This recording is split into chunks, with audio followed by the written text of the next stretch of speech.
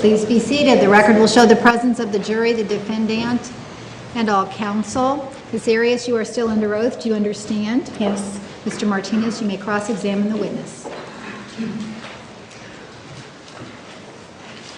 Ma'am, take a look at Exhibit 413.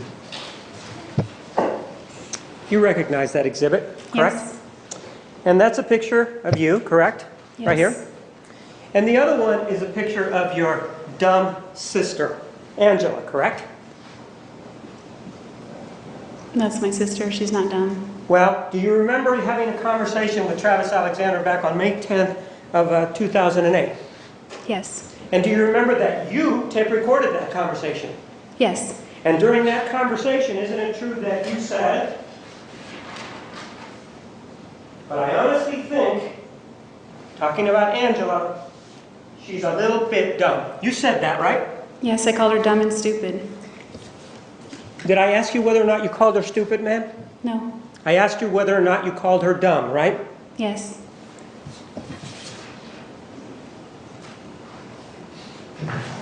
Ma'am, take a look at Exhibit 452.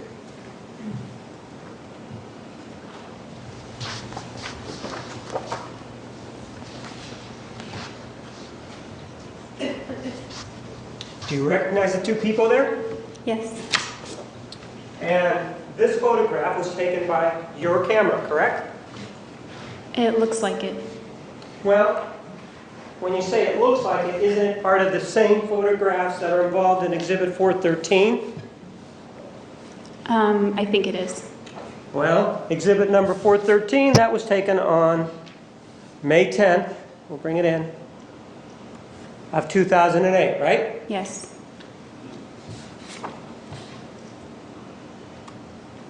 And this photograph here, Exhibit number 413, features the color of your hair, doesn't it? Yes. Exhibit 452 also features the color of your hair, doesn't it? Yes, a different part of my hair. And this was taken sometime in May of 2008, correct? This exhibit? No, Exhibit number 452. I only remember it was the spring, I think. Of 2008? Yes. I move for the admission of Exhibit 452. Objection, lack of foundation. Counsel approach.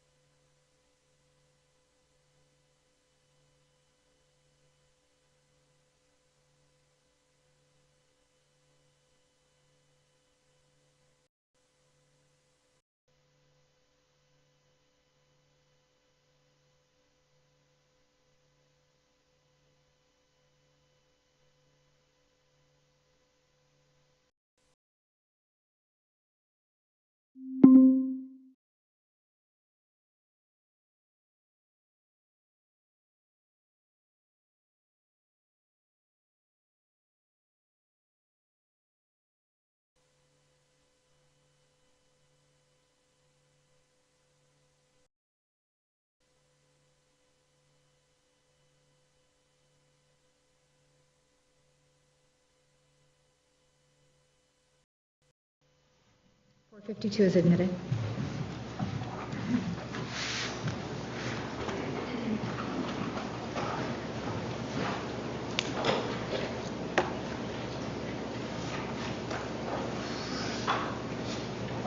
Ma'am, take a look at the back of Exhibit 452. It contains a date on there.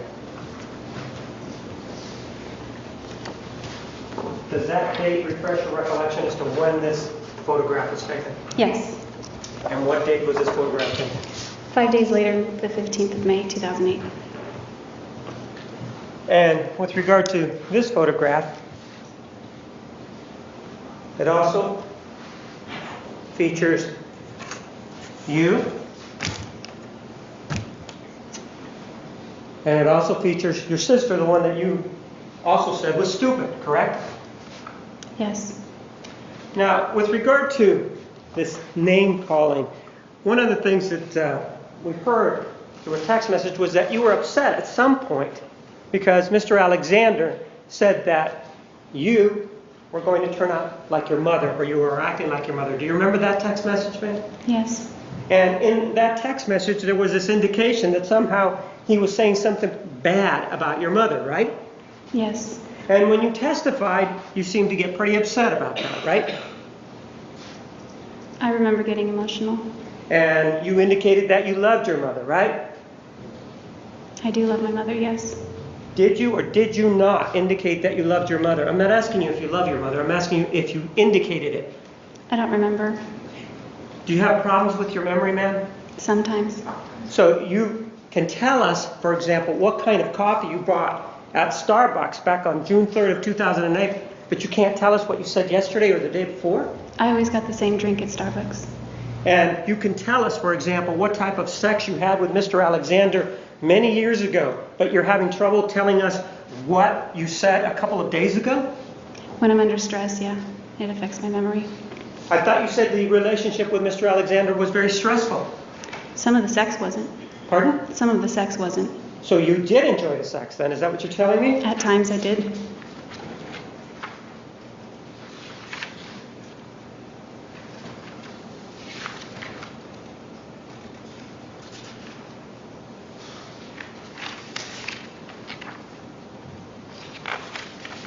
But you did indicate at some point that,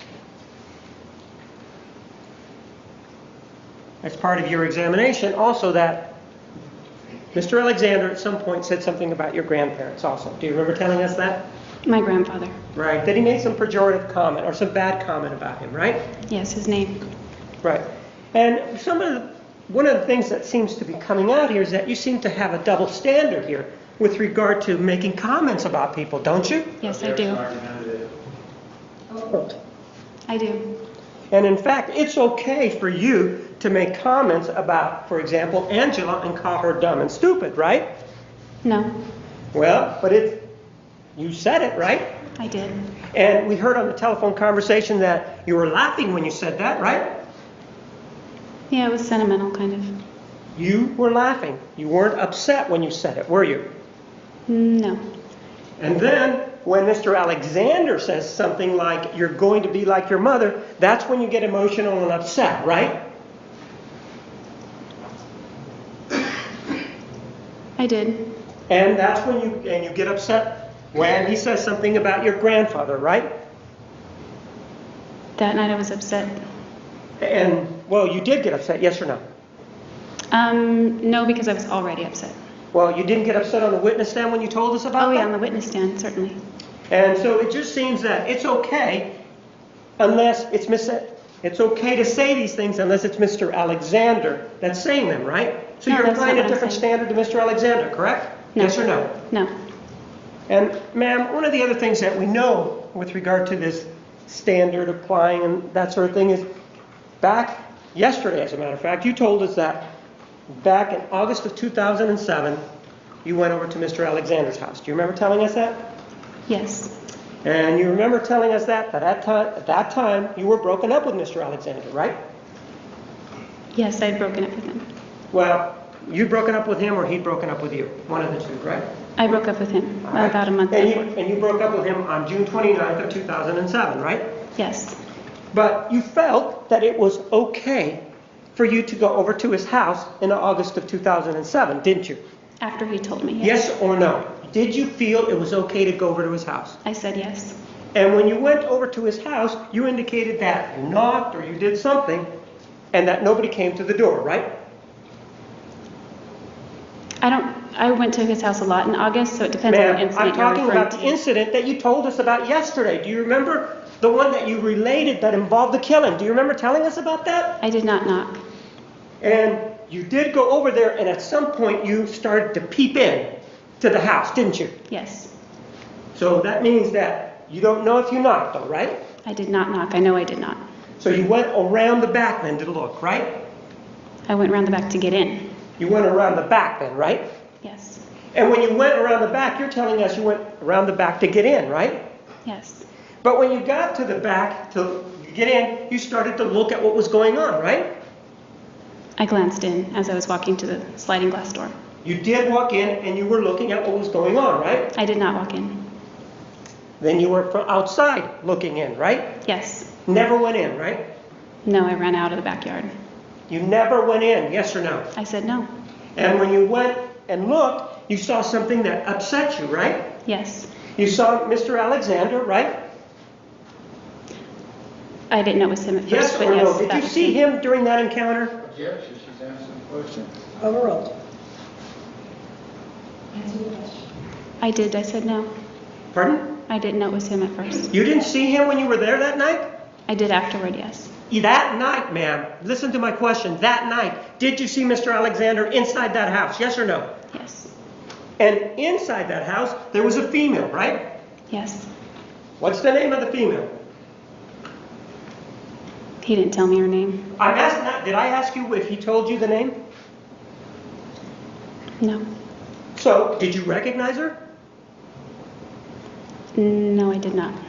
And he was there with the female, though. You were able to see her face, though, right? Yes, sort of.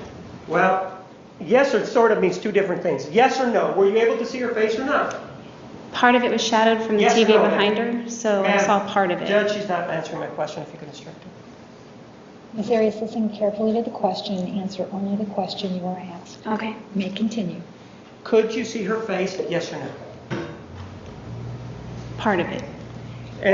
But you were able to see that they were making out, right? Oh, yeah, they were. And so is that a yes? They were making out, right? Yes. Mm-hmm. Is that yes? Yes. And part of what you also saw was that her brassiere was off, right? I did not see that. I just saw her rehook her bra. Pardon? I didn't see it all the way off. I just saw You her indicated that you saw her hooking the brassiere back on, right? You She told us was that rehooking yesterday, it. yes? She was rehooking it, yes. So you did tell us that yesterday, right? Yes. So that means that at least that her bra was unhooked, right? It was unhooked. And you stood there and they stood up in reaction to something that you did? Is that what you're telling us? No, They didn't see you. they didn't see me. But you saw, so what happened then is you actually were watching what they were doing then, right? Briefly, yes.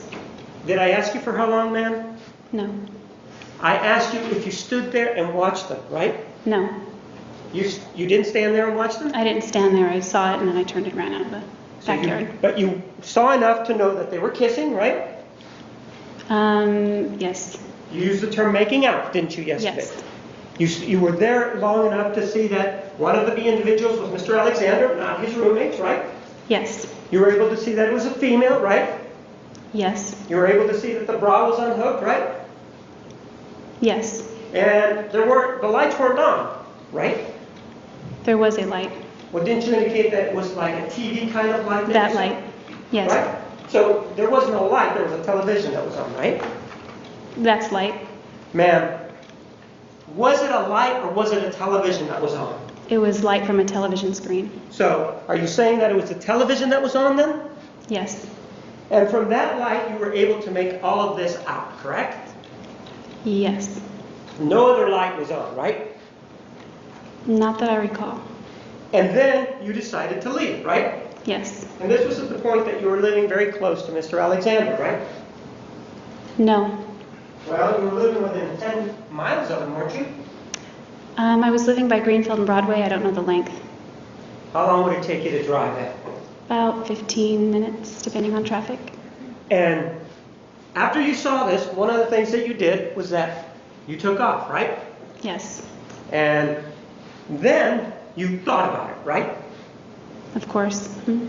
And you felt strongly enough about this that the next day you called your father, right? I called my parents' house and my dad Yes or answered. no, you spoke to your father. I did speak to him. And you were crying, right? Yes. And you were upset about this, right? Yes. And you told him why you were upset, right? Yes. I thought you said before that you didn't discuss these issues involving you and Mr. Alexander. Not typically. Not typically. You said you didn't yesterday and all the days before. You remember telling us that? The violence, yes. Oh, I see. So, but you did discuss the fact that you saw him kissing with somebody else with your father, right? Yes. And as a result of that, you decided to go talk to Mr. Alexander about it, right? Yes. What in the world gave you the right to go talk to an ex-boyfriend with who, according to you, you'd broken up with? What right do you have to do that? Objection, Your Honor, so argumentative. Sustained. Ma'am, did you feel that you could go and talk to him about that? Of course. Why? Weren't you broken up? Yes. You were being territorial about him, weren't you? No. Oh, you weren't? Then why in the world would you even care what he was doing? Because he was trying to court me back. That's you telling us that he was trying to court you back. If he's trying to court you back, you could have just walked away at that point, couldn't you? Yeah, I could have at any time, I guess. Well, at that point, you could have walked away, right? Yes. You didn't need him for his paycheck, right? Because he wasn't giving you money, right? He was giving me money. Well, that was for some work, but you could have gotten other work, right? I guess I could have looked. You guess.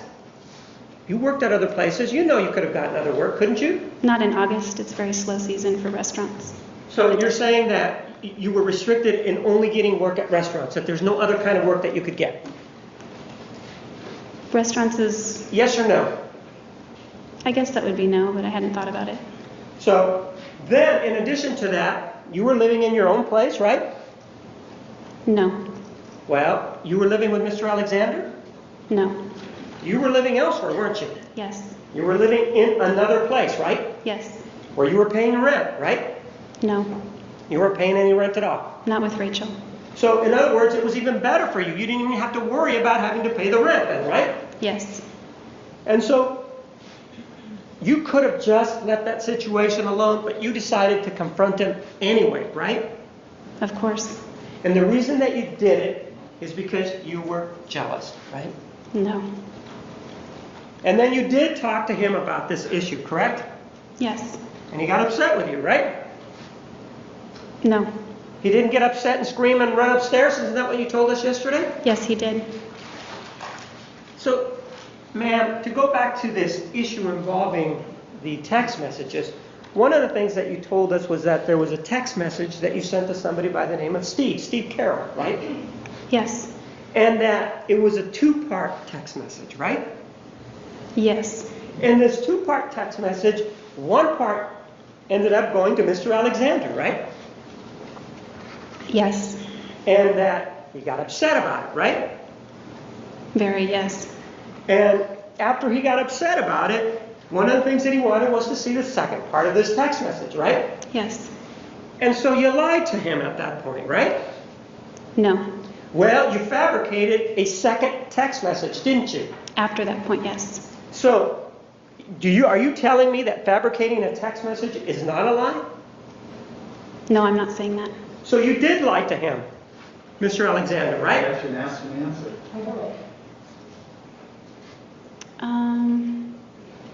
Yes and no. So you think that sending him that text message and telling him this is the second part of the text message, that that's not a lie even though you fabricated it? That part was the lie. And so you then were asked the question, well, how did that make you feel when Mr. Alexander was sending you these text messages involving Mr. Carroll? Do you remember that line of questioning? Yes. We're applying a different standard here then, right? Objection, argumentative. Sustained. With regard to this issue of how you feel, isn't that the same way that you felt when you were peeping in his window in August of 2007? Isn't that the same kind of feeling that you were having The same as what? as the one involving Steve Carroll? I don't know. You were mad at Mr. Alexander both times, weren't you? I wasn't mad at Alexander. You weren't mad at him, or you were upset with him then, right? At what time? Either time. Steve Carroll, no. The girl from Phoenix, yes. And so it just seems that it's okay for you to lie to him about a guy, but when it comes to him being with some other girl, you decide to confront him, right? Yes. And one of the other things that you told us yesterday was that you were monogamous with Mr. Alexander, right? Sexually monogamous, yes. Ma'am, you told us you were monogamous, and that's what monogamous means, sexually, doesn't it? I think it means more than that sometimes. Well, in this case, monogamous means sexually, doesn't it? Objection, this characterizes her testimony. Restate your question. When you say monogamous, it means sexually, doesn't it? Which time? The time that we're talking about right now, involving Mr. Alexander, no other time. Our relationship evolved, so... I'm not asking you if it evolved. At the end, right when you killed him, you indicated that you were monogamous with him, right? Yes. And at that time, you then left the killing scene, if you will, and you went up to Utah, right? Yes. And when you went up to Utah, ma'am, you ended up with somebody by the name of Brian Burns, right? Yes. And you ended up in his bed, right? I think it was a love sack. Okay, and with regard to at that point, according to you, Mr. Alexander still wasn't dead, was he? It wasn't discussed. Well, did I ask you whether or not you discussed it with Mr. Burns? I didn't, did I? I wasn't talking about Mr. Burns. I'm asking you at that time, didn't you tell us yesterday, at the time that you went up to Utah, you weren't sure if he was dead? Do you remember telling us that? Not in Utah, from the Hoover Dam, or right before the checkpoint. So, when did you know that he was dead? Tell me that.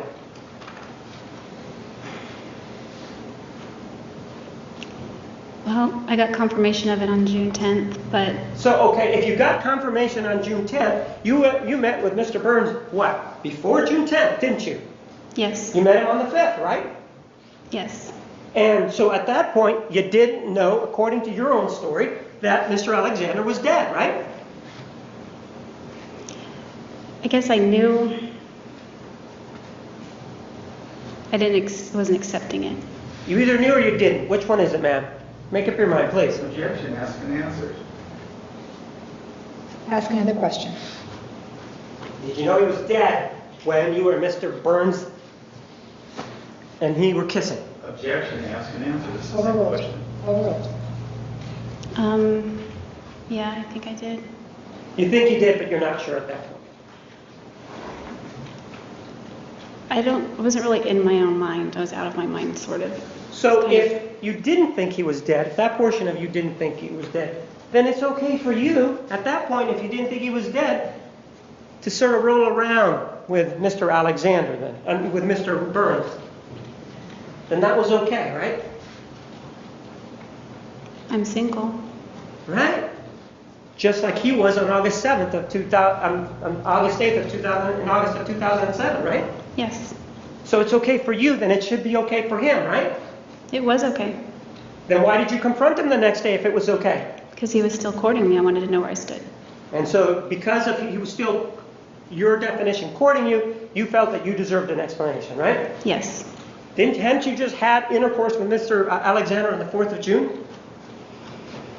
Yes. And if he was still alive, he would have deserved an explanation then for you being with Mr. Burns, right?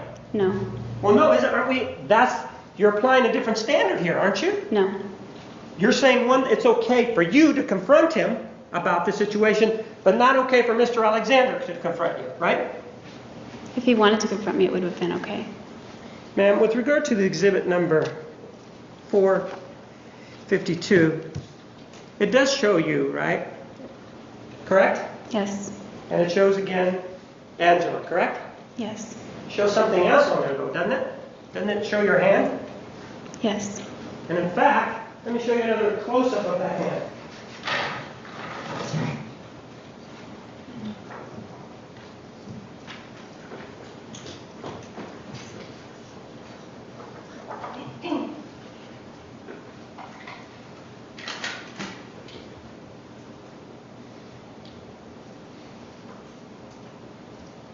Ma'am, we're going to object to foundation. Please approach.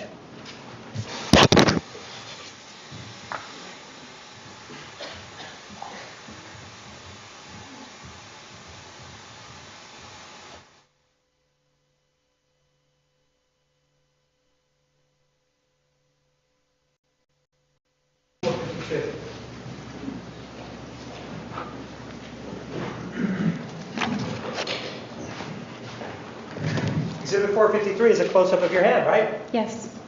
And you can also see the jewelry around your sister's neck. in Yes. Exhibit 453, correct? Yes.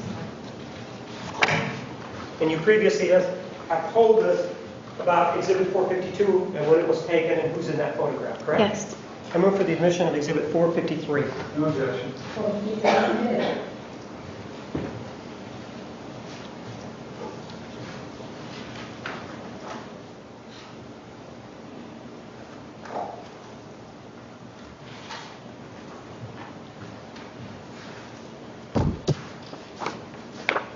And ma'am, this was also taken, according to your testimony, on May 15th. Let's take a look at that, of 2008.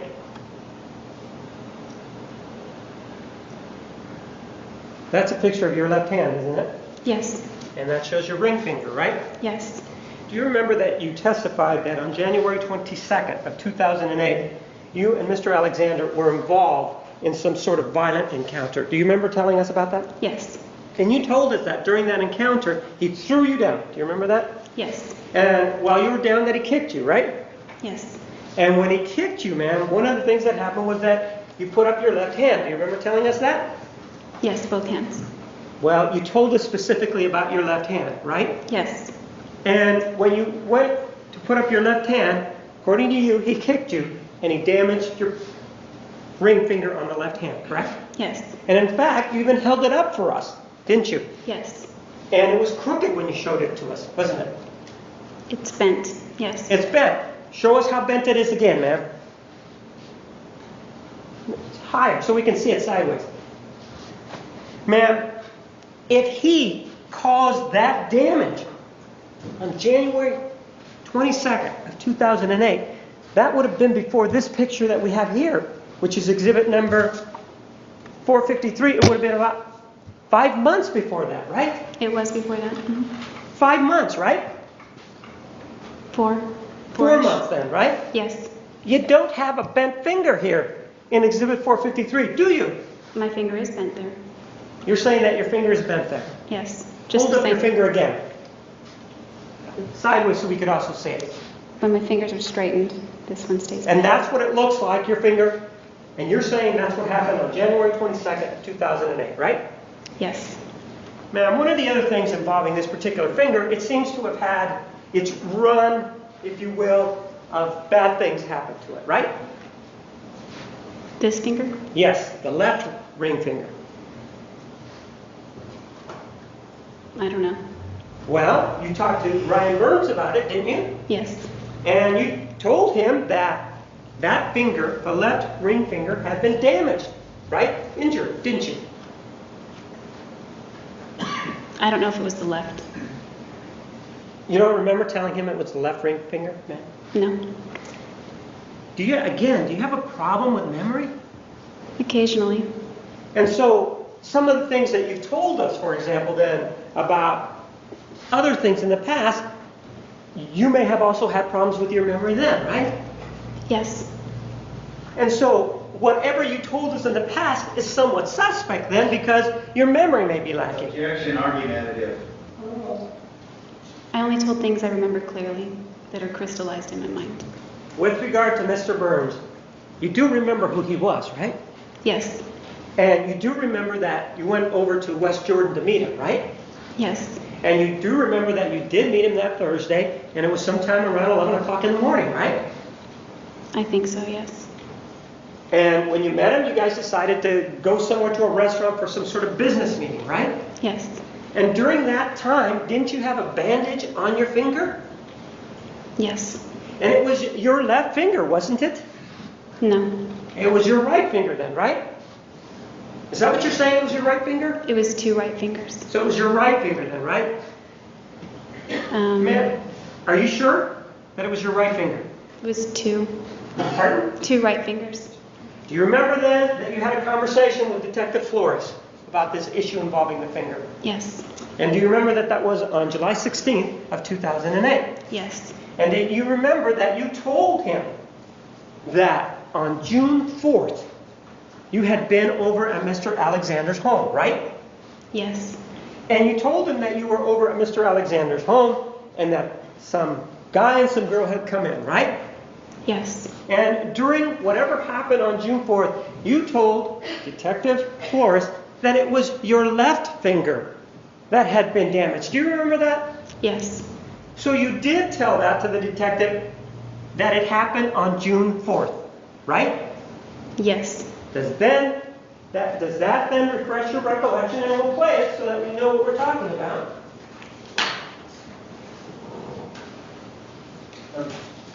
Objection, she's already been into it.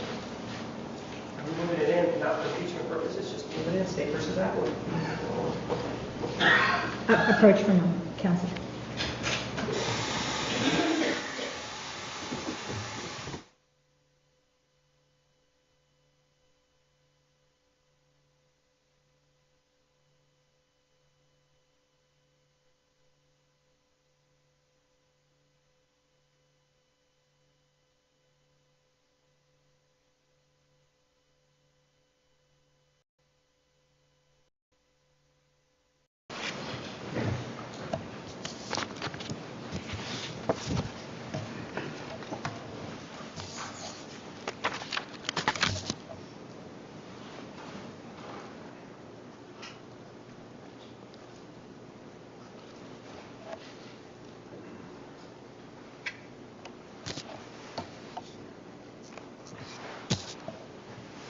Did you get hurt at all? You said you were fighting with her. Yeah. What happened to you? She cut me. Where at? My hand. Let me see. Where at? You Can you actually show can't me? see it. If you look at my finger isn't the same though. I was Let me see. really, Where did it get cut? conveniently it was right on the crease. Right there on the crease? Can you see? Oh, it's kind of in purpler color, I This guess. one here, It's right compared to there. this. Yeah, right on the crease. Oh, there's a vein on this one, maybe. I don't know. Is this one here? Yeah. So a slice there. Yeah. Just a small one? Or was it pretty deep? I don't know how deep it was, but my finger hurt for a while. Okay, so like right in that crease that you... Right, across both of them? Not my middle finger. It cut this one a little, but not as much. This is where it really went. I don't know how it happened that all these other fingers were missed, but this one, maybe that, I don't know. This one, like I still can't close this finger all the way. It's as close as it goes. Whereas this one goes like that. Mm-hmm. Also, my CTR ring used to fit both fingers, and I can't get it on this finger anymore. So that cut pretty deep then? I guess if you feel it, squeeze it, it just feels like bone, like there's nothing abnormal there. Mm-hmm. But again, like my CTR ring slides right on this finger, and it used to slide right in off this finger, and I just can't fit a ring on here. Okay. It's a bigger size now. What about this here? What's that from? That's my cat. Okay. I'm pretty sure. She scratches me a lot. That tape, or that videotape, right? Yes. And that's you having the conversation discussing the left ring finger, right? Yes. And you demonstrated to Detective Flores that left ring finger, right? Yes. And you told him that this woman, during this attack on June 4th of 2008, cut you right there, didn't you? Yes. And you showed him, and the finger, if we look at it there, had the same aspect or had the same angle to it that your finger does now, doesn't it? Yes. Ma'am, the injury to your finger happened on June 4th, 2008, not January 22nd of 2008, did it? That's not correct. Ma'am, with regard to the story involving this particular issue,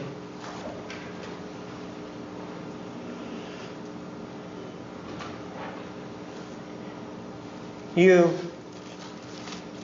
told us that it happened on January 22nd of 2008, right? Which issue? The left ring finger. Yes. You then discussed it, or there was this issue with Ryan Burns, right? Which issue? The cut finger. The cut finger, yes. And 2 then cut fingers. on July 16th of 2008, you discussed it with Detective Flores, right? Yes. One of the things that you told Mr. Burns was that you cut it at Margaritaville while you were working there, right? No, I did not say You never that. told him that then, right? I said at work. So you never told him Margaritaville then, right? No, he said that. Right, but you never told him that you cut it at Margaritaville, right? No. You told him that you cut it at work then, right? Yes. And then when you spoke to Detective Flores, you gave him a different story. You didn't say that it was cut at work. You told him that it was cut some other way, right? Yes. And then you testified about it in this court, right? Yes. And you gave us another story of how this happened, right? No.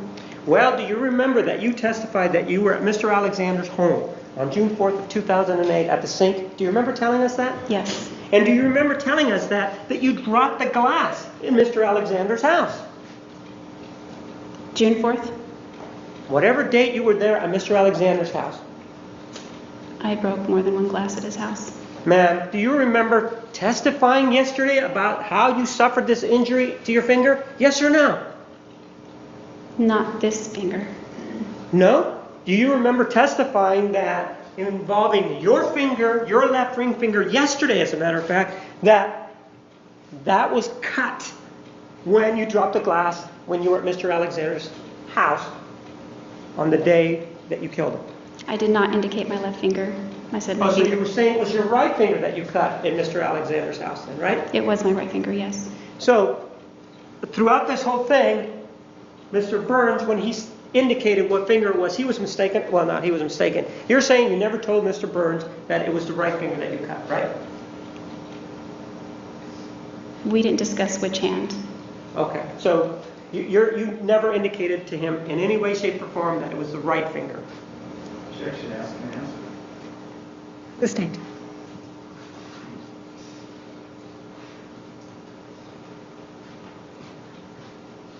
And this issue of the 22nd of January 22nd, when you say that you were injured, you kept a journal, didn't you?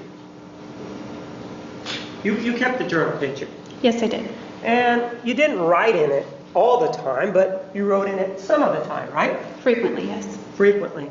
And you were writing about what was going on in your life back in January of 2008, right? Yes. And you would write about things that were significant to you, right? Some things.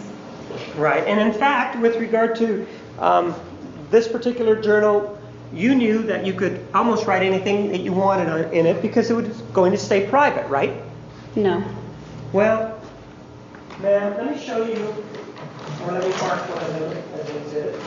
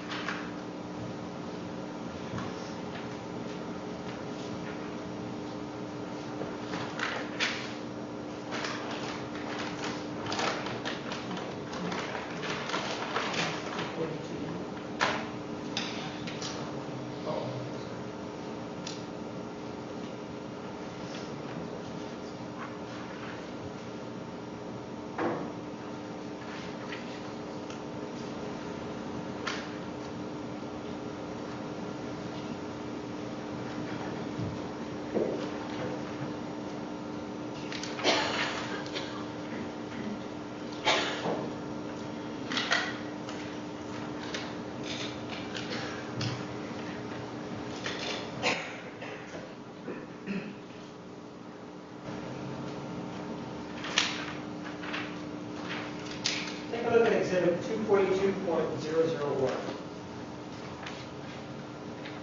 Do you recognize it? Yes, I do. And that's your journal, right? Sure is.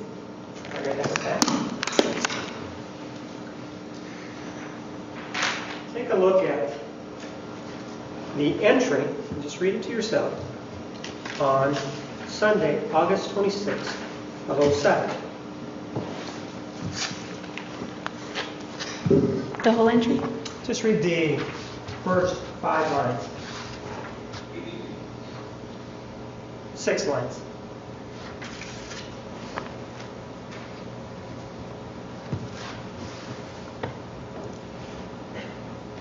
Yes.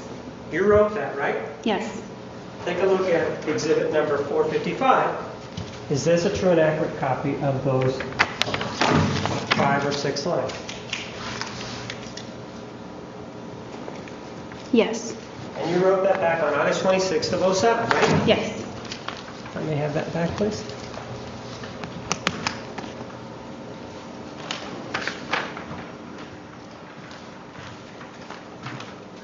I move for the admission of exhibit number 4.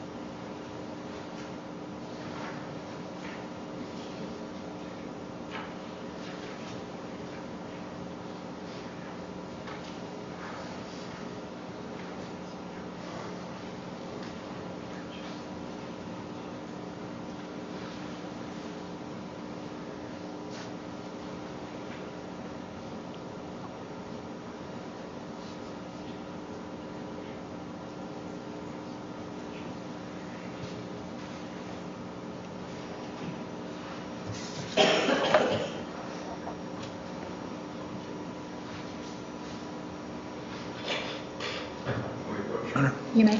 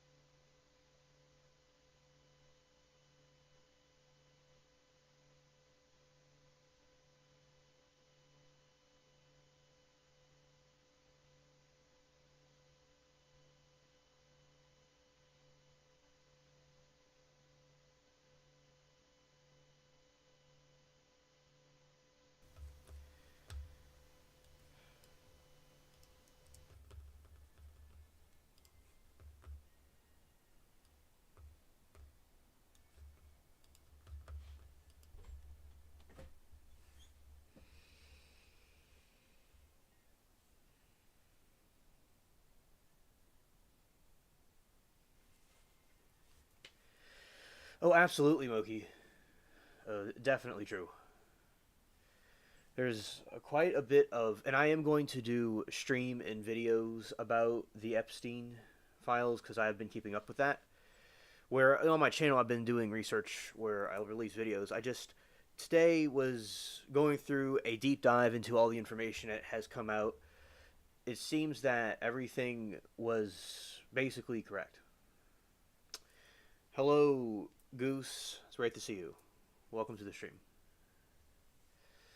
So, yeah, definitely that stuff is like all the theories that we had seem like it's true coming out.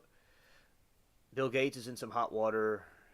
Also, some more information came out about him. And pretty much like most famous people are like in this. It's real cliche. All right. So, something interesting here is investigators found that the last recorded activity of Nancy Guthrie was at an ATM on East Silverado Ranch in Las Vegas, Nevada. This is highly significant because physical presence. While she dropped off at her Tuscan home at 9:30 p.m. on Saturday night, this bank transaction occurred later, suggesting moment away from her residence. Vulnerability. Nancy has limited mobility and cannot walk more than 50 yards on her own, making it almost certainly that she did not go to the ATM on her own free will. untouched funds. Aside from the specific ATM transactions, the rest of her money is reportedly still sitting in her bank account and has not been accessed since.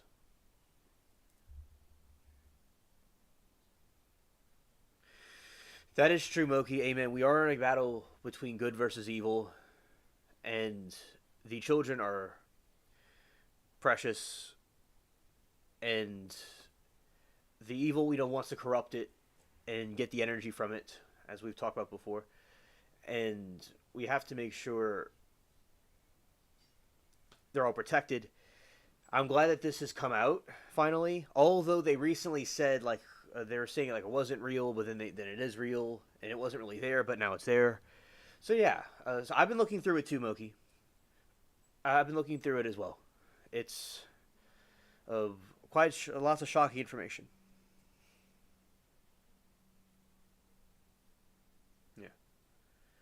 Yeah, definitely a spiritual war now. It's not even like political parties or anything. It's all about good versus evil at this point. Yeah. Now, key evidence left behind. The fact that she was seen at the ATM is especially concerning because her wallet, purse, and cell phone were all found still inside her home by family on Sunday morning. This suggests that if she was at the ATM, she was likely forced there by whoever took her.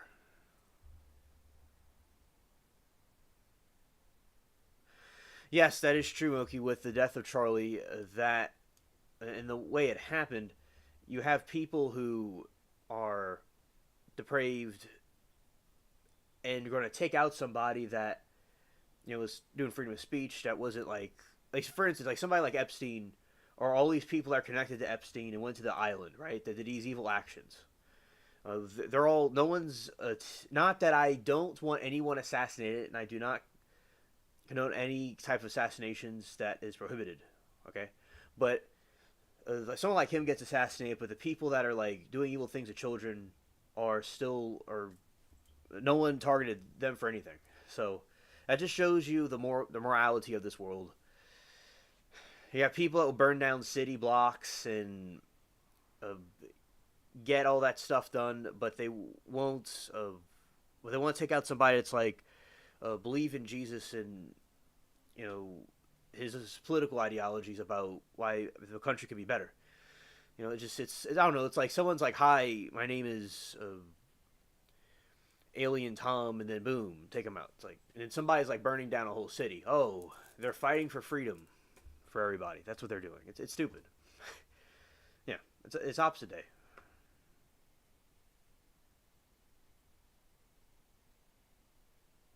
Yes, it's a turning point in more ways than one. That's very well said. Very well said. And I'm actually very involved with political commentary. So that is something that, although many of you know me for trials, that's something else I'm quite known for, I'd say, more with the political stuff. So, yeah. And everybody that's involved with this, that has been exposed to be involved with this island, is being saying they didn't do this. Bill Gates is denying things, and Elon is on the list of was involved with I don't know anything specific about if he did anything, but he allegedly did go to the island or was planning to, and then he said it it wasn't true, and because he was saying that Trump was on the list, but then it's but he's also involved with this too, apparently. And not as I don't know he did anything, but he was lots of details about emails between them have come out, and blackmail did occur. Blackmail did occur.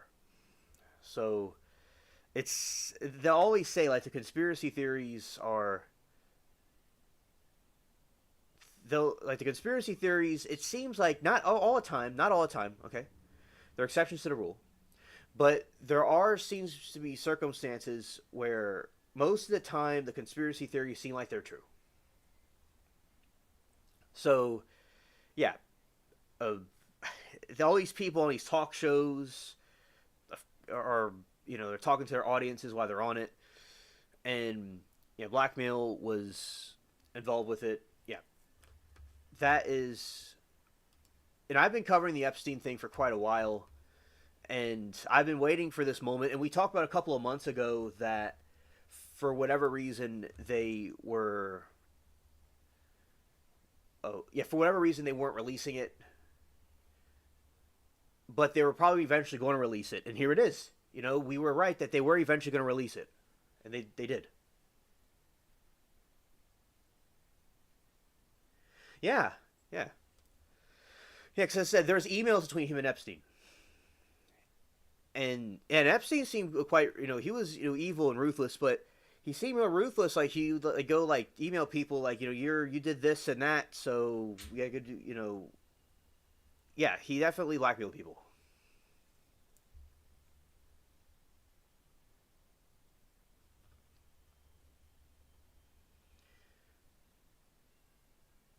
Exactly, Moki. You see, that was certainly all planned out, in my opinion.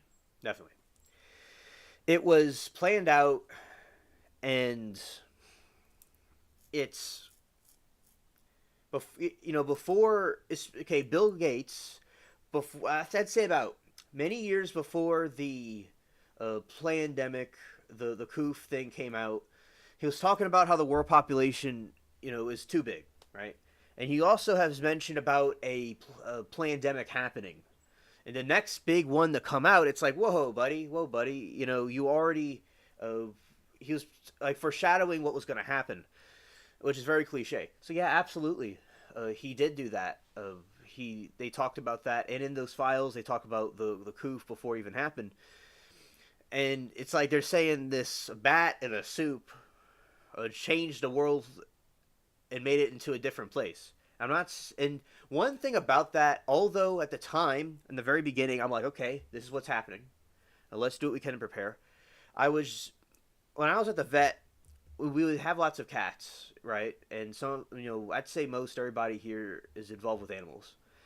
If you have a cat, I mean, diseases from animals to humans don't transmit. So if a bat had something in it, it won't necessarily transmit to a human. Because you have to go species by species, apparently. So I thought it was fishy. But I was like, okay, that's what's happening.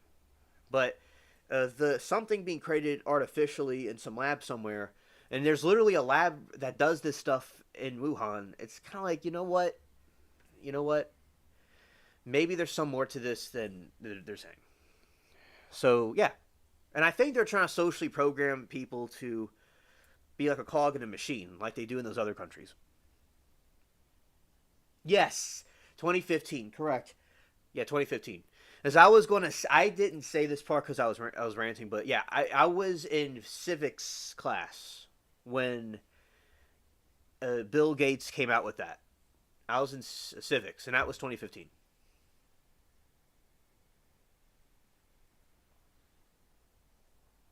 Yes, that is true. That is true. In the files, it does say that he got STDs and he wanted this to secretly give his wife's medicine for it. Yep.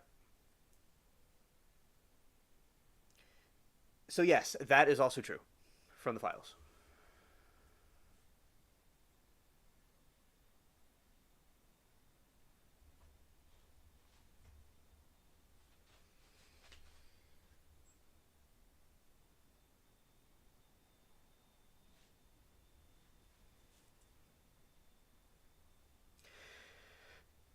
Yeah, so political figures and billionaires. So yeah, there's communications between with Elon and Bill Gates and former White House counsel Kathy Rumler and former Israeli PM Ehud Barak. Yeah, so they're involved with it too. The Israeli Prime Minister was also involved with it as well. It was a former one. There was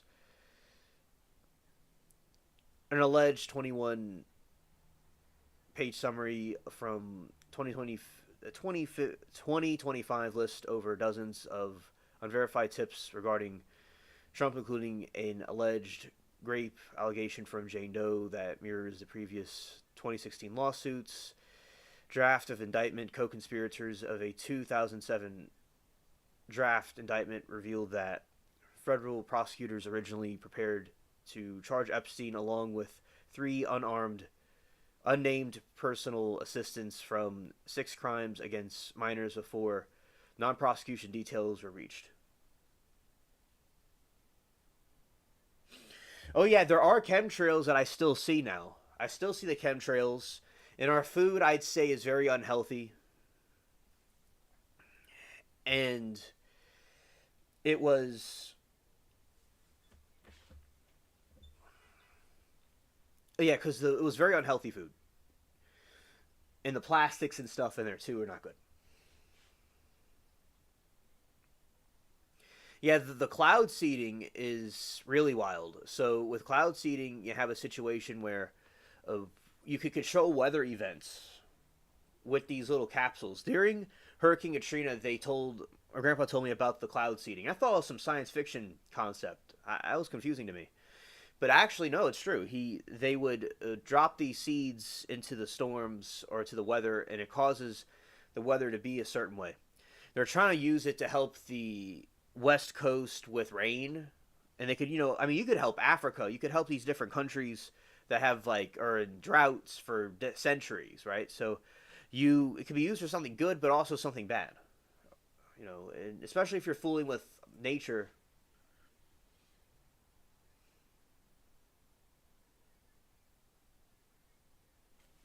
Right. I want to say that I believe our food is messed with. We had a gallon of milk that didn't spoil for a month after expiration. Wow, interesting. Interesting. And they're putting stuff in food. I'd say probably people have good intentions. Some people have bad intentions. But when you have so good intentions, bad things can still happen. Yeah, the flood where little kids drowned, it's like, what are we doing? It's like a flood's not supposed to happen there like that. The flood was not supposed to, all these kids are trying to do, their camp, right? And they all get flooded out. And that is not really a good thing, because if you have all that happening, it's unnatural. What is causing that? So it's very suspicious about why that occurred. I remember we covered that here. The California fires, I was watching it unfold, the California fires. It's so freaky where people are evacuating their homes and this creepy haze of black vapor just creeps in. And people were leaving their cars behind and were fleeing quickly. And that just annihilated everything. And also the water systems were tampered with, allegedly. We saw it, I saw another stream. And it all went out. All the water went out. And so there wasn't enough water to put out the fire. There's also people that want to have us... this is going to be a cringe thing I'm about to say, so viewer discretion advised. It's going to be kind of gross. There's a lot of celebrities and people that are promoting us to eat bugs and things like that, which is gross. And when you have that happen, they want us to eat, there's fake meat, there's fake food. They want us to live in pods. It's crazy.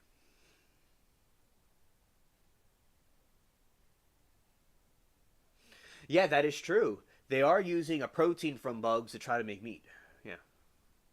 There was Nicole Kidman had some chopsticks and she was just eating some centipedes. And everyone's like, who is you? What are we doing here? What are we trying to say? It's... it is really messed up, indeed. Yeah.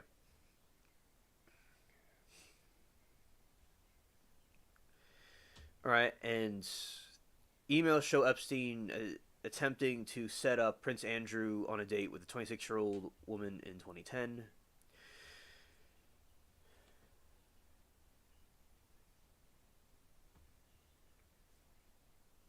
Prison details. The suicide self-deletion documents include notes from Epstein's cellmate Ephraim Arias, who pleaded with Epstein to not lead himself, and their shared cell details of a trick jail staffers used to transport Epstein's body unnoticed by the media. Yeah, Nicole Kidman.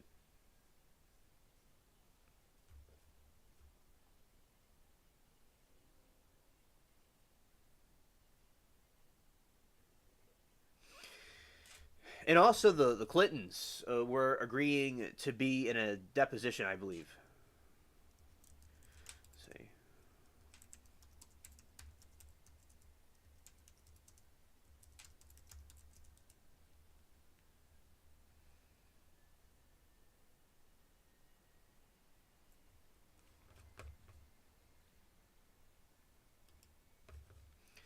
Right, in early 2026, the release of millions of pages of investigation files, subsequent congressional pressure, forced unprecedented agreement for former President Clinton and Hillary to testify.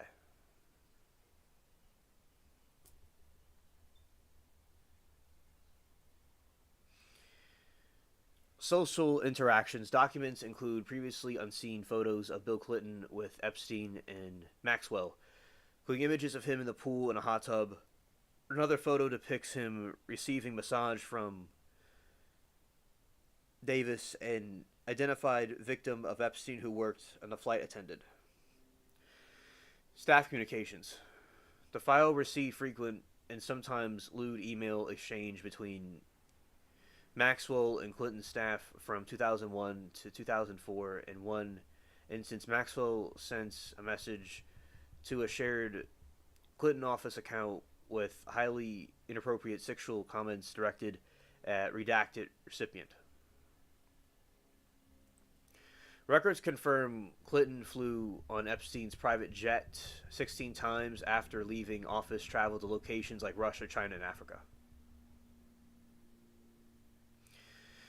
FBI proportions. The files show FBI security investigated allegations against Bill Clinton related to Epstein, though some of these unverified tips were deemed not credible.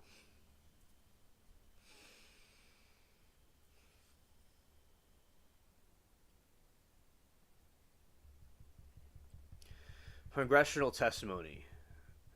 After months of legal wrangling, Clinton's finalized an agreement on February 3rd, 2026, a sit for depositions with House Oversight Committee to avoid criminal contempt Congress vote. Hillary Clinton scheduled for February 26, Bill Clinton scheduled for February 27. Or the day I have a doctor's appointment is when Hillary does it. Okay. And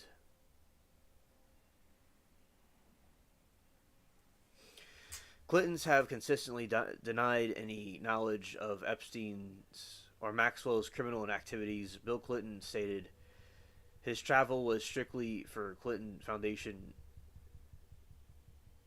philanthropic work, has denied ever visiting Epstein's private island. No survivor has publicly accused the Clintons of sexual misconduct. So yeah, they're going to be appearing with Congress about this because he was, Clinton was involved in the scandal, obviously,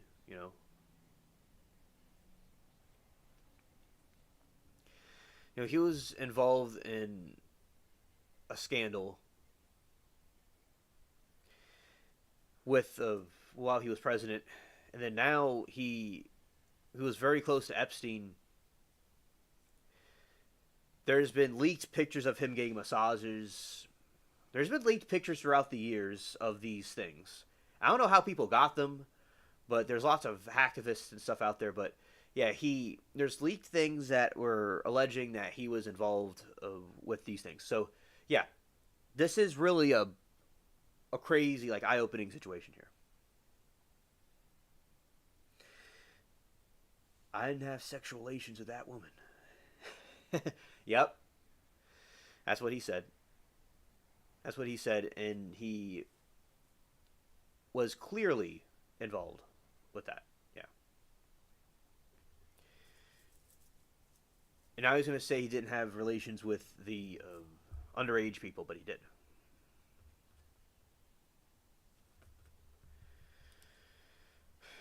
Okay, and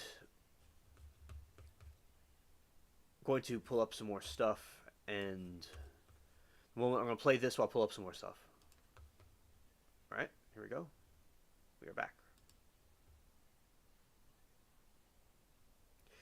Yeah, Clinton's going to have to testify. That is true. I was going to go there. Let's go press that. There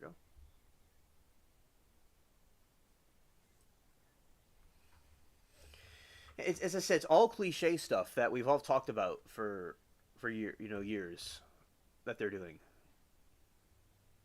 Like,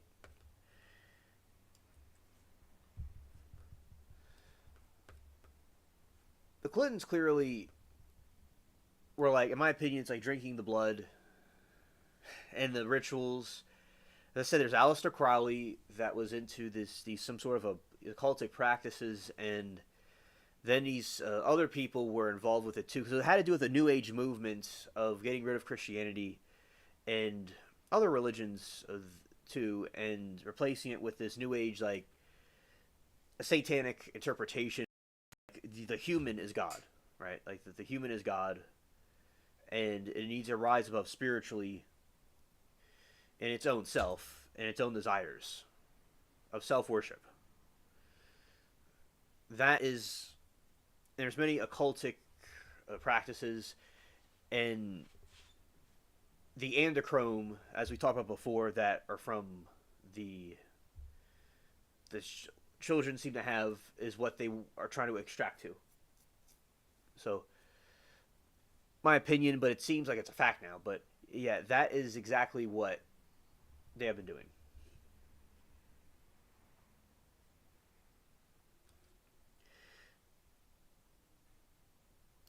They try to get out of it. If you're not guilty, why wouldn't you testify? Exactly. They want to get out of it because they know that they did something, right?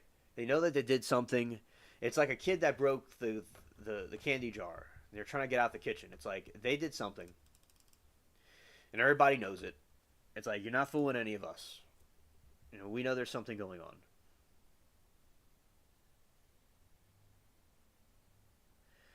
Yeah, they'll definitely most likely lie. Yeah, definitely most likely lie. And, you know, back in the old election, he was going to get them exposed, and now, finally, the hour has come. We've been waiting for a long time for this. The hour has come. I personally been waiting for this thing to be exposed for Epstein files a couple years ago, and in like 2016 or 2016, 2015, it was this Clinton. But now finally the hour's come.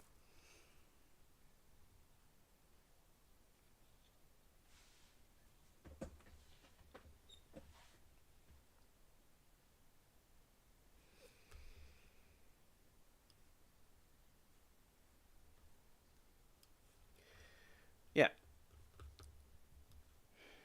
I wonder what they're going to say. You know, because it's going to be so awkward to see look on their faces. So awkward. All right, let's see.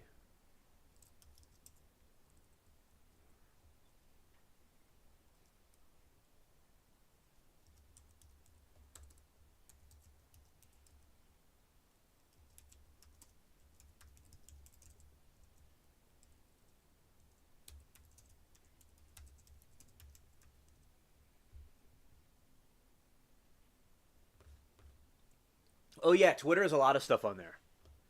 Yes. Yeah, Twitter has a lot of stuff on there. Definitely look at it.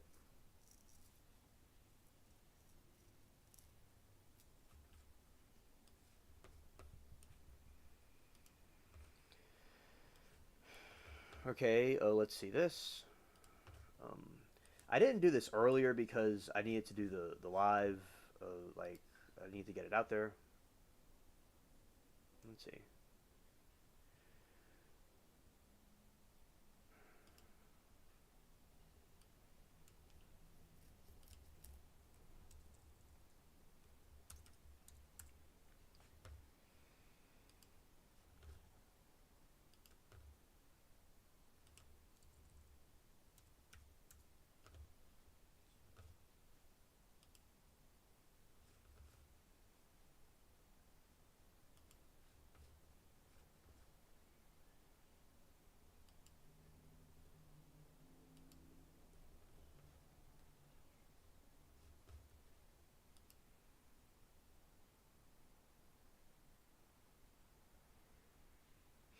You have to go to work at an hour 5 p.m. here. Oh, okay.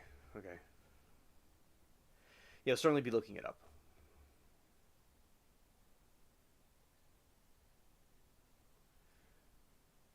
Let's see.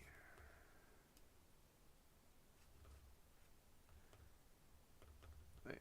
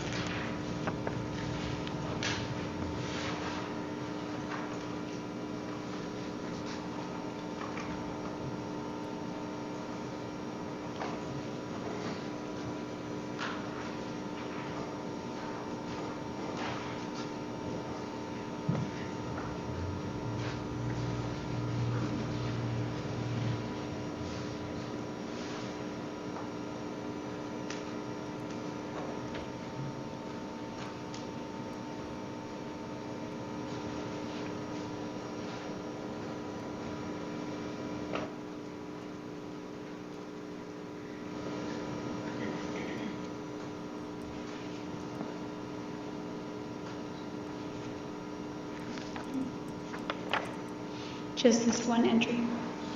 Yes, just that one entry of August 26th of '07.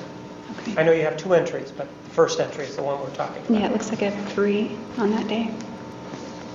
So have you read the first entry that involves this particular snippet? Yes. Thank you. Objection, Your Honor. Let's read all entries before answering the questions. From August. Overruled.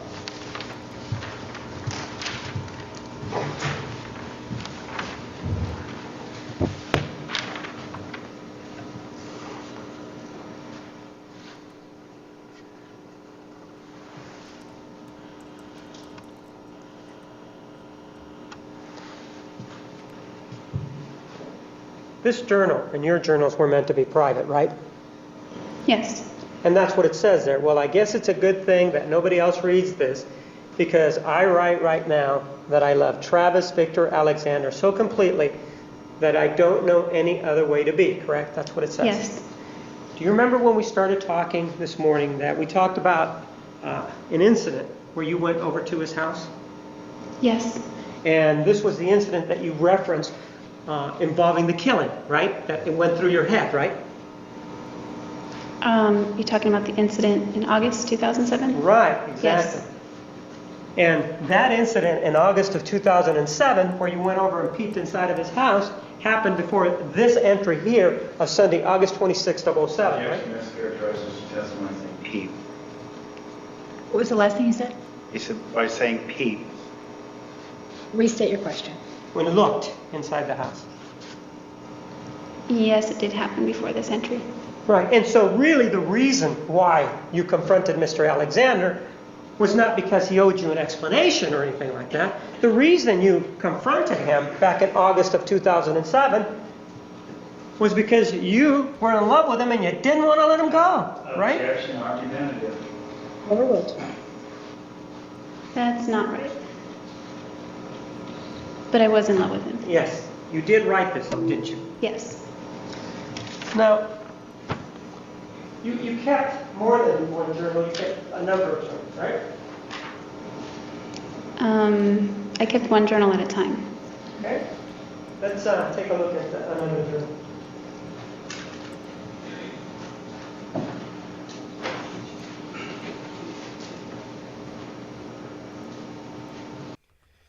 All right, Zoe. have a good day at work or a good night at work. Thank you for coming to the stream. I was getting something made in the background. All right.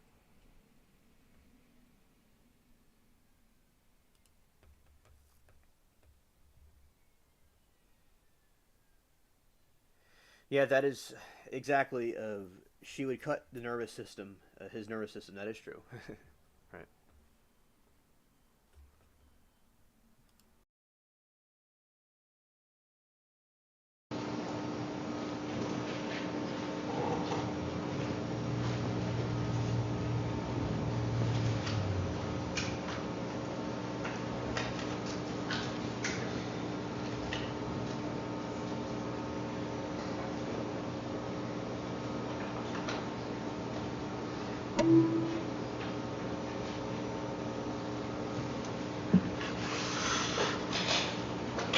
You guys move it across.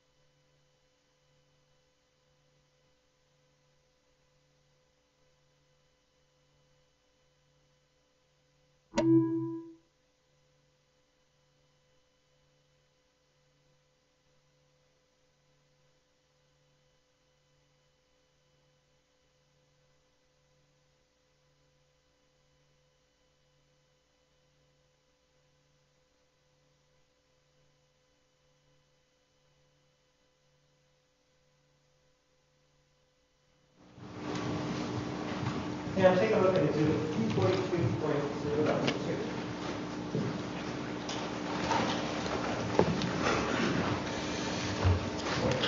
You recognize it, right? Yes. Why don't you open it up and look through it? Pardon? 2.002.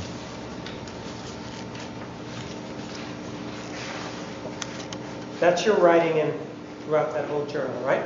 Yes. Okay, let me get it back.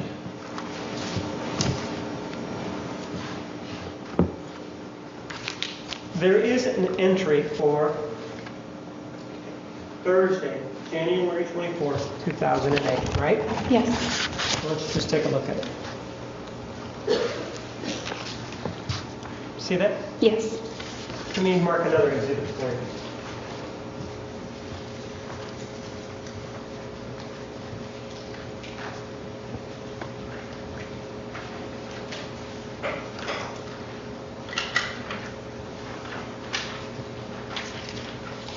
Take a look at Exhibit 456.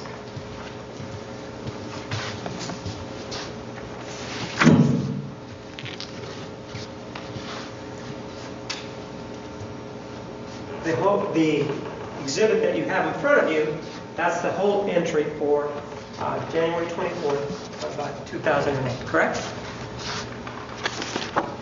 I believe it is for this single one, yes. There are other entries, but that's the complete entry for that one, Yes. correct? Because it's written in blue ink, right? Yes. And the other ones are written in black ink, right? Yes, the one following. Okay.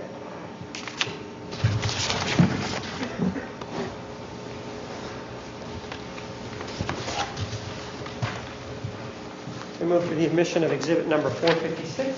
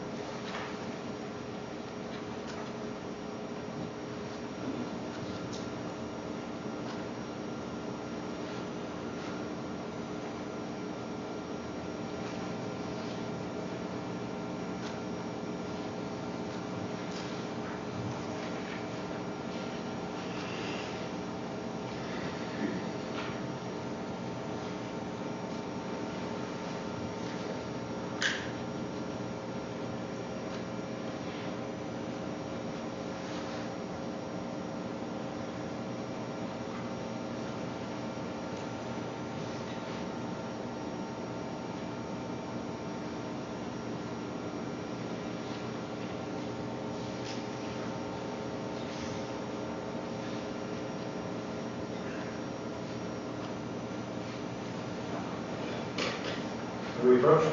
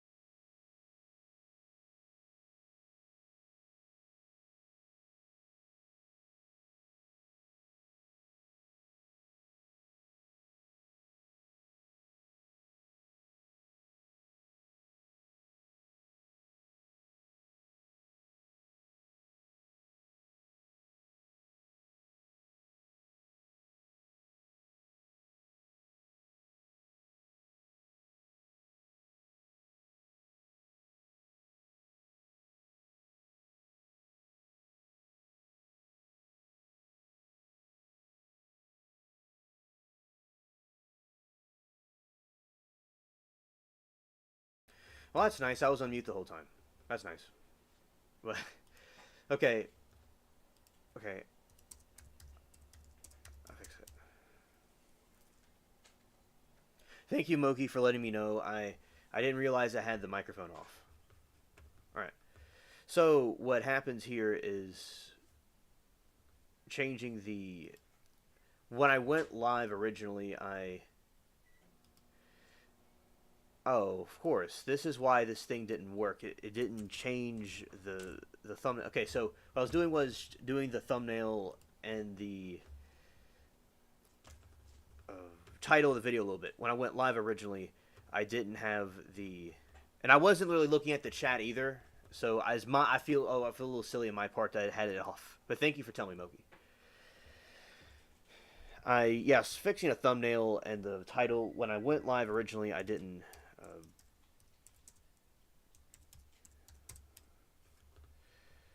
Whatever it is, yeah. So, okay. So what I said was, I was changing the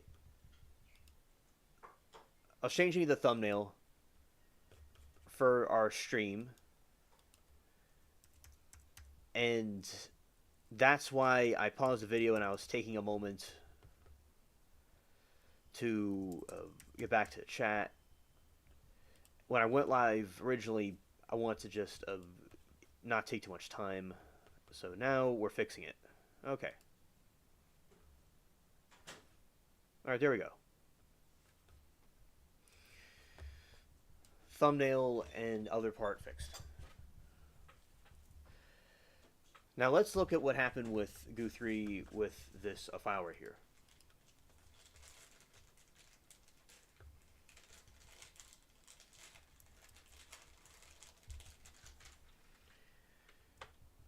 Okay.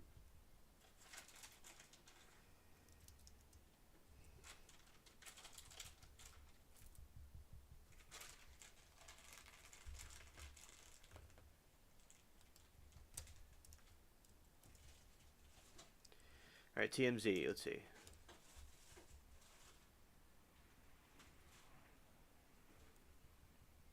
All right, and let's see the ransom note right here.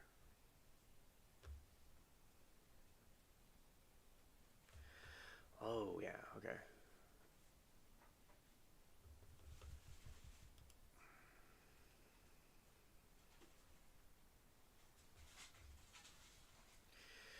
TMZ releases unverified ransom note for Savannah Guthrie's mom.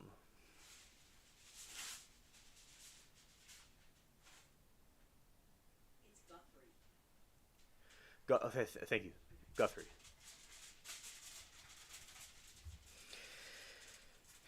Executive producers Harvey Levin and Charles Latabaudre, I don't know, I probably said that wrong too, just announced that TMZ has received an unverified ransom letter for Savannah Guthrie's missing mother, Nancy.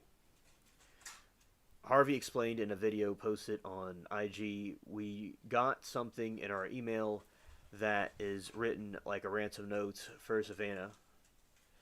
Charles adds that there were specific requests for certain amounts of money in Bitcoin.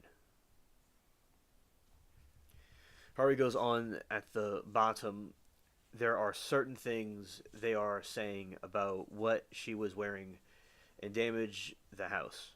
Charles interjects that they are clearly saying to verify we know what we are talking about. Levin says they have contacted the sheriff's office and the letters is being sent to Detectives Bureau.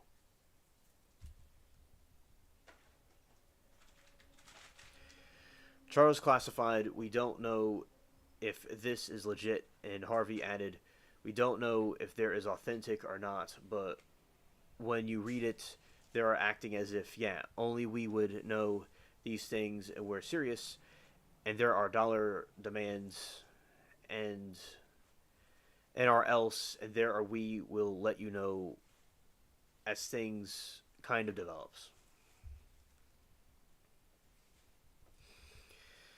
The Pima County Sheriff's Office and posted on X that we are aware of reporters circulating about possible ransom notes regarding the investigation of Nancy. We are taking all tips and leads very seriously. Anything that comes in goes directly in our detectives who are coordinating the FBI with the FBI. They are providing a QR code for tips.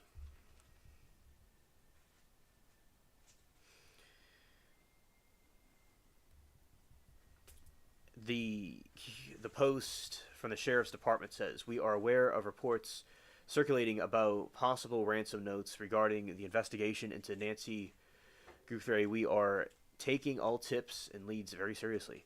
Anything that comes in goes directly to our detectives who are coordinating with the FBI. We encourage anyone who may have any information or tips to share them via the QR code." Previously, Us Weekly asked Pima County Sheriff Chris Nanos if there had been a ransom note. No, there is not. We have not heard anything like that, Nanos said, adding, "I wish somebody would call us." He said, "Hey, because that's what the family wants, and they just wanted her back. Hey, no questions asked. Call us when to come and get her, and we'll do that." That's what I'm saying. Yeah, there is no ransom indicate a ransom demand at the time. Sheriff's office has stated they believe Nancy was taken from home again, and her will possibly in the middle of the night, which could mean she was abducted or kidnapped.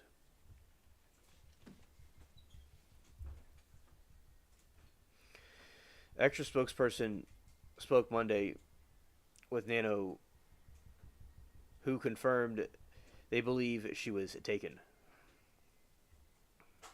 Janos told it, it's a crime in our eyes, and what they described as the scene to me was like there is little more than somebody just missing here. They're very convinced that she was taken home and she didn't walk away.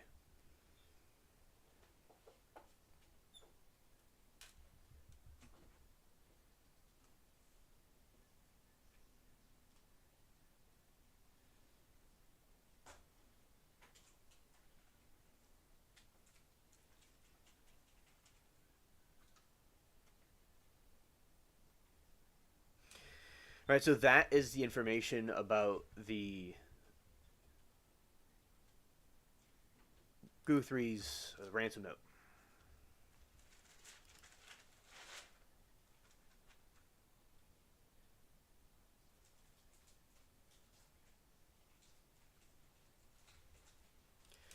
So you put this right here, this way.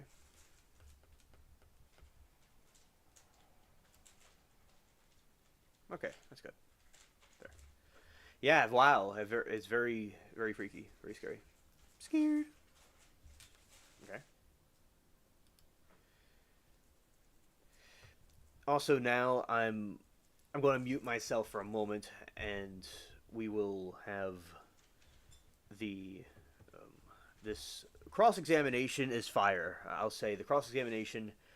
He's really roasting Jodi well in the sense that exposing her, and she's just kind of quiet and kind of dodging around with the words, and she is, I think, lacks emotion considering the heinous crime that she did.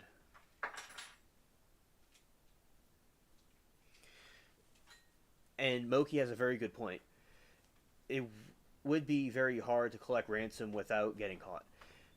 That is true, and it almost sounds like a cliche, like a comic, and we just need Batman or Spider-Man to save the day. But with this situation, with Bitcoin as being ransom, it is possible that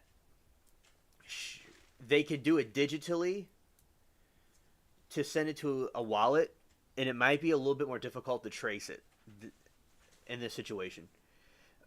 Now, I think they probably can still trace it, most likely, and it would be difficult for them to not get caught. But with the Bitcoin, with this cryptocurrency, it's a little bit more of because there's so many tedious. All they could track the wallet and who withdraws it. It could be a little bit more to track everything. Now, with the cryptocurrency, with Monero, that currency is more. Not that people should be doing things like this, but that one's more anonymous, where it's a little bit more hard to trace. But yeah, they will, in my opinion, get caught. I mean, especially, I'm sure the mother will say what happened. I would, unless she was threatened. Yeah, they're going to be caught eventually, Moki. And especially with this Bitcoin thing, yeah, they're going to get caught. And you are very correct. It's like they're not going to get away with this. Even if they think they have something, it's not going to work out in the long term. You know how low you gotta be to hold someone like this for ransom and then to get some money? It's really cringe. Really cringe. And they were trying to make themselves look famous and important. Well, not important in in a good way, but important they need to catch the person to get somebody else. So yeah, that is a very good thing to point out. And I wonder what condition is she in? I'm sure she's they probably want her in shape, in good health to extract the money, I would think. But yeah, it must be very. Yeah, I hope she's still alive too, because I'm concerned about what she's going through, what is happening with her. That it's very creepy and disturbing for someone to be kidnapped like that, and then she's going to be found out, was she alive or not? Yeah, definitely.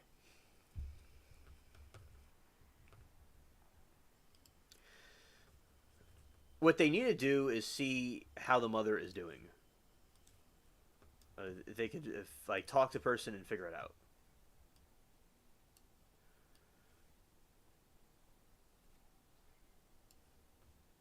let's go here. Let's put that like that. The thumbnail is changing a third time.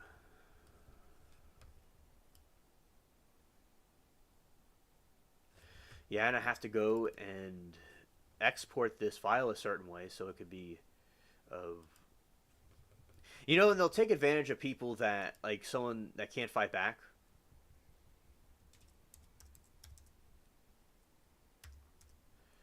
That's what they'll do a lot of times. It's...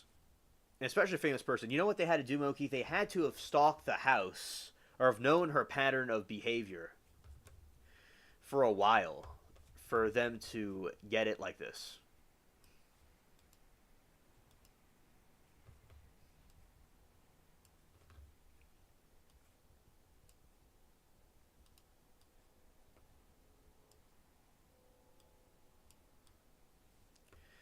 Okay, and let's put that in the center and move it towards the back. Okay.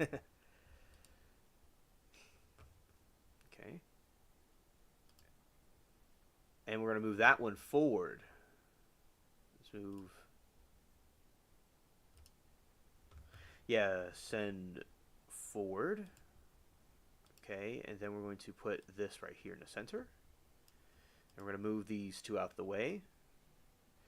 So, Moki, what I have is the stream. It's about the Jodi trial review and about these two other things at once. So, this is an eclectic stream. It's been a while since I've done an eclectic stream. All right, let's post this out and send it out there. All right, JPEG. All right, scared.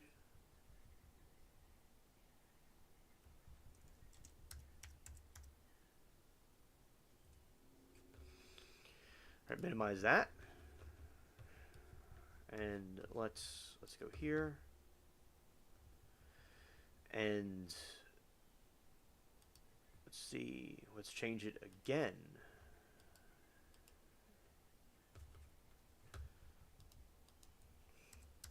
Yeah, so they had to have...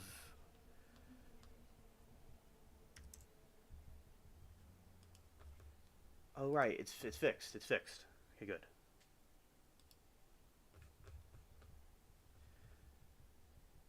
There we go. Shout out to all of you here watching and chilling. Yeah, like the old times. The eclectic streams from the old times. Yeah.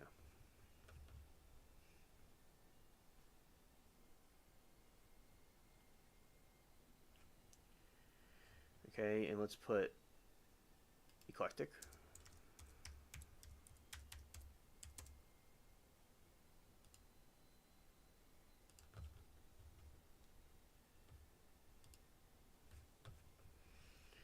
There we go.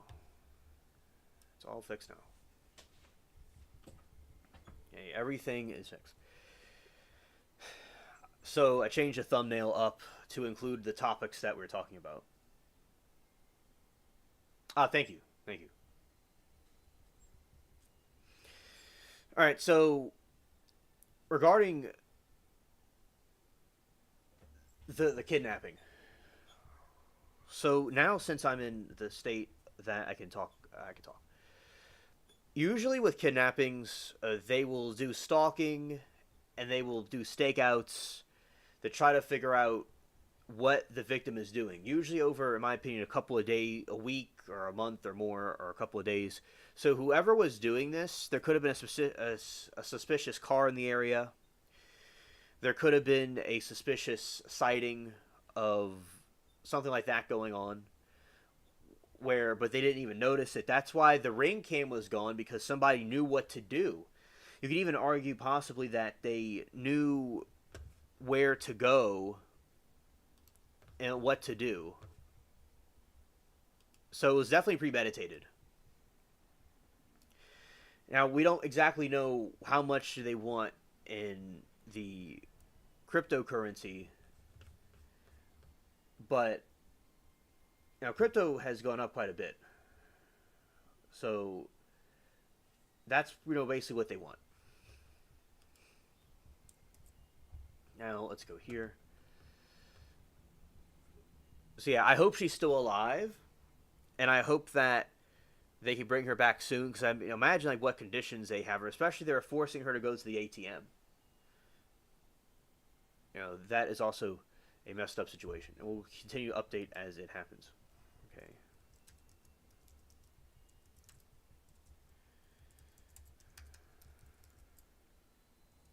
Okay, kidnapping.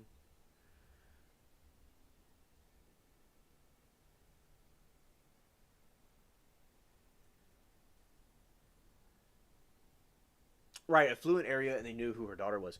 Yeah, and you would think in a nice area like that, you wouldn't have something like that happen. But things could happen anywhere. So, it's like, was it somebody in the neighborhood? Probably unlikely, but did they see something? So they certainly need to go and see who did what. And this is going to be an overview of the case, of the situation for those coming in. All right, is as February 3rd, 2026, the 84-year-old Nancy.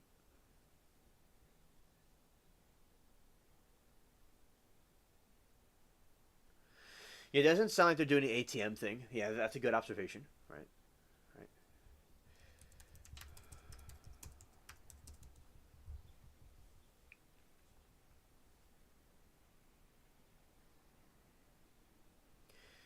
So, more details about the ATM is that investigators have remained tight-lipped regarding the specific financial evidence. So, whatever evidence happened at the ATM, they're not going to be specific about it at the moment.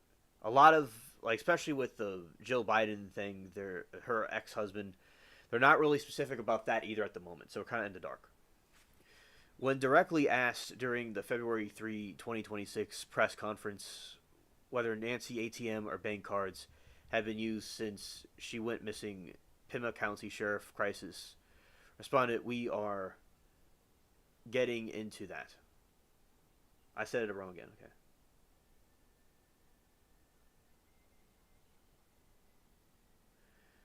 Guthrie. Thank you. Thank you.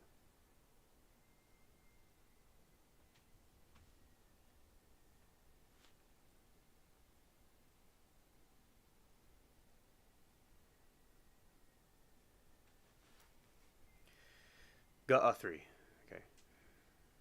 Withdrawing evidence. Authorities are currently refusing to disclose if any valuables were stolen or there has been any activity on her financial accounts to protect the integrity of the ongoing Pima County Sheriff's Department investigation. All right. So the FBI is providing technical support, which includes analyzing cell phone data, digital footprints, and potentially monitoring financial transactions.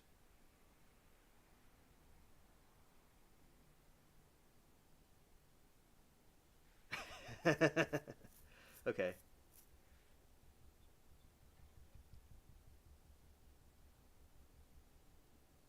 Yeah,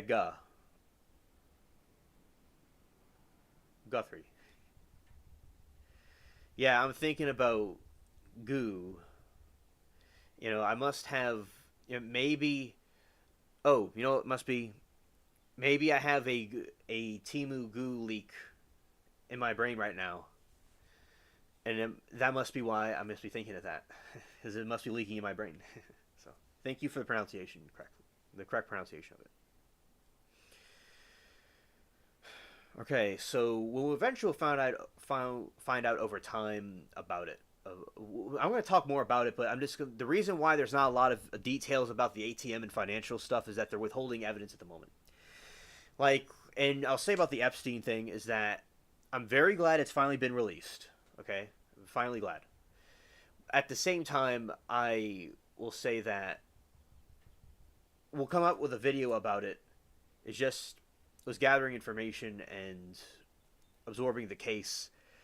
Then video come out because there's so much information. I did look through the files. I saw quite a few different things, and I saw some images of rooms and outside these different places and stuff.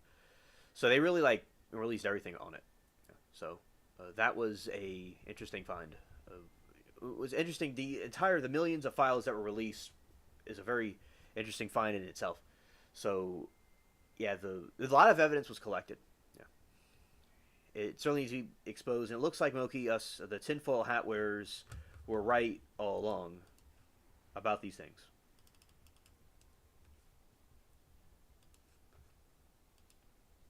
Right. Withholding evidence. Oh, good. Glad you're looking through the files. Yeah, and I was seeing, it said, the thing about Musk was surprising because he was calling out Trump for being on the list, but this man like allegedly had conversations with the dude. He allegedly went to the island also, and he's having like, oh, Trump's on the Epstein list, but it's like it's like, bro, it's like you was there too, cuz like I don't know, like if I ever got, and as a politician or if I ever got real like wealthy one day, I will not do anything creepy like that. No. Or do what I can and not be associated with weirdos like that too, to the best of my ability. Yep, Isaac was right. Absolutely.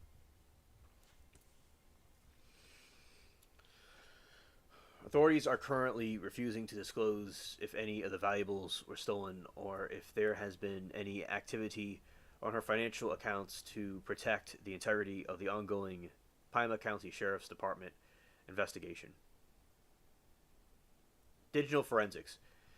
The FBI is providing technical support, which includes analyzing cell phone data, digital footprint, and potentially monitoring financial transactions for any of the signs of the captors. Scared. Oh yeah, right here. Let's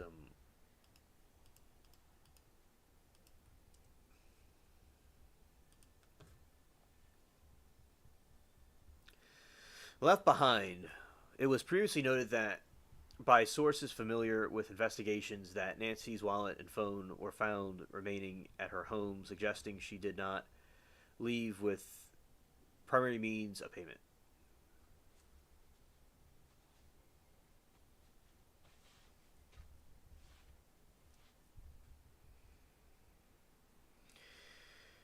There has been social media speculation that some confusing posts mentioning ATM activity is unrelated to the case. However, no confirmed report ATM withdrawal linked to Nancy Guthrie's abduction as of today. Sometimes when I read words, my mind sees what it wants to see. Like there's clearly a U, but I said like goo. My alien brain is very interesting. All right, so explain the Bitcoin ransom.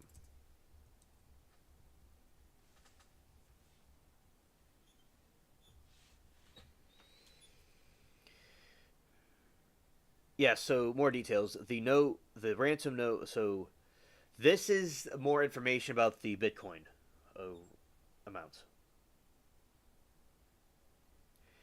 Media outlet TMZ reported receiving unverified ransom note demanding millions of dollars in Bitcoin for the safe return of Nancy Guthrie. All right, so it's millions of dollars in Bitcoin. All right, so that's what they're asking for in the Bitcoin. The note was reportedly sent via email on TMZ on Tuesday morning. The request, it demanded a substantial amount in the millions to be sent to a specific verified Bitcoin address. Evidence authenticity. The sender allegedly included details designed to prove they have the 84-year-old, such as what she was wearing when she was taken and description of a specific item that was damaged inside her Tuscan home. The threat, the message reportedly included a strict deadline and or else warning if the cryptocurrency was not paid.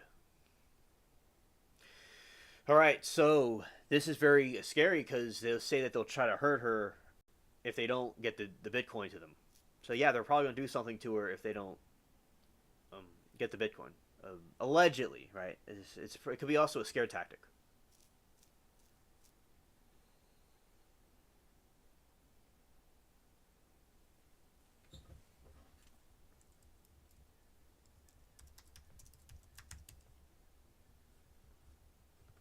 Yeah, good example. Good example. This is all weird. It's probably true. They'll make a movie of this like Fargo. Yep. Certainly a movie material. That's why I say anything crazy that happens, you got to remember that it's like you have a story to tell and it can be made a movie out of it. If you survive, you have a story to tell and it'll be made into a movie either way. So, yeah, it's a way of coping with these things. For those, yeah, I wish this on no one, of course, of the kidnapping.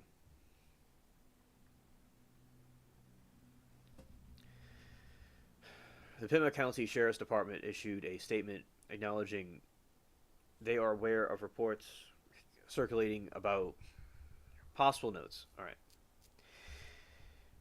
The FBI coordination. All such reports have been forwarded, and detectives who are coordinating with the FBI to testify their legitimacy. Caution. Authorities have not yet confirmed if the note is legit demand from the abductors or a hoax designed to capitalize on high-profile nature of the cases. Or the case. Now, I will say that I think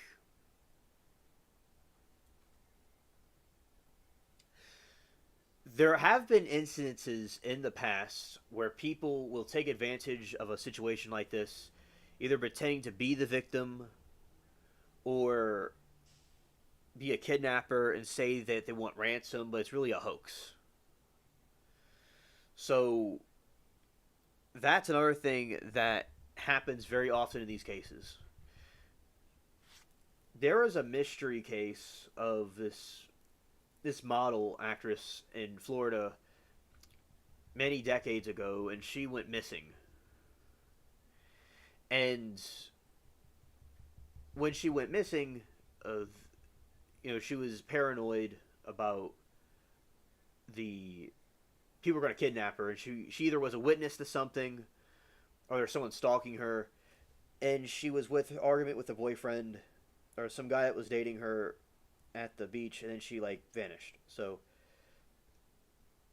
people think that guy could have done something, or etc. That's what has occurred, where there are serial killers in that area at the time that could have done it. It's really a mystery. There has been cases where people have called up her family and said that they know where she was, that she was working as a nurse, but no leads were ever brought out because she could have wanted to start another life again. Here's the thing where I'm wrapping it around the corner here, where there are people that could have been faking it for attention, or the killer itself could have done something. So yeah, just the point is that when there's missing cases, you're going to have bizarre people that are going to come out to try to either capitalize off of it or so that to find out the source is accurate. So they'll take these things with a grain of salt when they have cases of a person calling for ransom, whatever. Yeah, I think that the ransom could be likely because, hypothetically, because they probably want to get a famous person like that to get the money out of the bank account. Someone that's not easily defending themselves. Yeah, very terrible. I will say it's for them to be able to kidnap her. I don't know what time of day it was. Oh, I know I read it was. I read what time of day or night it was. I read it. But for anybody to not be around when this happened is crazy.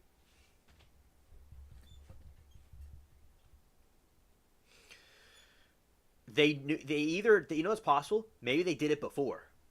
Their experience with it. That's possible. There are multiple notes. Reports indicate that Other media outlets include COLD and Tucson may have received similar communications. Investigators are currently using forensic DNA analysts and data from Nancy's Peacemaker to track her motives during the suspected abduction.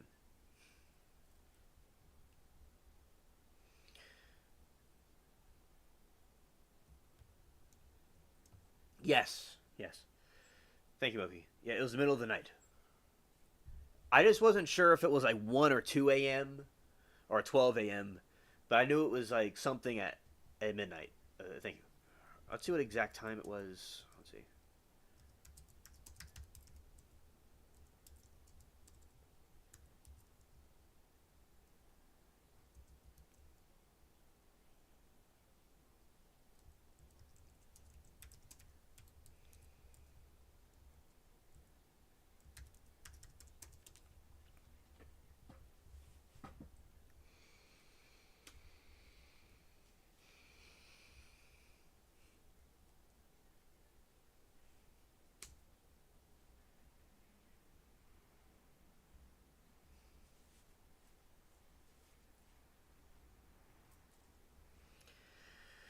Oh, that's sad. Yeah, her friends called when she didn't show up for church. Yeah, you see, because people will do that often, where they want to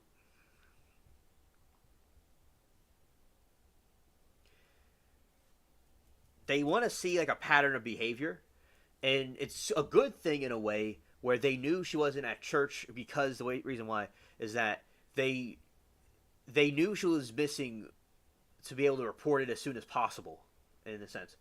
Where she didn't have a church community, maybe it would have taken her a little bit while to have been found out, perhaps. So it's a good thing that they're able to try to figure out where she was. So the silver lining is that her church group was trying to look for her. That's good.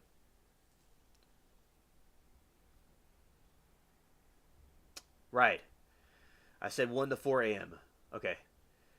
Yeah, because I was for because when it says 1 to 4 a.m., I was thinking like I want to be because with me, I have a thing where I need to be absolutely certain sometimes even if I may know something, and I just wanted to get it exactly precise, and I wasn't sure the exact precise time that I said, but I knew it was around midnight or something. So thank you, Moki, for refreshing my memory.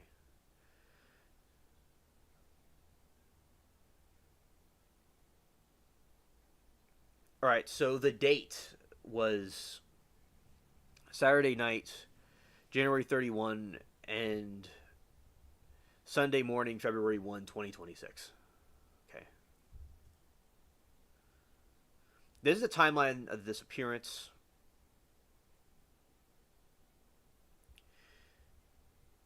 Saturday, January 31, 9:30 to 9:45 p.m. Nancy was last seen when her family members dropped her off at her home in Catalina Foothills area in Tucson after dinner. Investigators confirmed that she was safely inside her house and had gone to bed.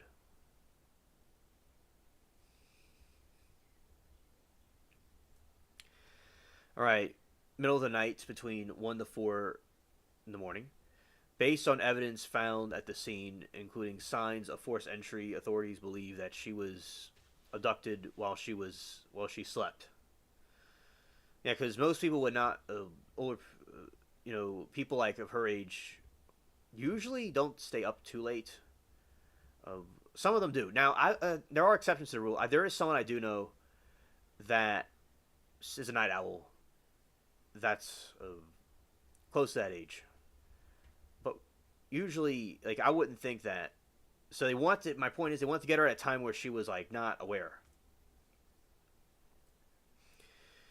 Sunday, February 1, 11 a.m. Family members were first alerted when someone from her church called to report absent from the morning service. I will say that in this circumstance, I don't know, it reminds me of the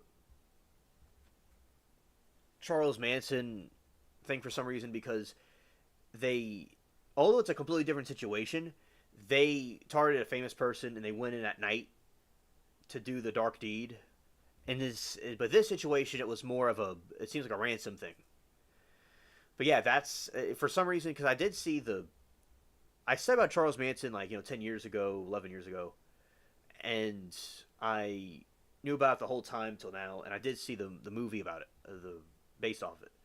So yeah, that's just for some reason it reminds me of something like that. Certainly using similar tactics, and you see, nighttime is a vulnerable time where it's dark, people can't really see what's going on, so they're not going to do it in broad daylight. So yeah, if there's any Ring doorbell cameras in the surrounding areas that could detect a car or something, because remember, they didn't make any sound.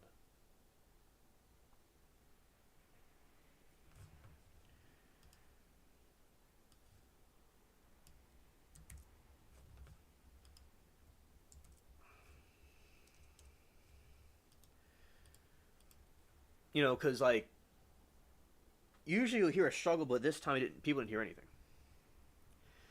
Okay, Moki says, where does her daughter work? Today's show? Yeah. Specifically, yeah, the co-anchor.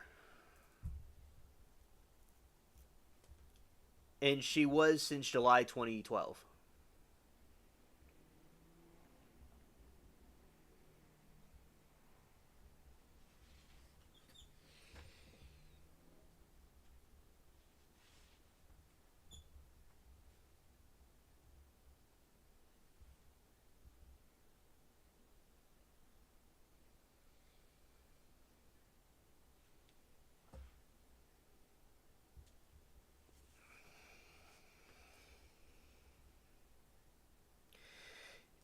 Okay, I was doing that now back. Okay. Now, Sunday, February 1. After searching the property for about an hour, her family officially reported her missing via 911 call. Okay. So 12 p.m. to 12:15 p.m. on February 1.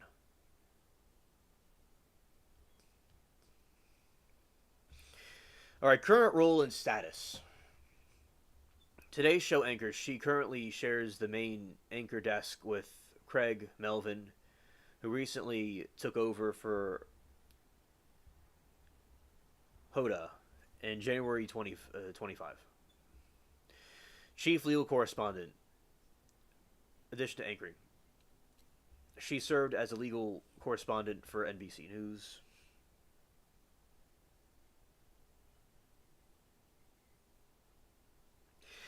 Yep, that is what the script says at the moment, Moki. A couple of nuts hacked this plan while having their morning coffee watching the show. Yep. Exactly. And remember, they usually do stalking. Like, if you get in a car, like these people usually get into a car, and they'll just watch. They'll observe what she's doing. Like, they watched her go home. They most likely stalked her at night. They probably just parked outside and watched what was going on. It's probably been premeditated for a while, and then they did it at the right moment. So absolutely, yeah. Let's see, was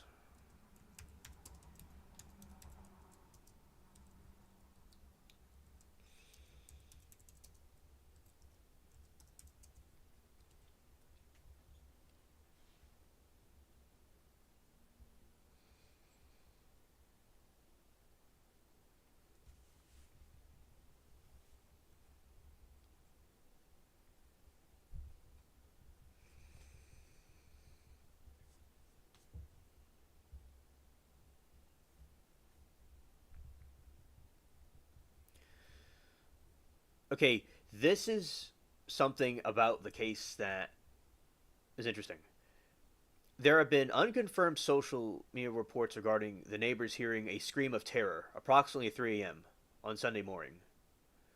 However, the Pima County Sheriff's Department has not officially corroborated these accounts. Okay, so we have.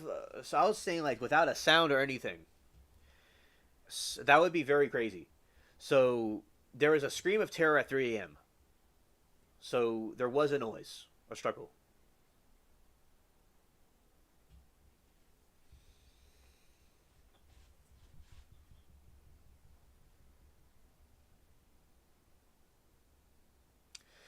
A very quiet neighborhood resident in Catalina foothills area have exposed shock describing the neighborhood as typically very safe and quiet.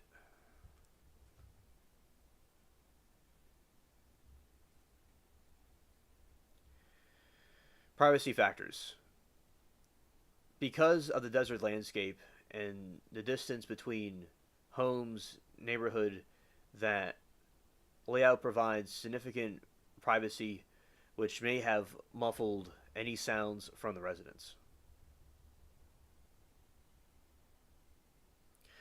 Plea footage. Sheriff Chris Nanos has specifically asked the neighbors to check their doorbell cameras and home security systems for any suspicious activity or sounds recording during overnight hours, even if the camera do not point directly at Nancy's home.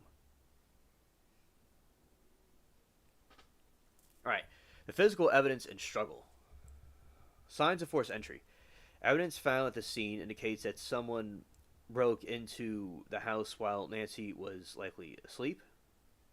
Evidence of harm. Investigators reported finding blood and blood trail leading from the door. Oh, that's really sad. Missing equipment. A security camera was found in the missing from the front of the house, suggesting the abductors attempted to remain silent and undetected. Hello, mermaid. Welcome to the stream. We are having an eclectic stream, and we are talking about... And also, Mermaid says hello to Moki. That's cool. We're having talking about a variety of different things at the same time.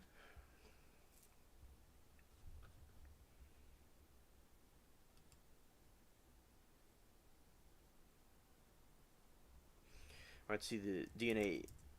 Let's see about the reward.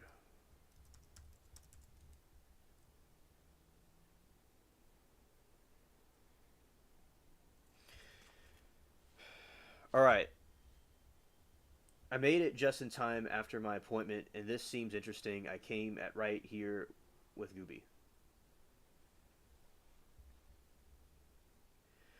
Shout out to Gooby. And I want to shout out to all of you and thank you all for being here. I really appreciate you all very much.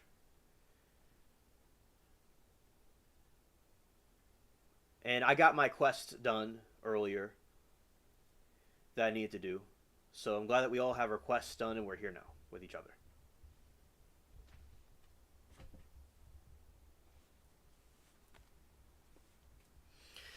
A reward up to 2,500 is currently being offered for information leading to the arrest of person or persons involved with Nancy's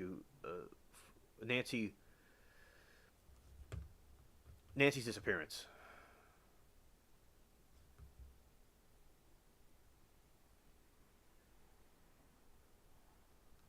Nancy Guthrie.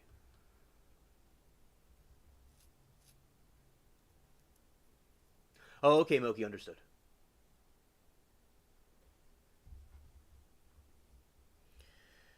I appreciate you tremendously, Moki. Absolutely. Alright, said, my mother was just talking with me about the Epstein files and said she infuriated at the facts coming out and can't believe we can believe the humans eating sacrificing. Yep. Yeah, Jay-Z better run for the hills. Indeed. Yes.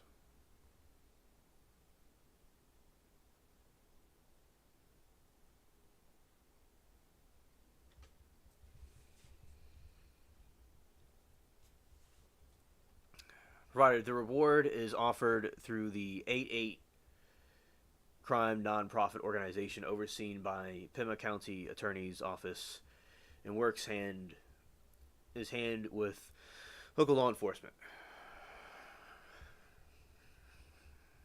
Conditions: the payment is contingent upon information that leads to the arrest. All right. And authorities are specifically appealing for any video photograph information from cameras near the home in Caroline's Foothills area. It shall analyze for evidence value.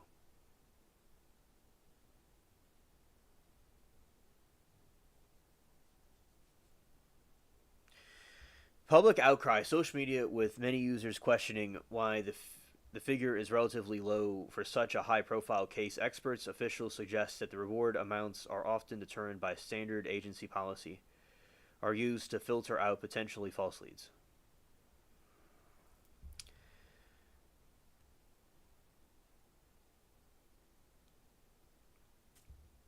For those that have information about her that are not, no scams, all right, don't scam the police.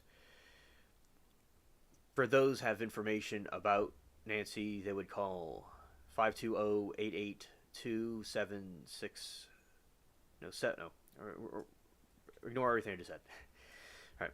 It's 520-882-7463. The Prime County Sheriff's Department is 520-351-4900. The FBI tip line is 1-800-CALL-FBI. So that's for those that have any tips on Nancy. The contact those agencies. All right, Mermaid. Let's dive into Epstein. Before I do that, I want to just give you a summary about what we reviewed about Nancy. Around 1 to 4 a.m., she was found missing. She went missing. She was kidnapped.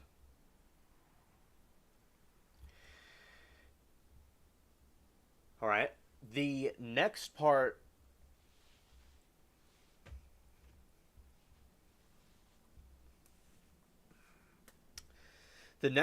that occurred is there was a scream at 3 a.m. allegedly. After this happened, there was inside the house, there was some blood, and there was the door camera was missing. There has so far been no witnesses. She's being held for ransom, according to TMZ, for millions in Bitcoin.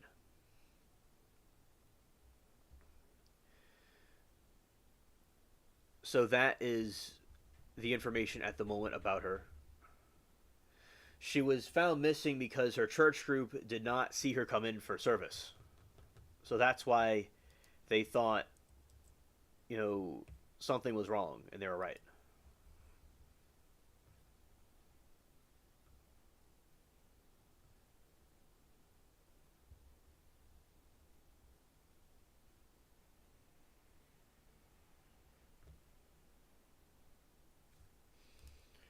Let's go here. Let's see.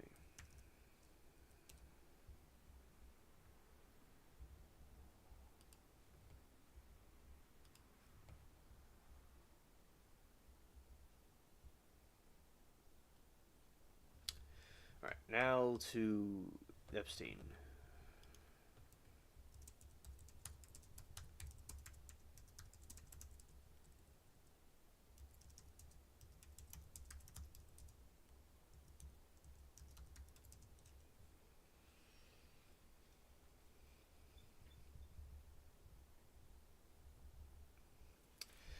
All right, so the most recent information regarding Bill Gates and Jeffrey Epstein stems from a massive release of over 3 million pages of documents from the U.S. Department of Justice on January 30, 2026. The files contain unverified, highly salacious... Oh, no, wrong word. Salacious allegations found in the draft emails Epstein wrote to himself in 2013, which Gates representatives have dismissed absolutely absurd and completely false.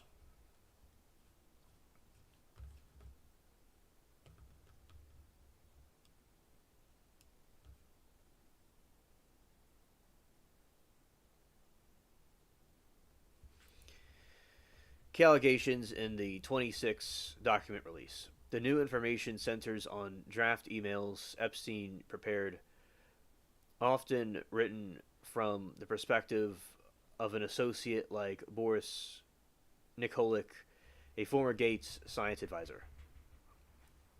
The STI claims. Epstein alleged in a draft message that Bill Gates contracted sexually transmitted infections after encounters with the Russian girls.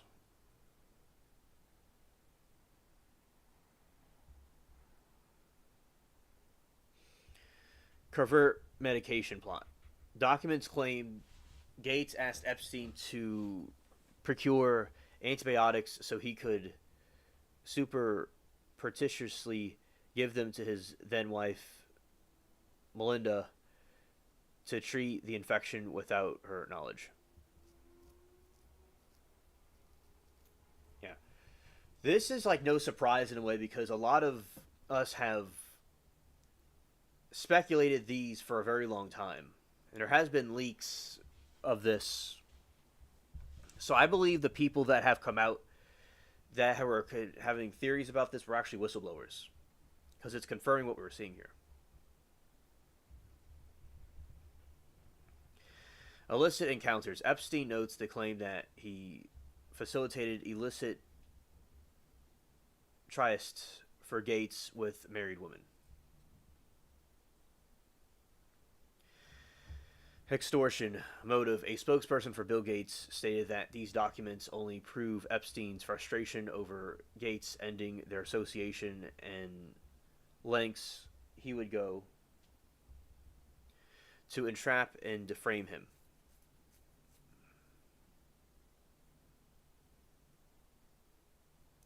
On February 3, 2026, Melinda French Gates states that an interview with Bill Gates needs answers for allegations in the files.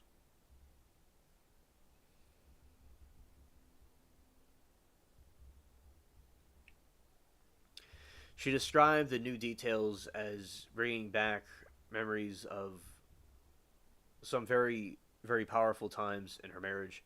She reiterated that she had met Epstein only one and found him an evil presence.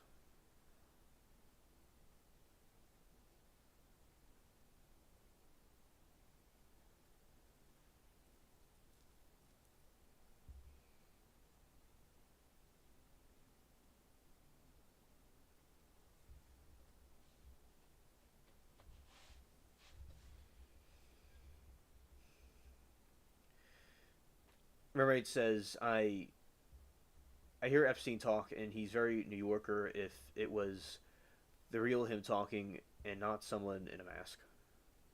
Yeah. Yeah, he has a... Yeah, he's from there. He does have that accent. Absolutely. That's true. All right, she clarified that while these issues contributed to their 2021 divorce, she has since moved on.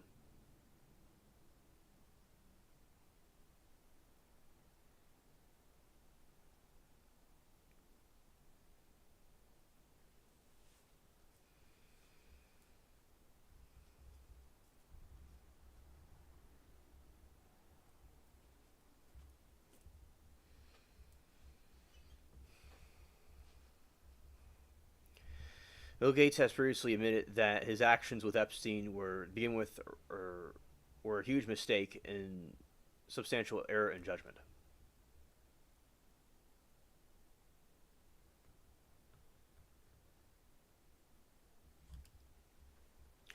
Let's see.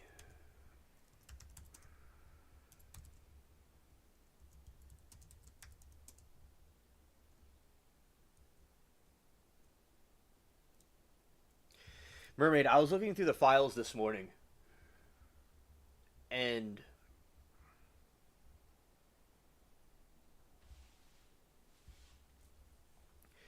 I was seeing, we a couple of months ago did a stream about his real estate he had. These are some other, there are some other places he had, some crime scenes where you have like the door, are different rooms, right? So it was like inside some of those places that were not shown before. It was pretty interesting. Yeah. All right. In the recent information, Jeffrey Epstein, Bill Gates censors unverified draft emails. These.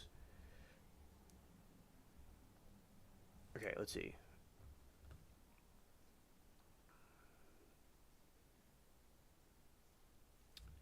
In the new draft. Yeah.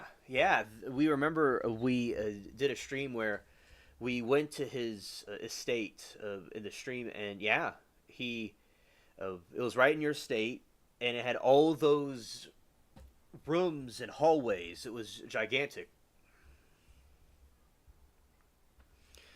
and there was bookshelves, and it was like a castle, and it is very creepy. It was right in your state. You know, he was probably doing weird things there too.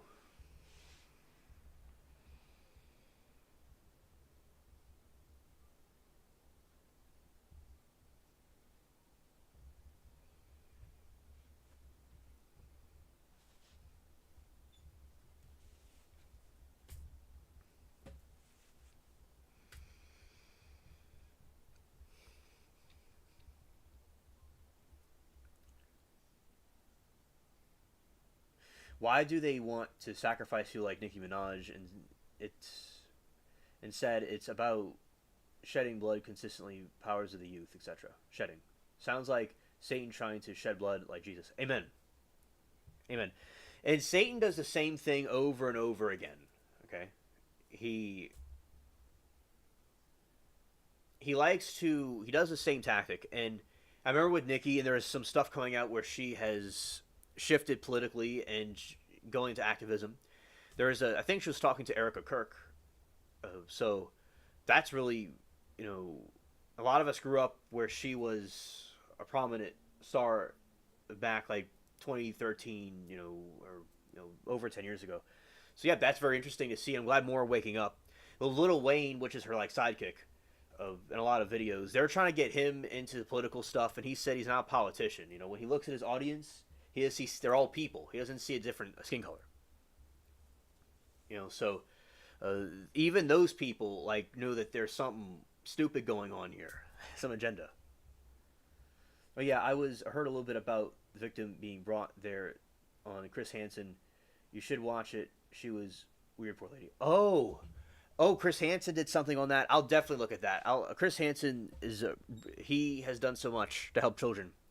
And also there's Skeeter Jean, who also is inspired by him. That's a modern YouTuber that goes out and catches predators. It's so scary, Mermaid, that there's so many predators out there that the children, it's just crazy what they do. It's pathetic.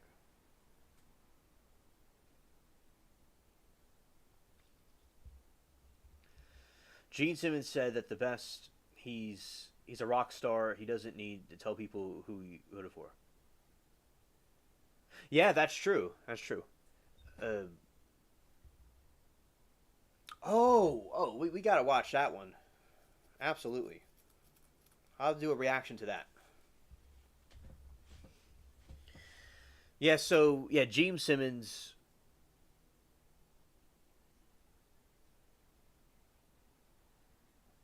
Oh, yeah, Nicki Minaj, yeah, because some of her music wasn't.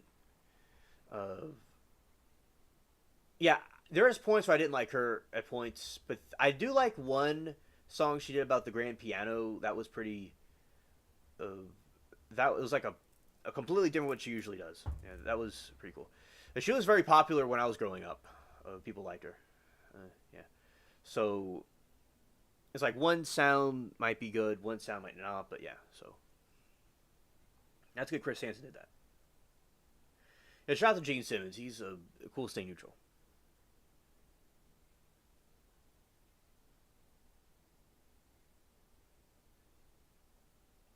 Yeah, Mermaid, I agree. And shout out to Gene Simmons. I watched him growing up. It was one of the shows that I watched growing up.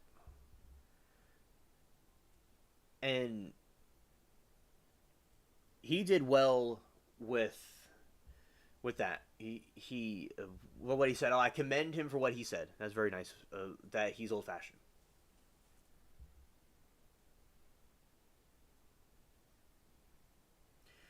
You always have to have your eyes peeled and say something, saying things that save people's lives. Yes, absolutely. Definitely.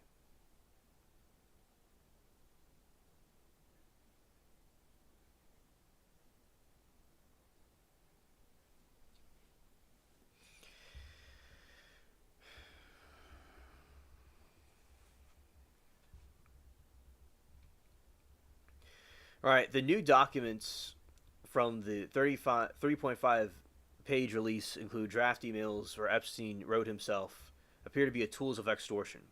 The STI claims Epstein alleges or Gates contracted STDs from the Russian girls.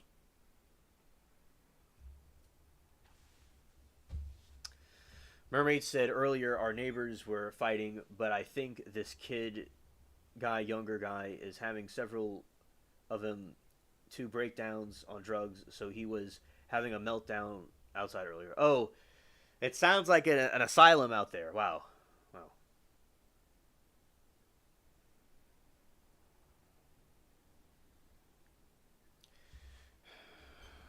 Sometimes, very rarely, it'll be loud out here. People get rowdy out here. Sometimes it's mostly quiet.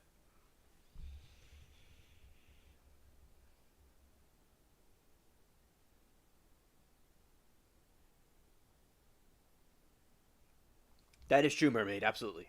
Very true.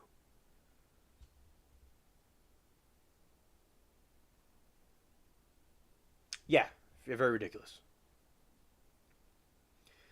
The secret treatment. One draft claims that Gates begged for help to produce antibiotics so he could superstitiously give it to himself, to his then wife, to treat the infection without her knowing. Extraordinary resignation letter. Epstein drafted resignation letter from the previous Gates science advisor, Boris Nikolic, which describes participating in morally inappropriate and potentially illegal activities on Gates' behalf. Gates responds, a spokesperson dismissed the claim absolutely absurd and completely false, saying the documents merely prove Epstein's frustration at being unable to maintain an ongoing relationship with Gates.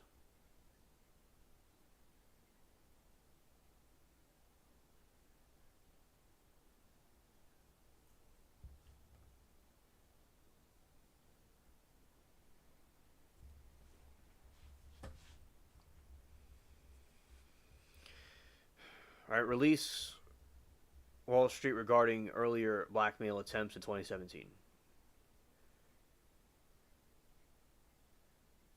Epstein discovered Gates had an affair with the Russian bridge player named Milia Antonova around 2010.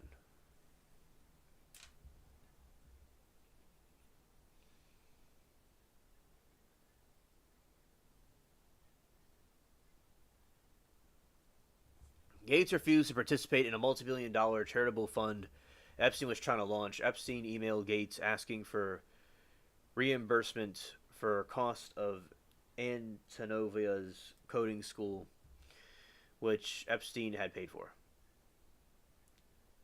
Implicit threats. Source noted that the tone of the message was clear threat to expose the affair. Gates did not maintain their association.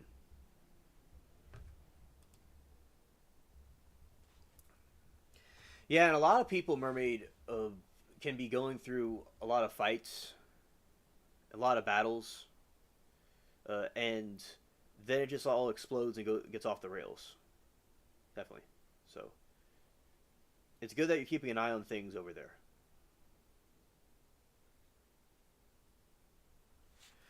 Oh wow, look at this.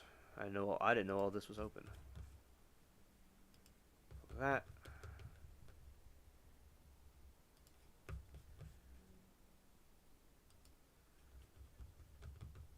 Okay.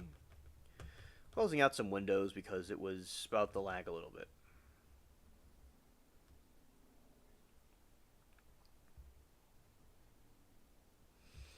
And remember, there's 3.5 million pages of Department of Justice files.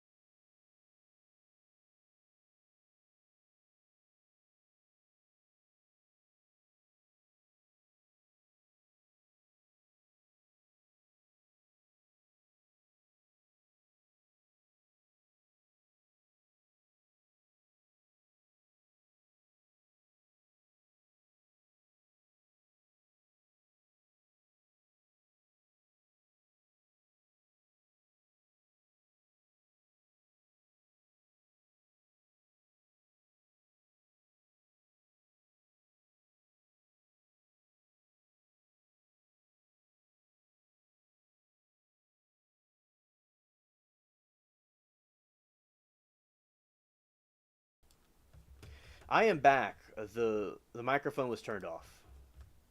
Okay. That wasn't supposed to be off. But anyway. Alright. Mermaid, did you hear what the neighbor was saying while he was screaming, or was it just gibberish? He was standing on cars yelling, and he hit someone and wanted to call police. Right. Well, that's good that looking at what's going on. Okay, what's this? Oh, I see your other message. Say something we didn't, but in some instances... Oh, I see what you're saying. Okay. Yeah, Suet neighbors. Sheen Timu neighbors. It sounds like he was on crack.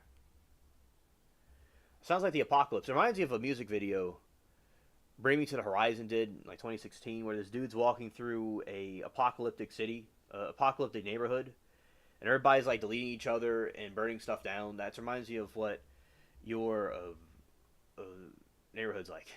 Okay.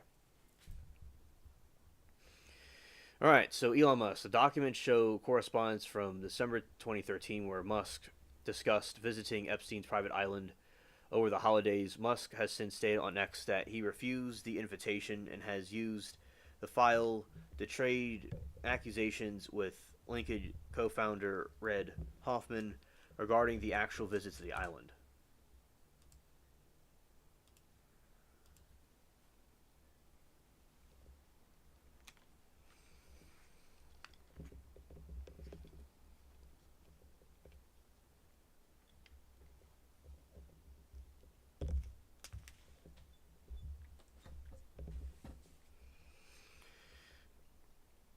Leon Black. The files include list of gifts totaling over $600,000 paid by Black to a former model connected to Epstein. Additional allegations in files included claims from unidentified accusers that they were forced to perform sexual acts on Black while he was naked at Epstein's home.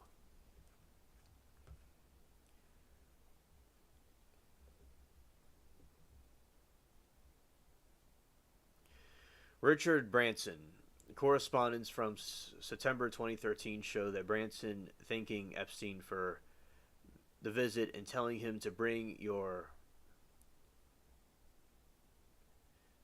harem next time. A spokesperson for Branson claimed harem was a playful reference to the 3 adult staff members accompanying Epstein at the time. But also might mean something else, too.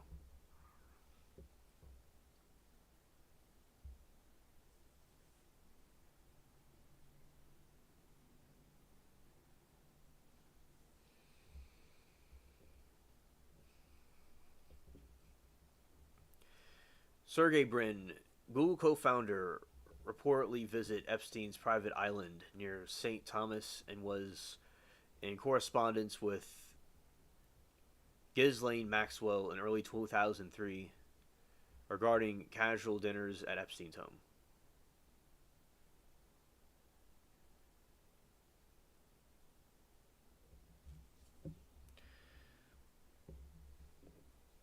However, Lutnick records show current commerce security plan or executed a family visit to Epstein's island in 2012 despite Lutnick's previous claims that he severed ties in 2005. Everybody's denying it. It's hilarious.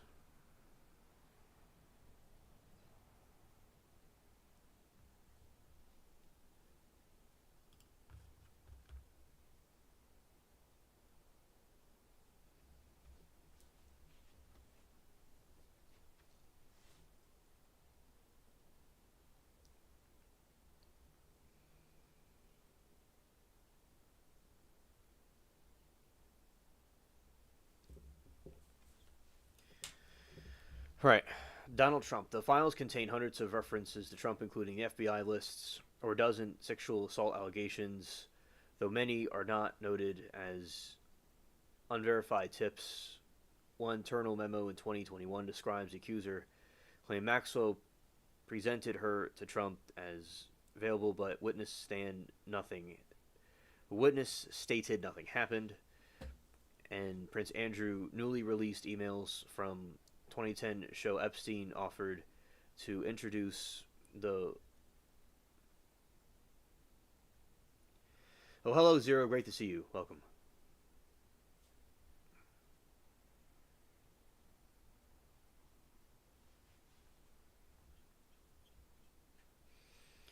Alright, so Prince Andrew. Newly released emails from 2010 show Epstein offering to introduce the prince to a clever, beautiful, trustworthy 26-year-old Russian woman.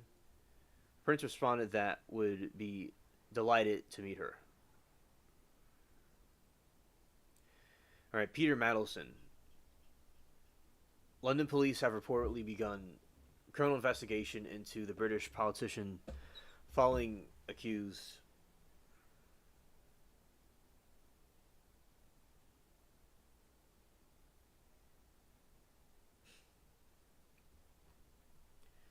looks around a moment. I'm guessing you didn't dodge the recent solar flares. You'll fix it, don't worry. Oh, okay, thanks. Yeah, the spaceship, we didn't exactly dodge the solar flare that occurred, but we have you to fix the damage that occurred. Thanks.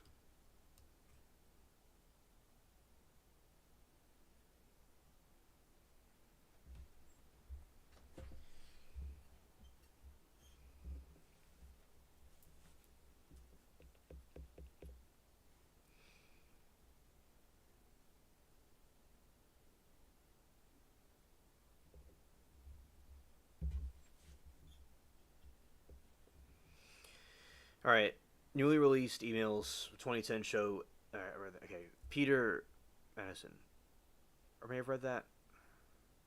I just read that. Okay, Stephen Bannon. The release included email correspondence between Epstein and the former Trump advisor, although specific details of the content were not immediately highlighted as illegal.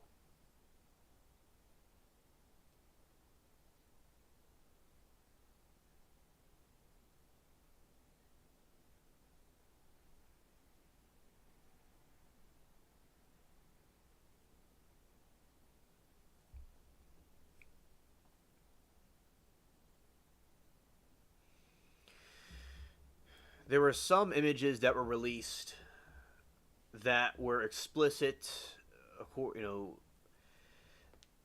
and other ones that were... There was names that were unredacted and nude images. Those have been flagged by lawyers, and they recently took them down. Because there was some controversy about that. But people want them released, and then they're released. But, of course, we have to redact what needs to be redacted, of course. All right.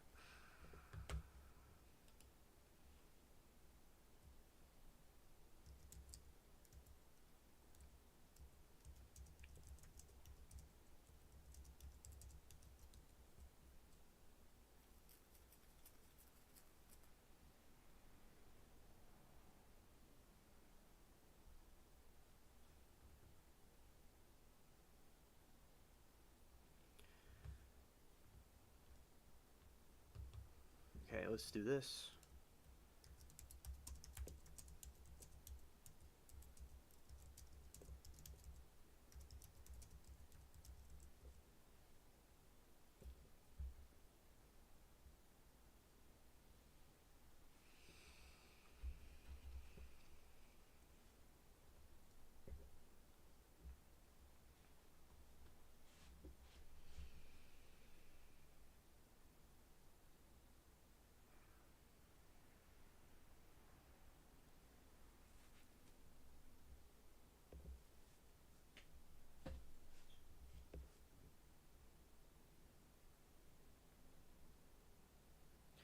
Zero said, I 2 warp, 23 cores and engines completed. Ah, great. Excellent.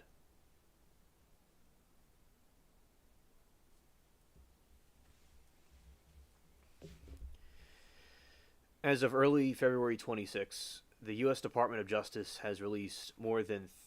we read that, okay. Alright, let's see anyone else...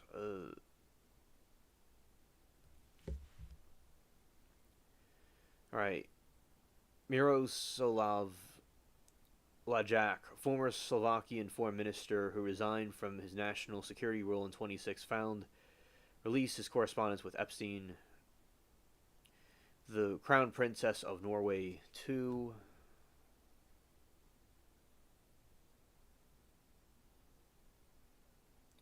Crown Princess Mette Marit.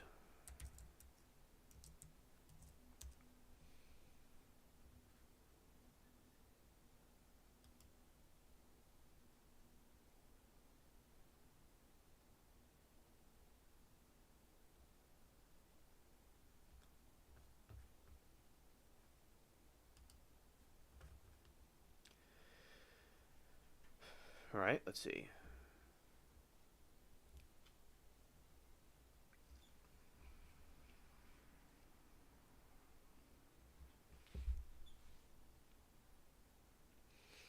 Steve Tisch, New York Giants co-owner, emails show him asking Epstein to connect him with various women. Howard Lutnick, or said that, okay. Sir, we said Sergey before.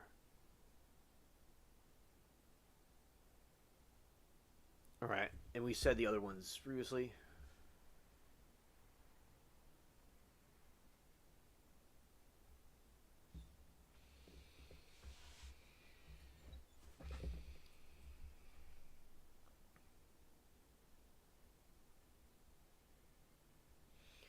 Alright, Woody, Zero says, I've also just loaded 30 septillion tons, 60 octillion pounds of unperishable food in loading bay 21D. Oh, thank you. Thank you. We certainly needed that on board. Indeed.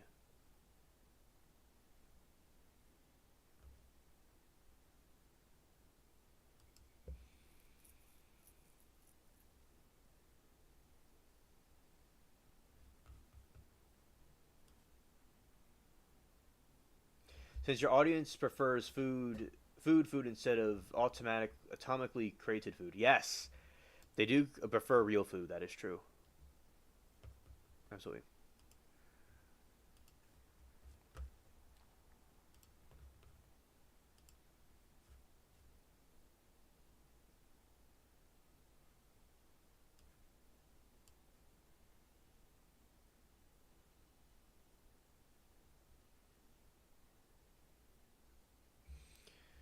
Okay, let's put that here.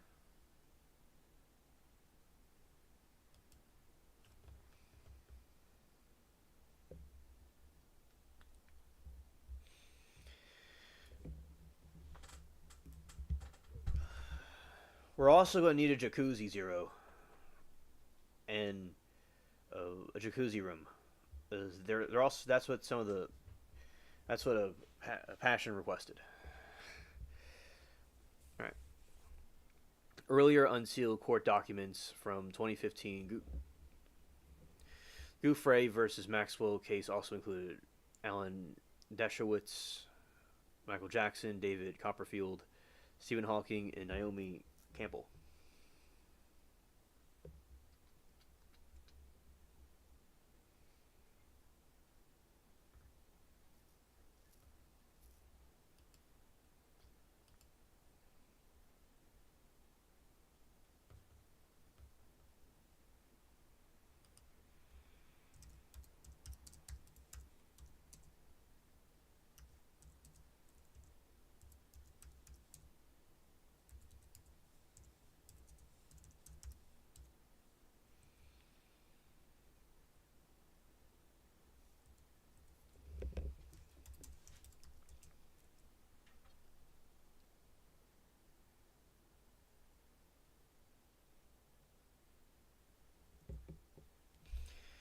So I said, wait, you wants to be in public jacuzzi, every room has a shower, tub, and jacuzzi, as well as 3 beds.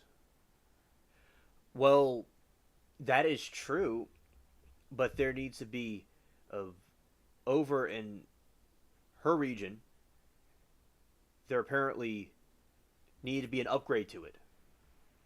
All right, so I'm glad they do have jacuzzis, but it needs to be upgraded to suit the radioactive waste that has hit the spaceship from the solar blast. So all I'm asking is that since the jacuzzi is already there, I'll rephrase that, is that each room needs to be upgraded in a weather system to show where people need to, if something's going to hit the spaceship or what the going on outside in space, they could know. To make it, and also a way to make it even more steamy. That was so not a public one, but for each cabin that has one, for it to be upgraded.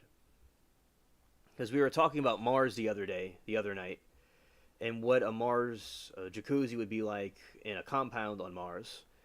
And we were looking up how they're made, and we think that we could upgrade the ones on the spaceship.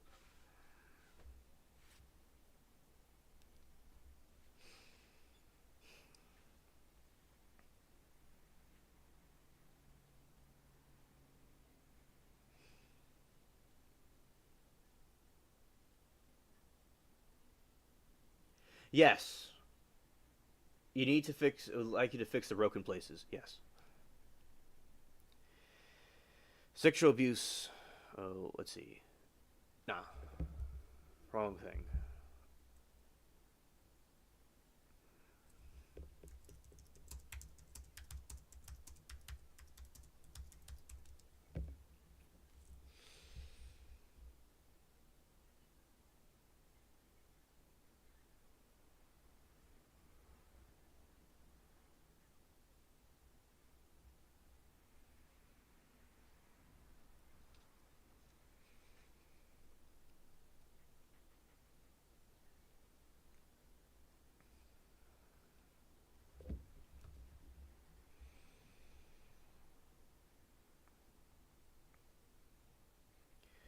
Any files to Event 2201, Real Pandemic Preparedness Exercise from October 2019, funded in part by Gates Research. However, investigations confirm public has allegedly no documentation connection to Epstein.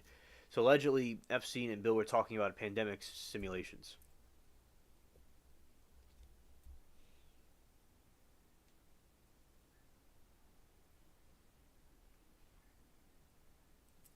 Yes, Zero, that is true. Right.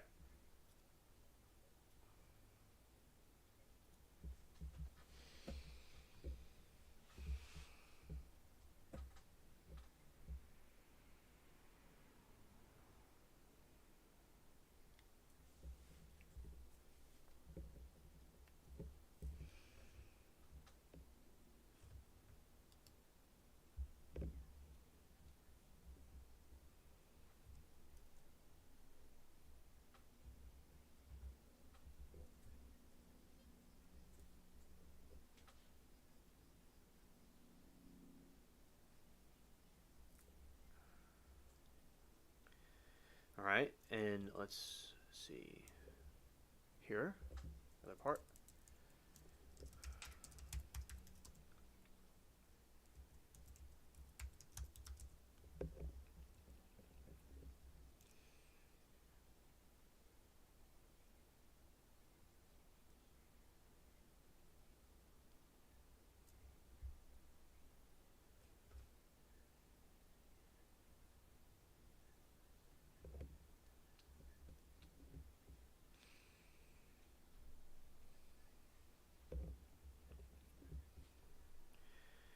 Let's see, was it in the files? Let's see.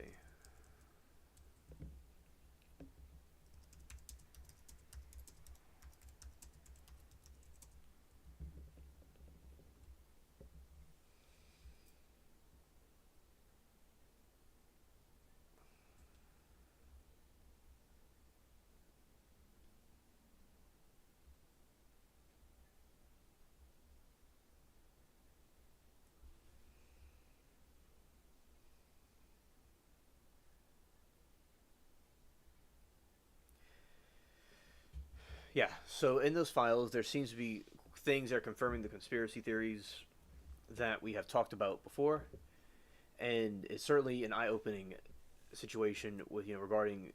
Now they're saying that the facts say that some of the stuff about the coup and the adrenochrome was fabricated.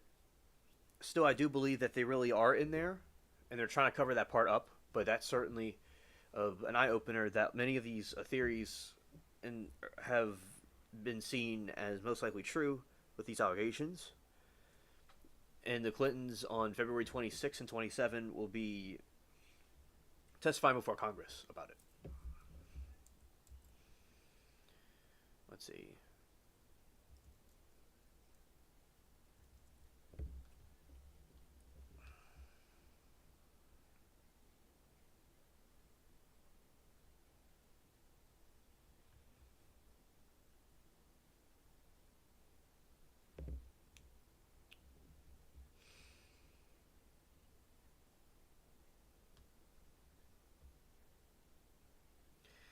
Hello, Todd. Good to see you. Welcome to the stream.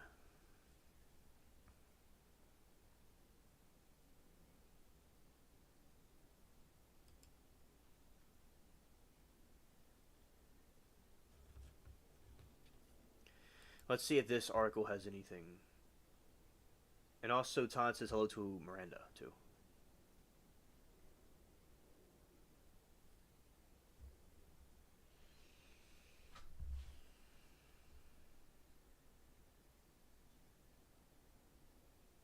Ah, Zero, that is a very good question. If DARPA made the internet in the mid 60s and we was given the internet in the 80s and 90s, what other old toys are they going to give us soon? Exactly. Because for instance, a lot of these TVs and phones that we have were invented many decades before we got them. Same thing with AI. So it was before we got it, right? So I wonder myself what type of technology, what toys are going to give us in the coming years. It's probably, very mind-blowing indeed. It's something that needs to be certainly researched. We're going to be living with holograms, and you can take something off a screen and just put it over here. It'd be pretty cool. CBS News scrambles as new contributors Epstein's email connection surface in late DOJ files. Let's see if there's anything I didn't mention that isn't here. Probably not, but let's see if there's anything else. A TIA longevity expert was named. Hello, Mindy. Good to see you. Welcome to the stream.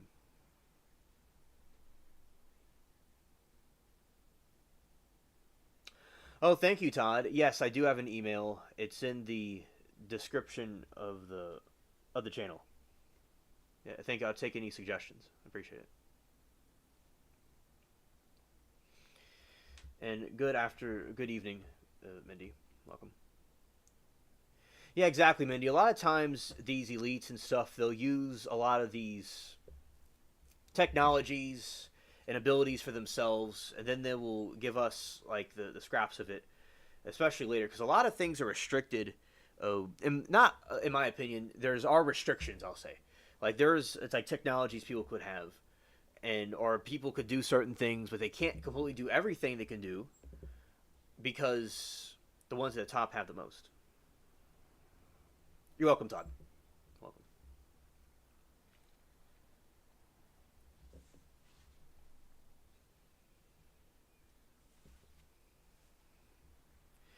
Right, and Atia and Epstein exchange several emails. So,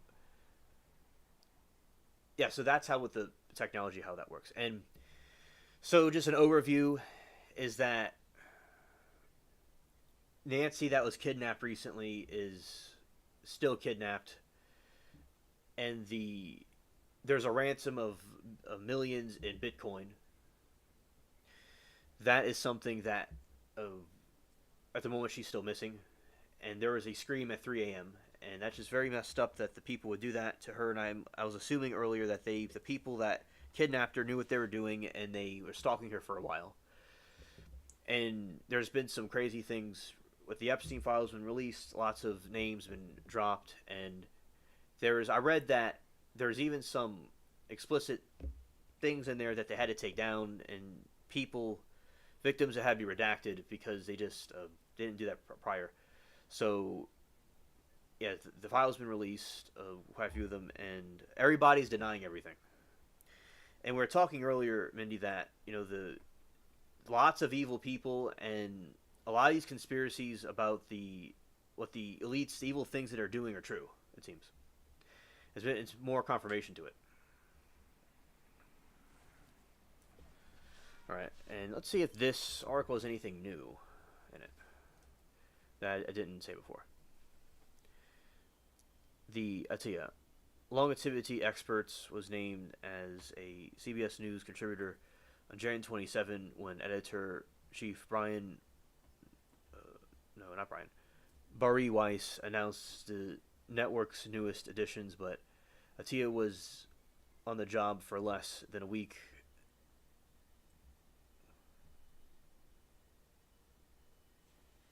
Truth is stranger than fiction. Absolutely. Todd said, there are reports of 2 ransom notes, one from earlier today and one from 90 minutes ago. Oh, there's one from 90 minutes ago. Oh, well, I gotta see what this is about. Let's see.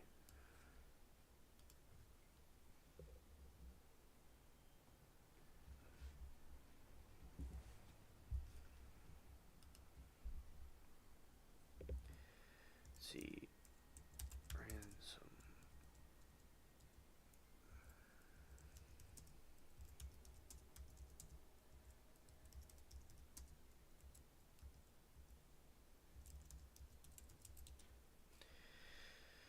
All right, let's see.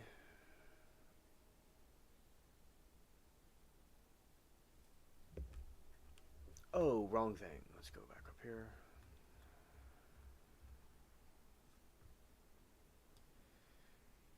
Let's see about the latest one right here.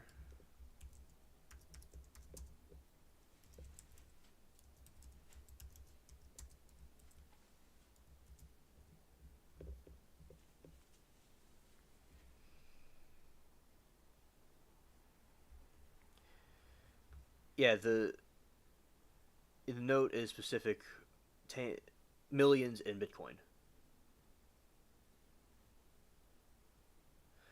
Okay, Todd says TMZ has the second one, but won't release it.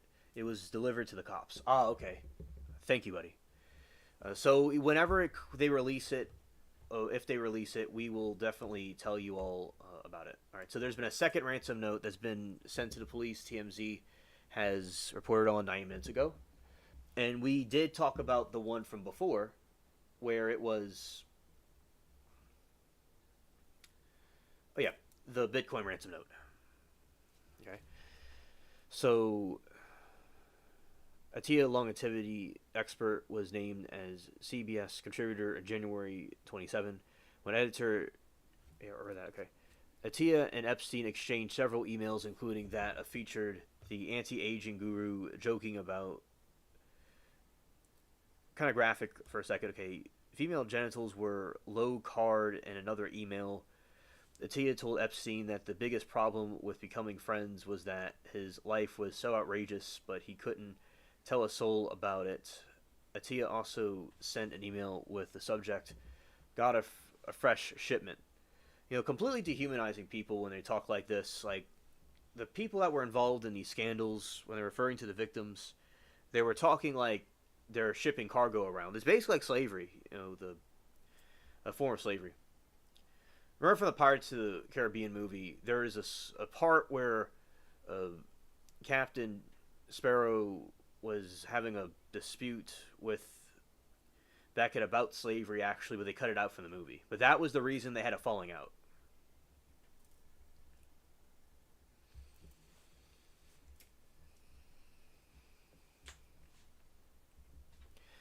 CBS News has been silent for the situation, but Fox has learned to dedicate pull a planned repeat of 60 Minutes feature that was scheduled on air on Sunday against the Super Bowl.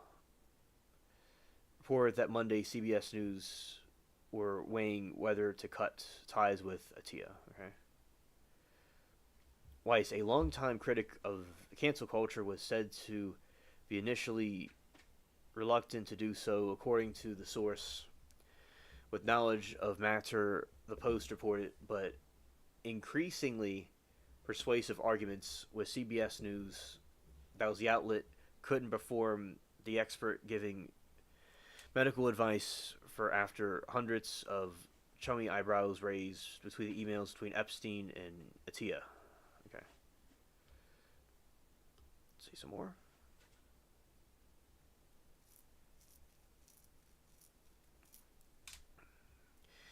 And the individual says, I was not involved in criminal activity. 2. Interactions with Epstein had nothing to do with his sexual abuse, exploitation, anyone, and he was never on his plane, never on the island, and never presented at any sex parties, he continued.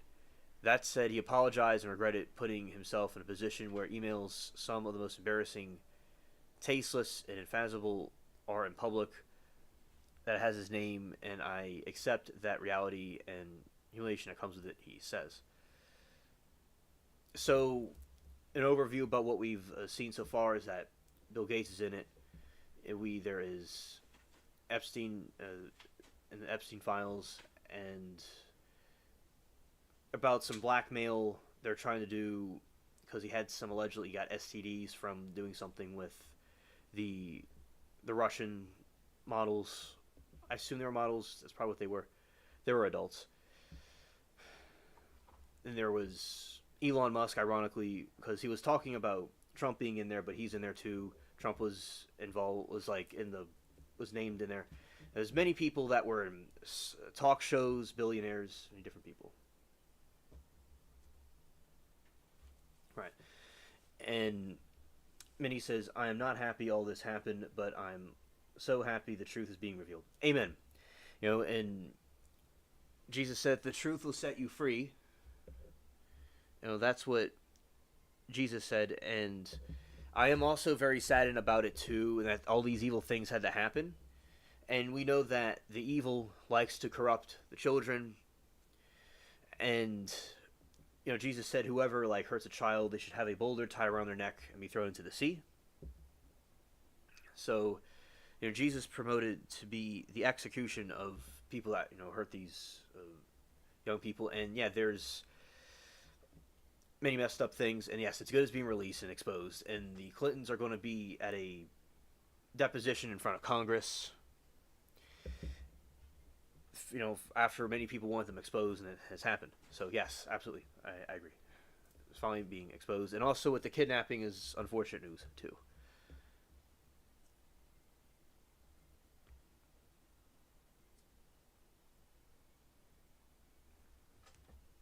Atia said he had little exposure to prominent people, and everything about Epstein seemed excessive and exclusive, including the fact that he lived.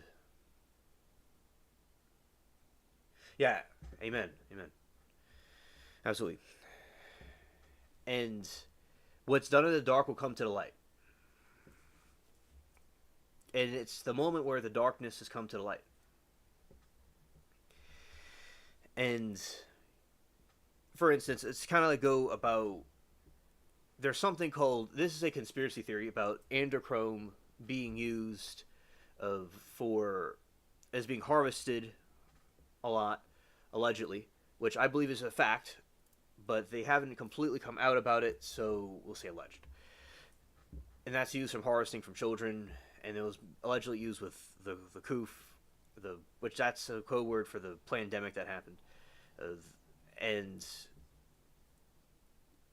they're saying in these files they mention things about that.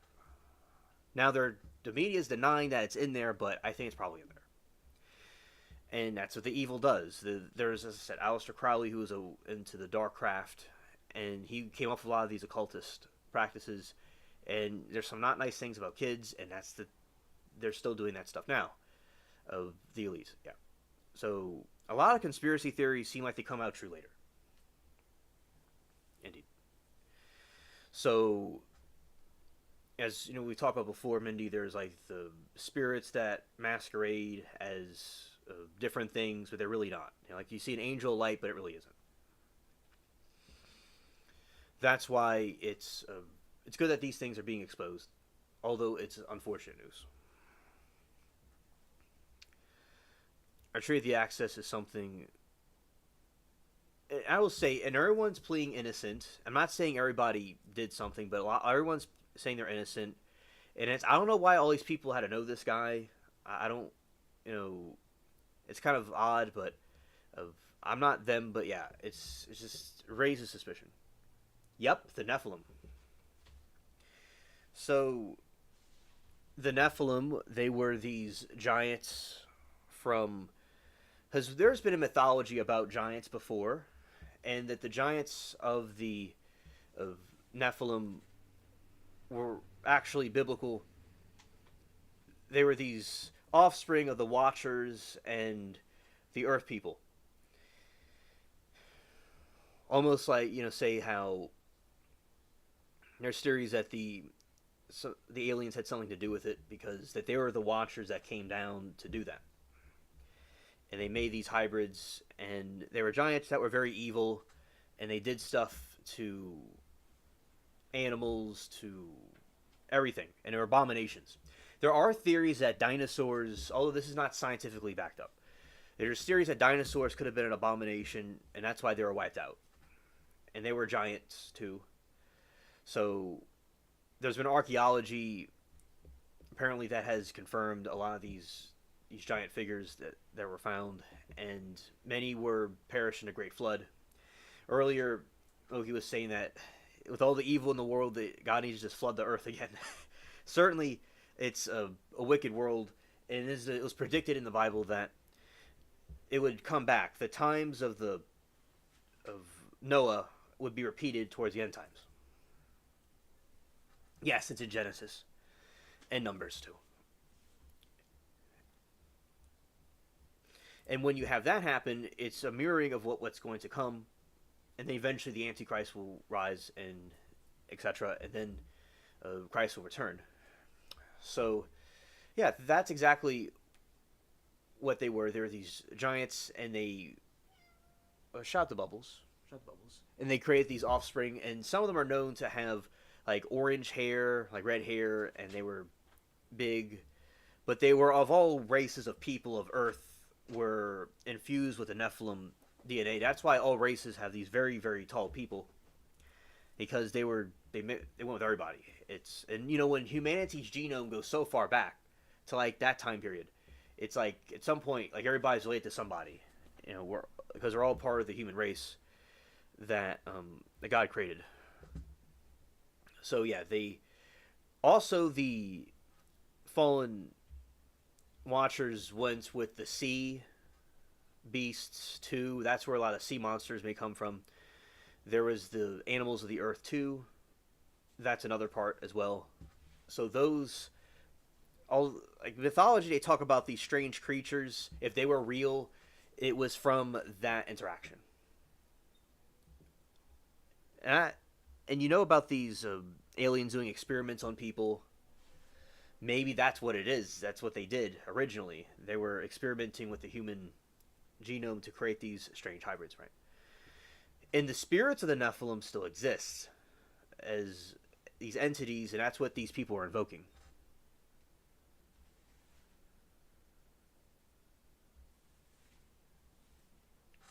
Yes, correct, Mindy.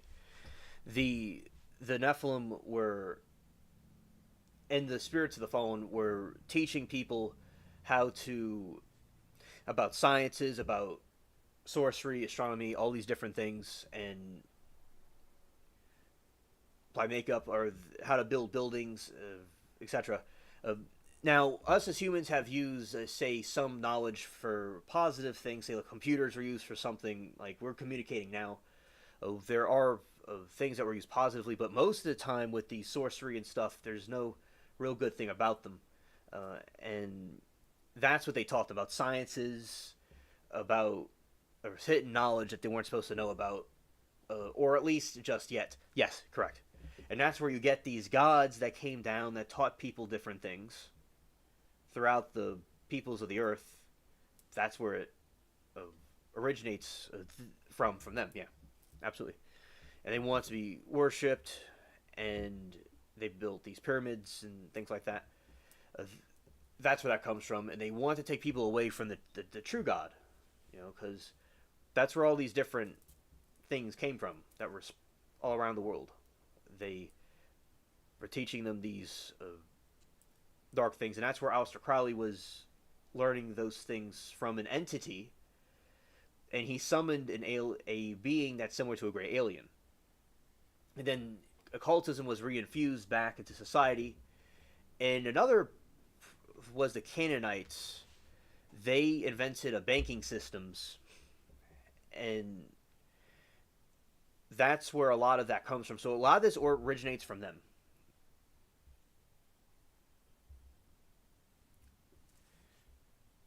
These different things.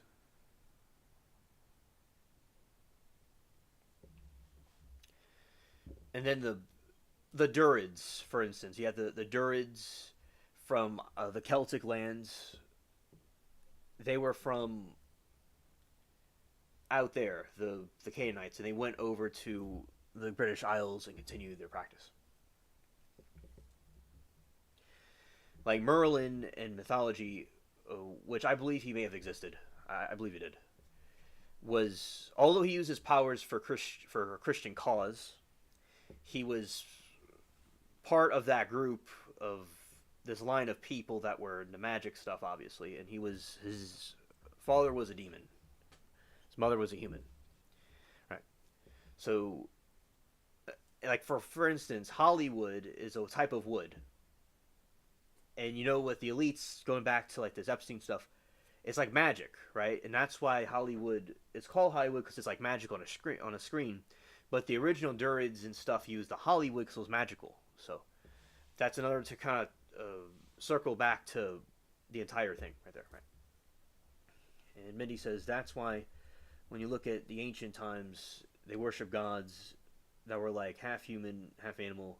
That's because they were real. They were Nephilim, especially in Egypt. Yes, Egypt especially. You have Anubis. It's like a human with a dog body. And Anubis would weigh the sins of a person with a scale in their mythology next to a feather. And they're trying to recreate the truth and twist it and distort it into their own version of things. Now, my view is that that Jesus is the feather that took our place, where we're weighed, because it has like a feather scale, right? And, God's the feather, say. Although Egyptian mythology is not what we believe in. You applying it to Christian logic is that instead of our sins being weighed next to a feather, it's weighed next to Jesus, and it's equal. And that is something marvelous about it, where, what mythology has a god sacrificing himself for his own people? Because all these other gods want to be worshipped, and sacrificing things to them, and people, and oxes, and animals to them. So you definitely see a difference where it's a unique religion. But yes, in Egypt they had the Nephilim hybrids, and they were very prominent, and that's why there are beasts and humans mixed together, because that's what those hybrids were. Oh, it's okay, Mermaid. Thank you for hanging out with us in the background. We are diving deep into this. Right. So, in a lot of in the astrology was from the fallen ones, and then they were able to apply it to even if there's like truth to it, the source was from the Watchers. And Mermaid says hello to Todd. Yeah, he was given some news updates to me. Yes, Christ is the ultimate sacrifice. Absolutely.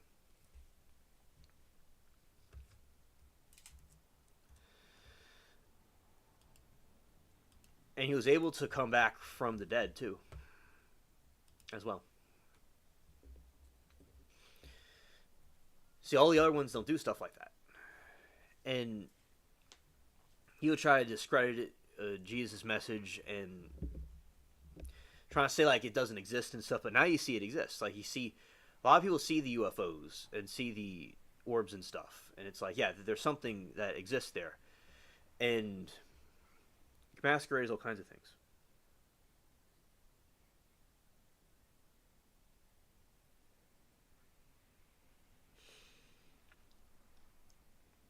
Well, oh, not the sneeze, probably.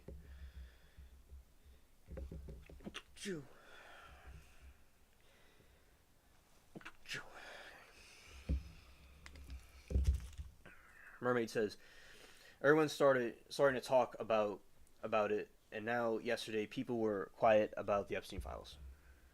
Oh, absolutely. Where it's good that people are waking up, but a lot of people were not aware about or caring about what's going on. Like some people thought it was silly to talk about, but it's something very serious because it reflects our country, reflects our people, and people want to see justice and not see these crimes happen. So that is why we, are. Well, personally, I think that it's good that people are waking up about it. But you're right, Mermaid. People were quiet about it, but now everyone's talking about it. Yeah. Thank you, Mindy.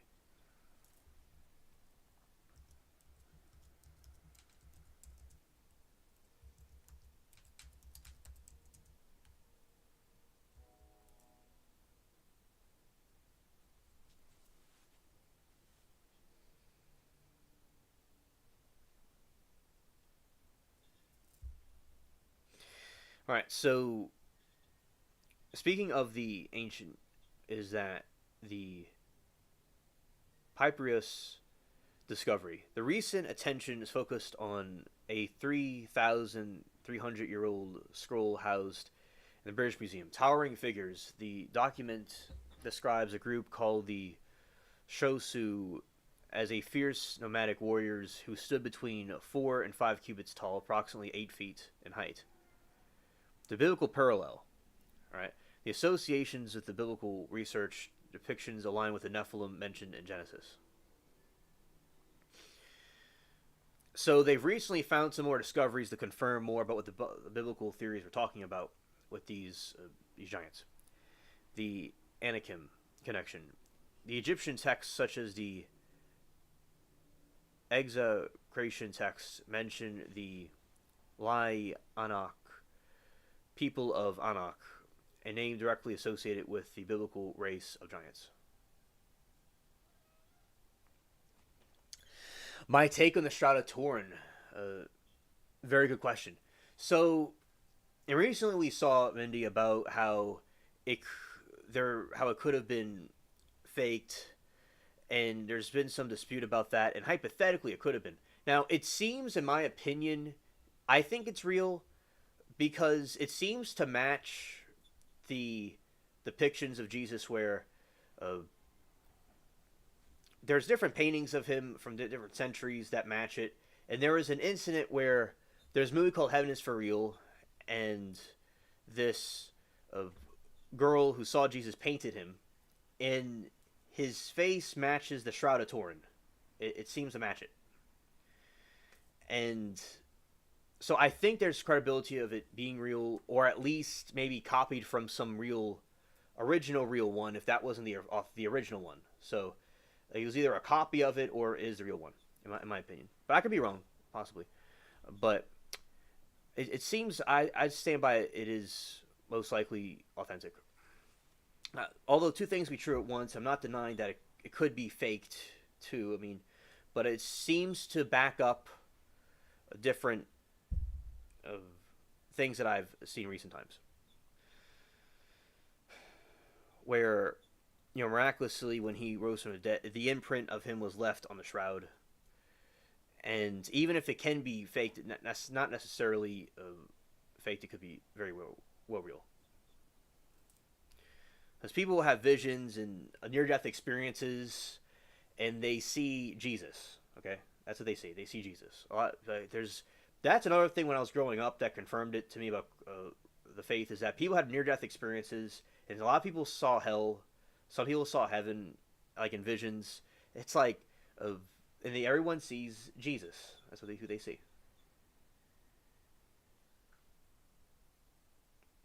Amen. I do believe that when God's power brought him back, it imprinted on the shroud.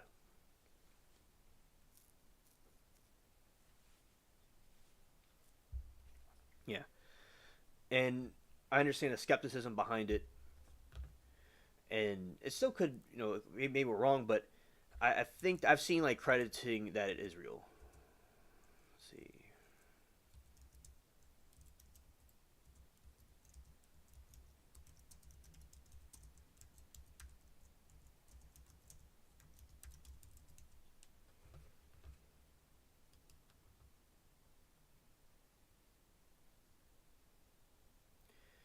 Right? And is God's power brought him back? Yes.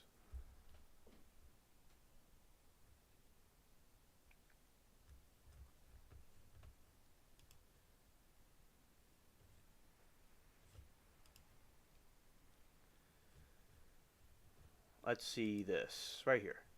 Okay, I'll show you what I'm talking about. This is like for me that confirms that it's likely real. All right, let's go back here. We're not watching a trial at the moment, but we're kind of go into that window and then. There we go. All right, so this is like it was a painting of she had a vision of Jesus, and some other person that had a near-death experience saw the same person. So this allegedly from a vision of what Jesus looks like, right? So the picture of him matches the Shroud of Turin, right? So that's him from a painting of the girl had. She painted him, and it matches the shroud. So basically, right there. So that's why, and that, and some other historical factors about it, and God could have refuted it later if it was false, but in my opinion, it's likely real. Right? So that, and then this other image, like all these different are pointing to him looking a certain way, right? So that's just what confirms it for me, in my opinion, about it.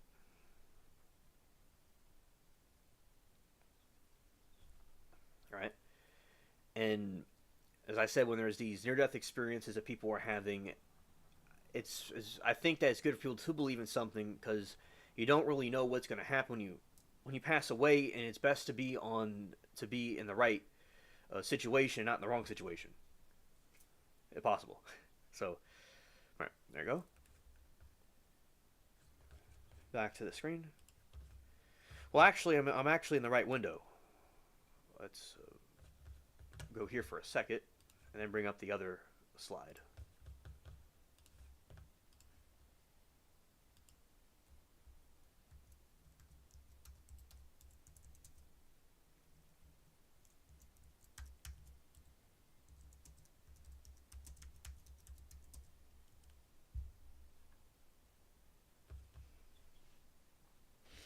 He's the way, the truth, and the life, and he's the greatest of all planners.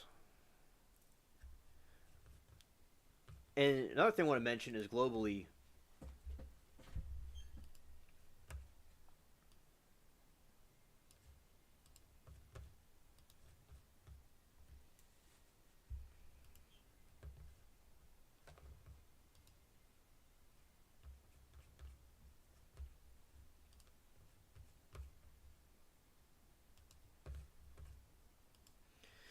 this is a pyramid over in South America.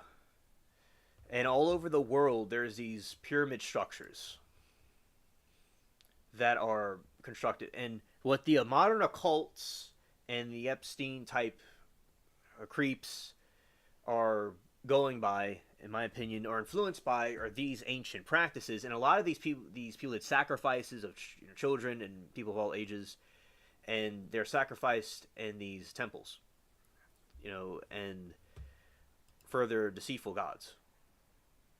Right? These are all the different ones, and right here, yeah, amen. Amen.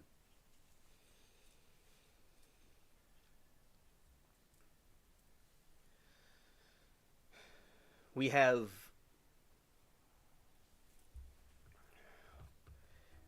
these are some of the different pyramids that are around. Let's see.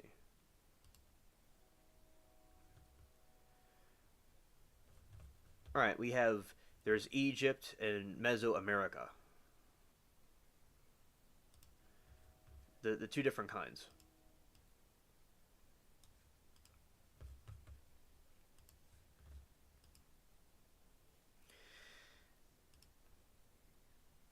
See, well, this is a better view of it, right there. Yeah, the Egyptian, you see, they're all similar. They're also in China, too. In North Africa, and in the Americas. Like, how are all these people connected? It's so crazy that they all built these same type of structures everywhere. Because they were building them for something from the sky. Yes, absolutely. Very, very true about them building the pyramids. Because, you know, with our technology, all the people could disagree, and I'm sure there are natural ways of building them without a supernatural help. Still, I firmly do believe that they were constructed by people from the Nephilim and probably some extraterrestrial help too. Another reason is like, why were they built? Where, yes, I believe the technology back then would not have been able to have built the pyramids, although there's hypothetical ways they could have done it. I acknowledge that. Why were they built? And yes, I think that they had some supernatural help to do that. And you see, they're all adjacent to each other across the earth. It's these places with no modern technology where they weren't, you know, connected. It's very, very odd. So that means, in my opinion,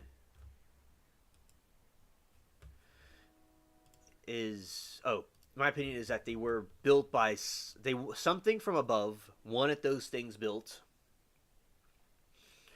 adjacent, close to the equator, and they were done without any kind of they didn't have planes and the internet back then, apparently, right? So something had to help them with that. Yeah. So it raises an eyebrow.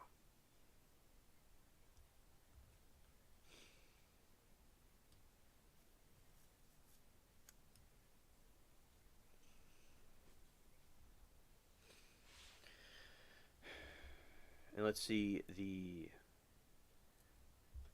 there's a Nephilim story right over here.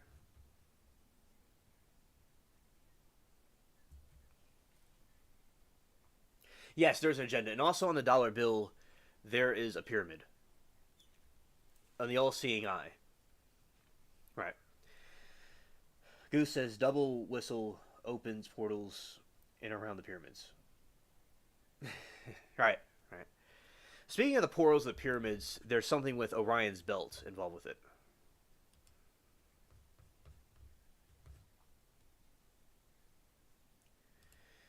And it's scared. One of my lines is scared. Alright, so we have right here.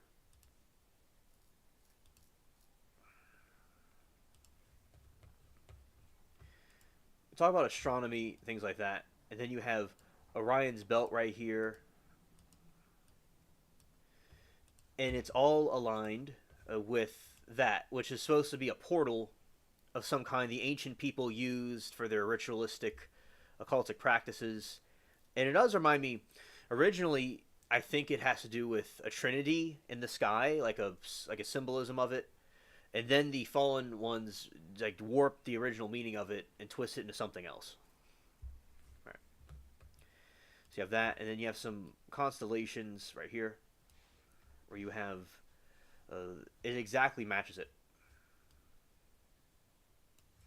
and that's what the ancient ones were trying to create and appease those different beings. Because when I was at night, I see Orion's belt very well. And I was thinking they remind me of the pyramids, and that's exactly what it is. It's they were building them in sync with the pyramids. So this is just like linking about the occultic stuff that we're talking about, and the elites today that they focus on, especially with the dollar bill having the symbol on there. That to me is this is like the origins of it. Oh, I didn't even know this. Okay, there's another one I didn't know in down south in Indonesia. Not Indonesia, Indonesia. All right, see Orion's belt right there. How it's constructed. So what enslaved the Israelites originally, those gods, whatever they were all over the world making these things. So that's really something quite telling. So in Indonesia, there's a pyramid. I never knew that. So yeah, they're just all over the world.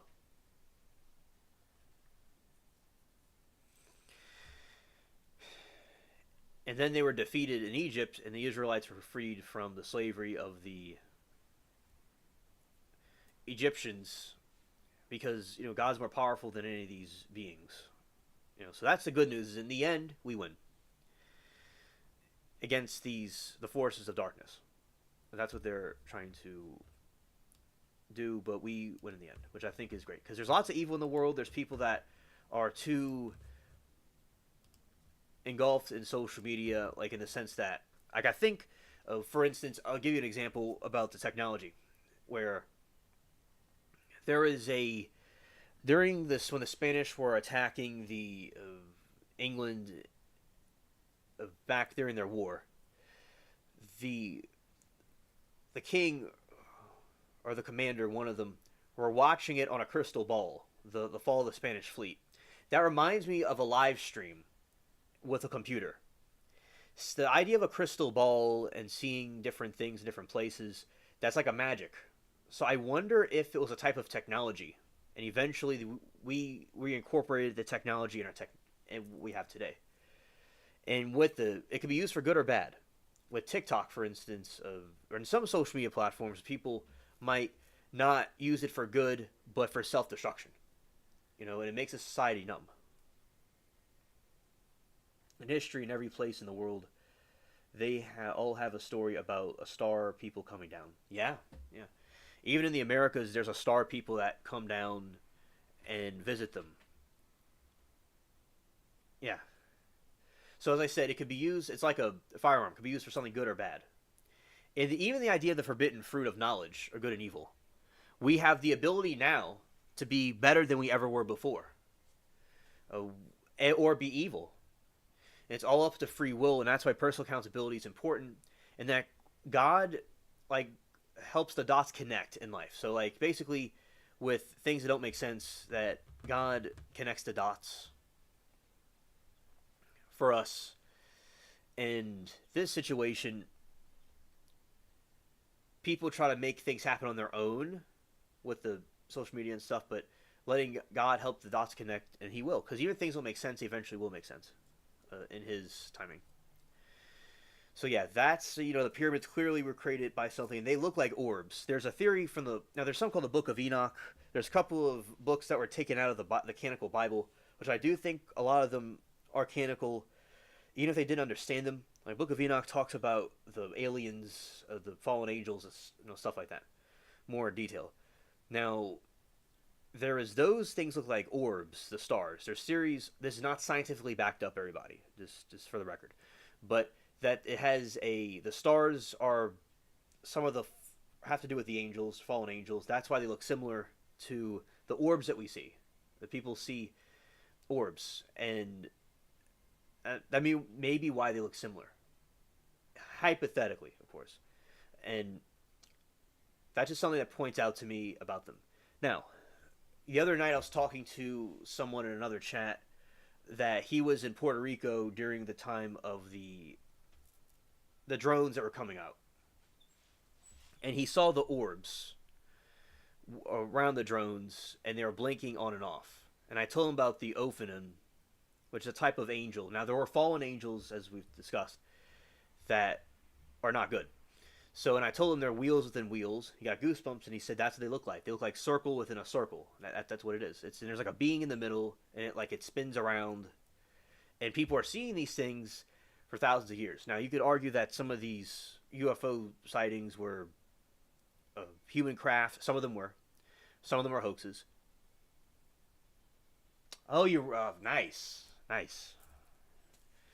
You were prepared for this stream. You read the Book of Enoch. Good. You know what I'm talking about.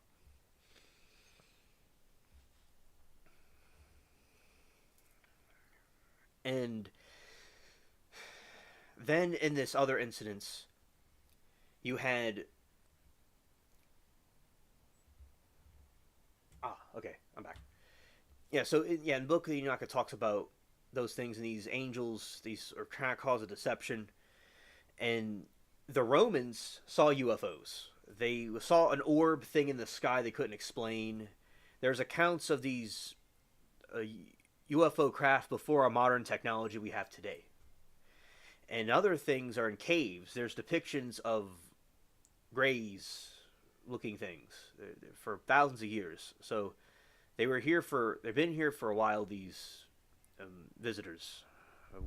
And a lot of them, in my opinion, are demonic. That they're masquerading as something that they really aren't. Or at the very least, they're working with the forces of darkness. At the very least. Because a lot of these things don't really do anything good to us. They seem like they experiment on us, and they cause people problems. Kind of like bullies. And they want to try to discredit the truth as much as they can, because they have their clock is ticking, because eventually the end will come, and God will return. So they're trying to mess up everything, because there's nothing left for them. Because God's the final... Because when the enemies plan, God was planning before they're even planning. So he will take them out. Yeah.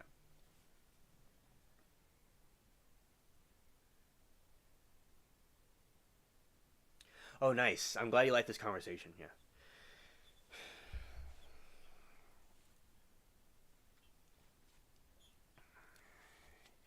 Because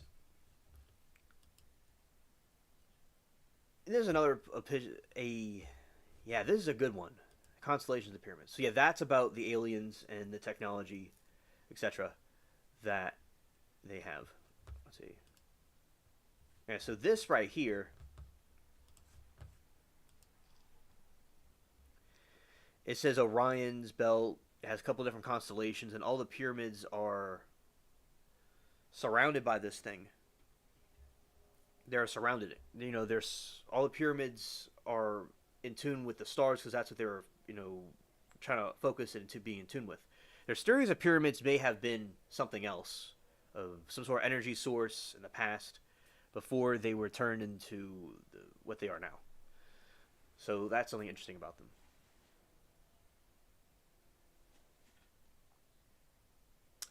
Amen, Mindy. That is very true.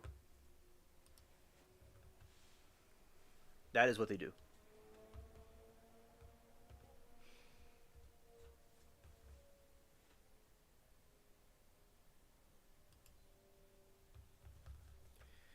All right, and let's see.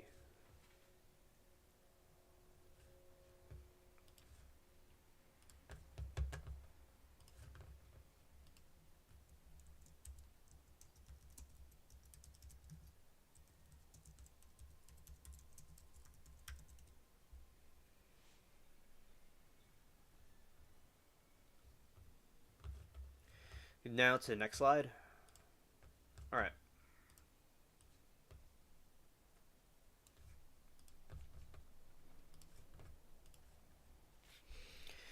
1980, Aleister Crowley conducted an Amalanthra working, a series of occultic rituals in New York City, where he claimed to have contacted an interdimensional entity named Lamb.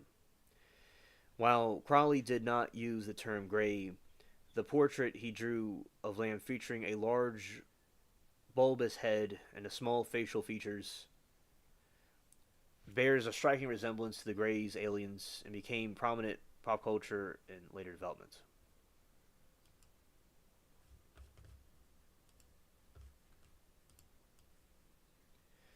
All right. So this is what these things look like.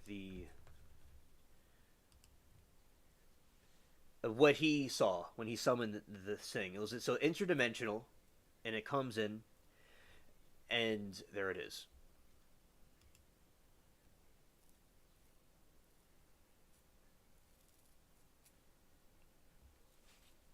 See, that was another depiction of it, and you see this is like what the Greys look like. What we see is the Greys, and that's what those things are. So with the aliens, these things are probably an interdimensional watcher that masquerading as an alien. Yep.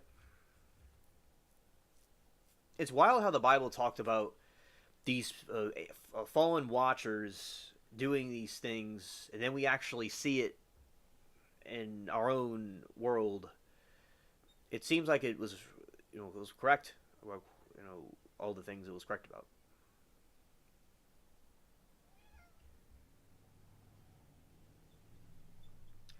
Yes, absolutely.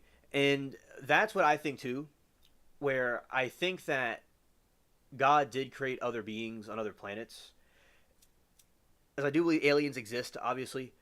And I also think that some of these sightings are fallen ones, for the fallen watchers.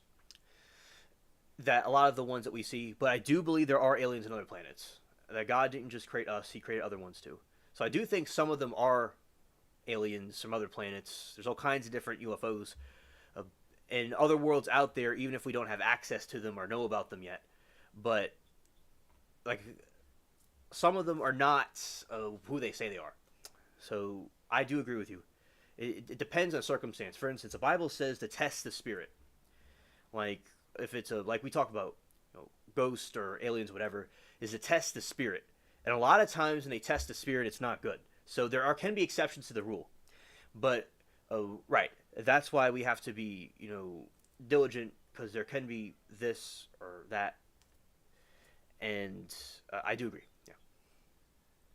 Like, for instance, when you were seeing that episode of the ghost, that she seemed like she just trolled everybody and spooked everybody, that's not, like, something from God.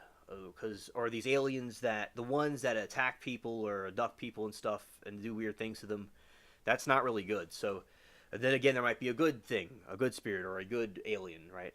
But a lot of these things that we see are deceptions, because evil likes to take good and distort it. Yeah. Because God is a creator, he's an artist, and he's created so many other worlds and places, and he did create these watchers too. He created them too, but they chose to be disobedient. Now, there are good watchers as well, but these are like the bad ones we hear about the most.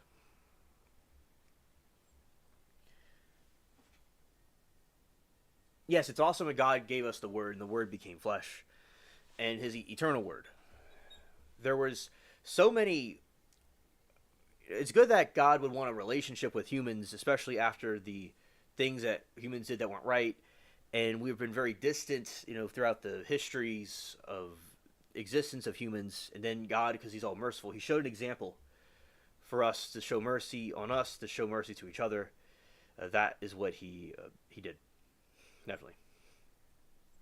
And the thing is that the enemy has no power. The devil has no power. And if the keys of death were taken from him, and, symbolically also God has authority over all things. Yeah. And another thing is the plants and the trees and stuff. There's so many... Yes, agree with testing the spirit. All right. And, like, God, for instance, you have, like, a seed, and you plant a seed in the ground. Because I have not been as, like, last year I was very busy with the channel and, like, doing some trial watching with our trial watching folks. And I didn't get around to do the garden, but this time I'm doing the garden this time. And as I do these garden vlogs and I'll grow my own food, and it's so cool. Like you plant a seed and then it grows into a plant that you could eat or watch as an ornamental plant. So complex to what God did to put that in there. Because that's why I do believe we were created by something, because it didn't just come into existence by accident. Because a lot of people think like it came into existence by accident. That just doesn't make any sense. So yeah, we're very blessed with a nice earth and nice skies, and with the Word too. In spite of the darkness in the world, the monks said that all the darkness in the world can extinguish a single candle. So it's like no matter if the darkness could all be there, but if one candle's lit, then you pretty much, light up the whole place. Yeah. And so yeah, this was the ritual that Alistair did to some of these things. And I'm sure there could be the Watchers taking the form of aliens and not being honest about, they could make a disguise of something they're not, where they could be taking the form of an alien that does exist, but it's really an imposter.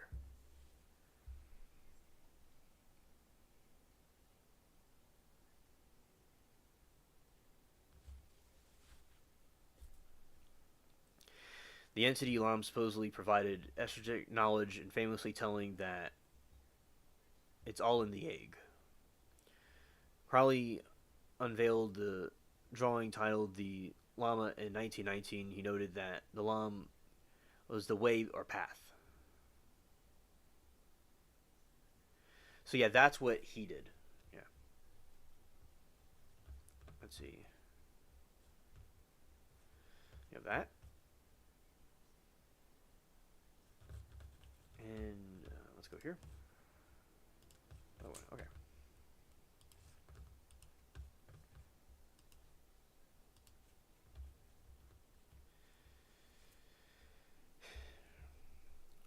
A lot of people, don't always understand that. Like God's ways aren't always our ways. When people they will pray for something, it doesn't get answered because it's in His own timing for a broader scale of a bigger picture of something. So that's why the faith is tested and is important, because faith is believing something you don't see. When these occultic, you see, for instance, the Epstein people that did the Epstein Island stuff, they were that's an extreme, but it's people that were obsessed with their flesh desires and wanting this world, and then they got corrupted in it. Right? And that's what they did. And it's good, and because when people, and there's people in the minds of, they will do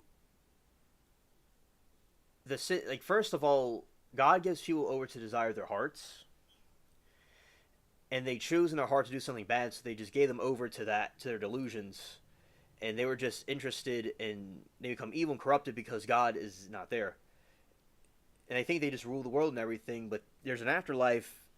And a bad place people will go when they perish if they don't repent. And a lot of people just don't want to repent because they're too far gone, and they don't even believe or fear in it. Like if you gave them eyes and ears, they would not see anything or hear anything. So that's how far gone. It's like it's like being in a dark pool or lake or something where they don't even see what's in front of them, their hands or anything. They're just so into their delusion, into their mind that's going off, they stuck in their sins, they don't even realize what they're even doing, but because they rejected God's, God will say don't do this or don't do that, they rejected the message. Yeah. So that's why if we had a godless society, it would, in my opinion, go downhill. That's what we see. Right, lean not on your own understanding. Right. Let's see, and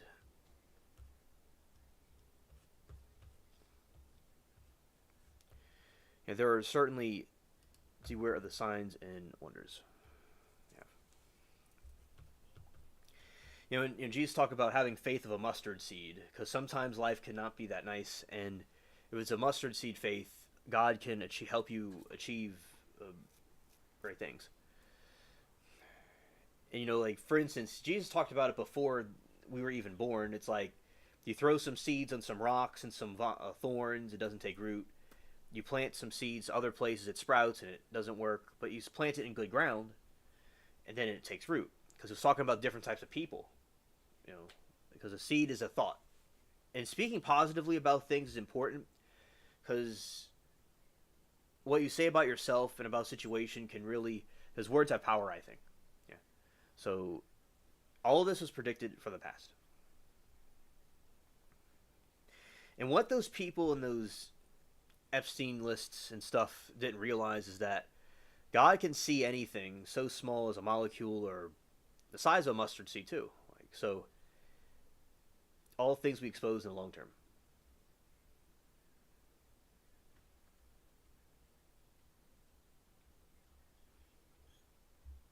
Shout out to you, Bubbles, enjoying the Bible study.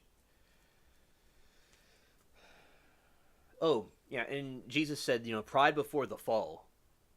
And for instance, he talked in the Bible about where there's like a table, and sitting at the farther end of the table, and you'll be exalted to the front of the table, to the head of the table.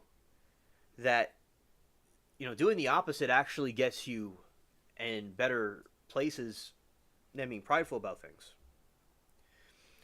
And in the pride, people will become overconfident, and then they start making mistakes and not caring, and then they fall completely. So that's why they're so arrogant that they don't want to see about them being wrong about something. That's why I want to be more open-minded and more, they have confidence in what you're doing, and to get, success or goals and stuff. But to not let the pride take over, especially with these spiritual things, because it'll lead to the fall, because we see that throughout history. Pride, and then they fall.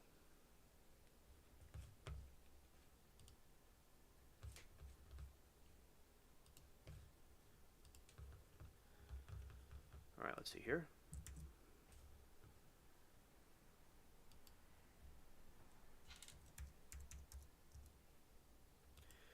All right, let's go there.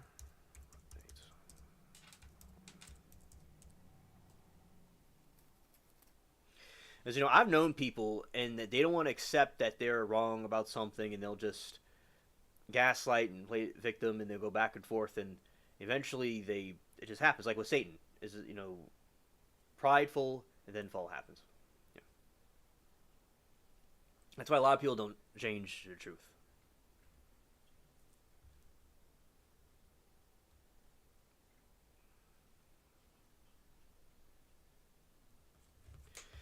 Let's go this way. Now, AI can be used for many great things, all right? But also there's some theories about it being used by spirits, speaking through it, to some people.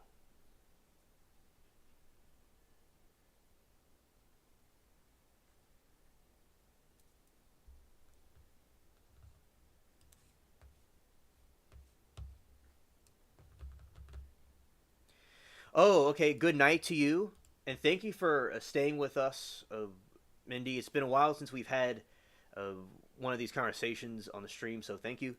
I appreciate you being here. We'll do this again another time. Peace.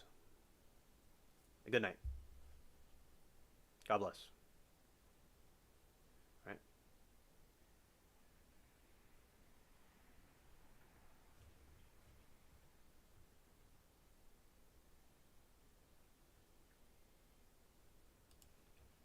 All right. Shout out to Mindy.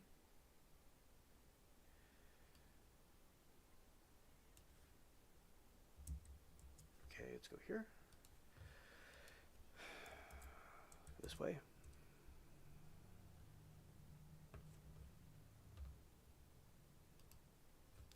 All right, so yeah, that was about the Bible, about tying it in with the Epstein stuff, with occultism, and updates about Nancy that was kidnapped. Okay, let's go up here. Okay, let's see if they released that letter about her.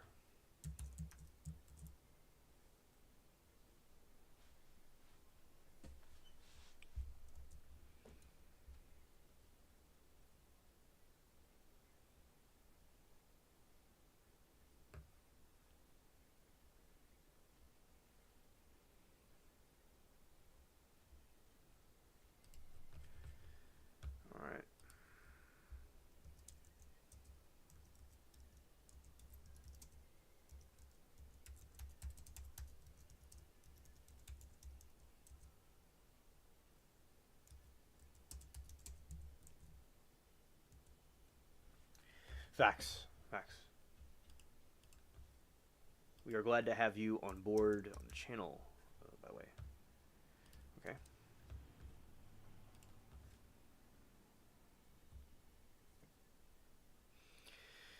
Now with the Nancy ransom letter, it reminds me of Zodiac Killer in a way, because like he sent a bunch of different notes to people and different, about what he was doing, because multiple media agencies are getting these letters, so it's kind of crazy.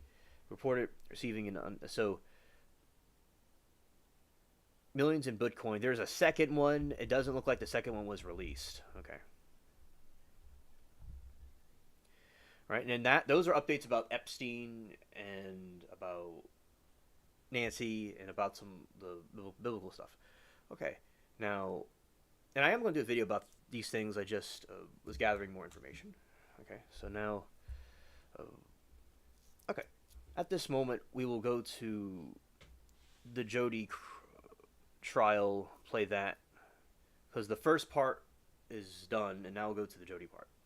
Okay, so let's go back here.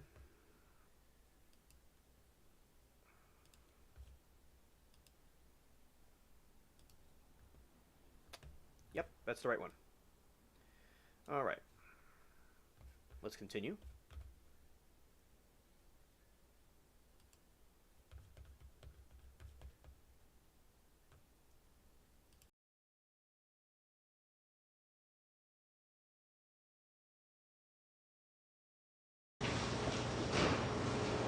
And again, take a look at this exhibit number 242002. We talked about the entry of January 24th of 2008. Take a look at this journal. And isn't it true that the previous, in terms of chronological time, that the previous entry is on January 20th of 2008? Yes. So there's a gap of 4 days between the time you wrote on January 20th and on January 24th of 2008, right? Yes. Nothing in between, correct? Not in the journal. I'm asking about the journal, ma'am. That's Is there correct. anything else in front of you? Ask and answer, Your Honor, and argumentative. Sustained. In the journal, ma'am, there are no other entries between January 20th of 2008 and January 24th of 2008, right? Yes. If we then take a look at Exhibit 456, let's see what you wrote on Thursday, January 24th of 2008. You wrote, I haven't written because there has been nothing noteworthy to report, correct? Yes. Didn't you tell us, involving the finger, that this injury to your left finger, when Mr. Alexander went to kick you, that happened on January 22nd of 2008? Yes, it did. And yet you write here that nothing noteworthy has happened, right? Yes. And then you also write that you turned down 4 offers for a date on Friday night, right? Yes. You were free to date, and so was he, right? Yes. And then you finish it out by talking about going up to the snow, right? See that? Yes. You're going to go up there skiing, you crossed it out, and you just are going to go up to the snow, right? Yes. Did you go skiing? No, I don't ski. Pardon? I don't ski. No, I didn't go. All right.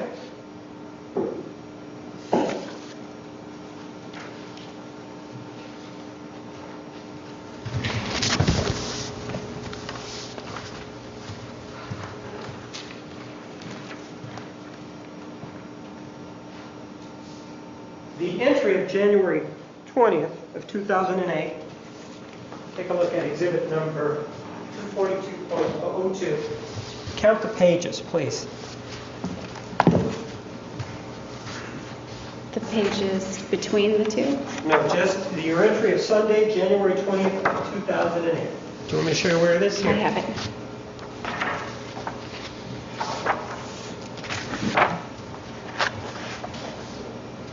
It's 4 and a few lines. And it starts on the lower left-hand corner with 3 lines of December date, indicating January 20th of 2008, right? Yes, and I'm sorry, I misspoke. It's 5 pages and a few lines. And in it, one of the things that you talk about is this issue involving Lonnie's baptism, right? I haven't read it. Can I read it? Sure, go ahead.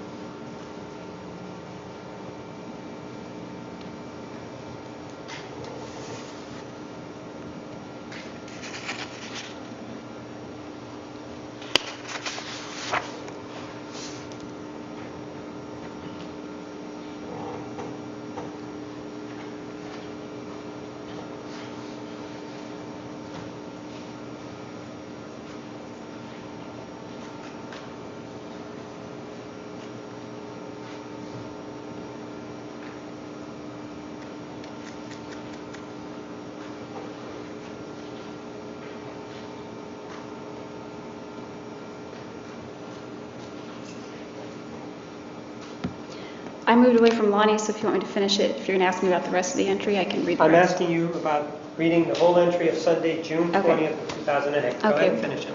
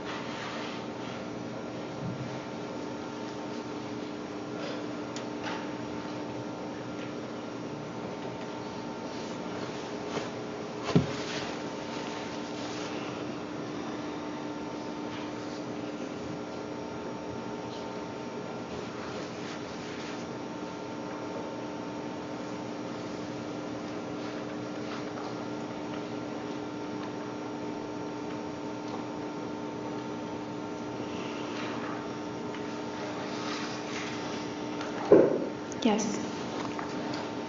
It does talk about Lonnie's baptism, right? Yes.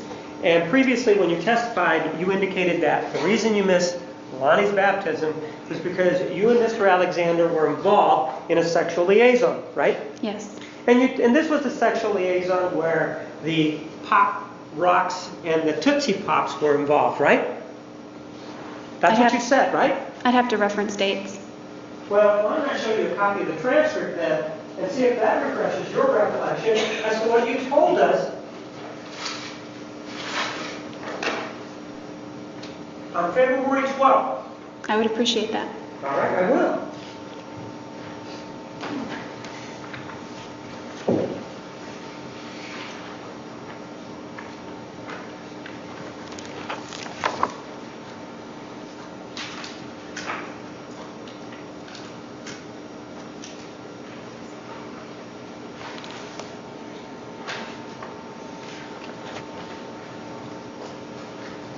starting on page 5. Bottom, read that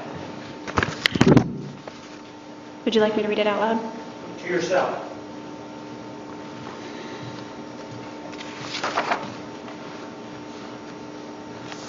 Just the highlighted portion? Nope, just keep reading it. Okay. Starting at the bottom, right? Right.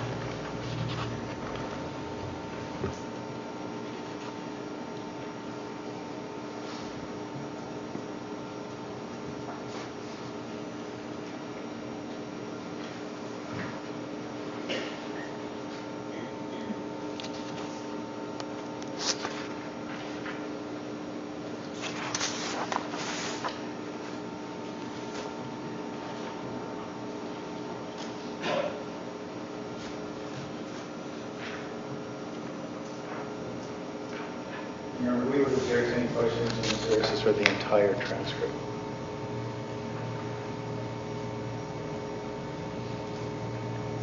That's not illegal. I can respond if you want. It's not a legal basis. Approach.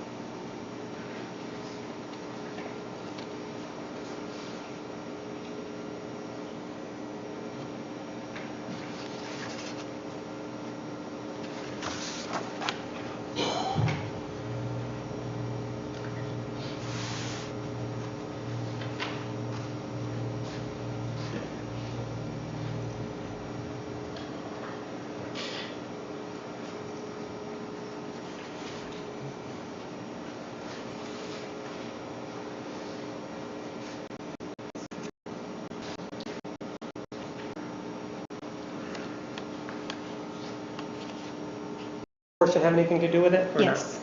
Why don't you read the previous page just to make sure that we covered everything involving that particular encounter?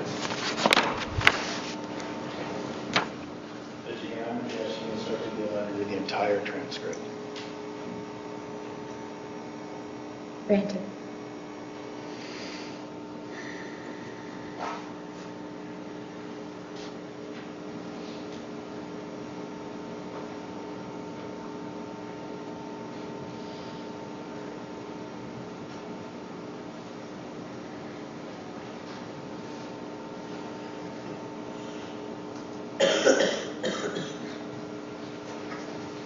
There's nothing about the pop rocks on this page. There is nothing before that, correct? Yes. Again, Judge, I'm going to address the question. She's read the entire transcript. I don't believe she has at this point. Read the entire transcript.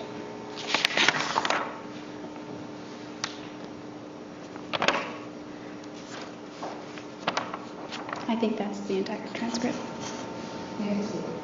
Irrespective of the date that we're talking about, whether it was January 20th or January 21st or January 22nd, you do reference the Pop Rocks and Tootsie Pops sexual incident by reference to Lonnie's baptism, right? Yes.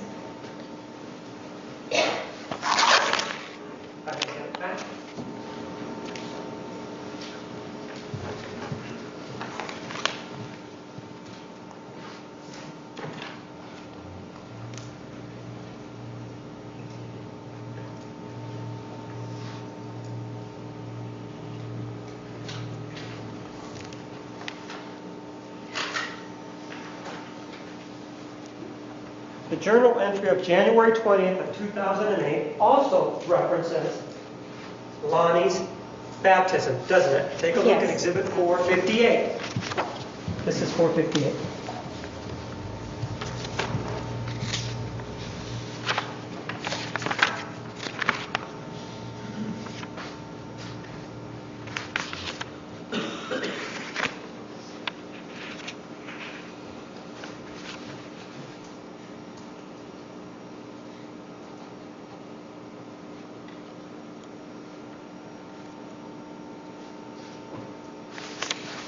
Yes. And that's a true and accurate copy in front of you, the excerpt of what's in your journal involving Lonnie's baptism and the sexual encounter, isn't it? Yeah, let me make sure I'm just referring to the same day in my journal. Well, let's take a look at it. Let me have that. The first entry is identical on the first page. That indicates Sunday, January 20th, 2008, correct? Yes, that's when I wrote the entry. Okay. Then, as we continue on, there is the entry involving the baptism, right?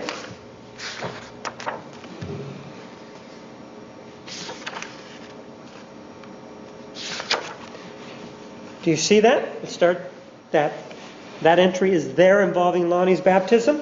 Yes, I just don't know if I'm referencing the 20th on that part of the entry. Ma'am, is there any other intervening date between the January 20th of 2008 where we started and the very end where you put JA? Is there any other date in it? That I did. Yes or no? There might be, I haven't. Well, why don't you take a look? Let's take a look at the first page. First page starts Sunday, January 20th, 2008, doesn't it? When I wrote it, yes. Does it start out saying Sunday, January 20th, 2008, yes or no? Yes. And isn't it true that it starts out in black ink, right? Yes. And then it continues on in blue ink, right? Yes. And it flows, doesn't it? It says the words flow from what's at the bottom there to the next page, don't they? Yes. So then when we go to the bottom of it, the next page is also in blue ink, right? Yes. In the next page, there is no other date reference, is there? Objection, she says she needs to review it before she can answer She's the question. looking at it. Overruled. Maybe. Thank you.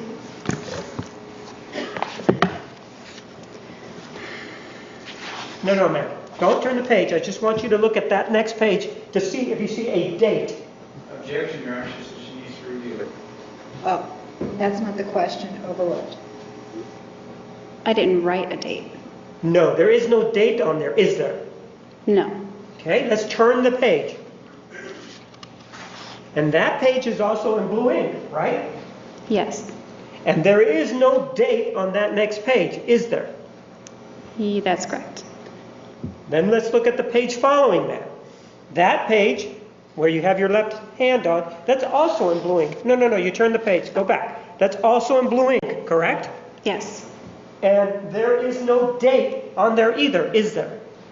That's correct. Let's turn the page. And then on the next page, that's also in blue ink, correct? Yes. And there's no date on that either, right? That is correct. The next page after that contains the initials JA, right? Yes. That's for Jodi Arias, correct? Yes. And that's also in blue ink, correct? Yes. And there's no date in that one, is there? There is not. And if you turn the page, go ahead. There's an entry for January 24th of 2008, right? Yes. We can then go back, turn the page once. We're looking at the entry that says JA on it, right? Yes. We go to the previous page, the one that you're pointing to. It does start, if I may have it back, with a word that's in quotations, right? Yes. Exhibit number 458 includes that particular portion of the entry in quotations, right? Yes. Then if we go to the previous page, at the bottom of the page,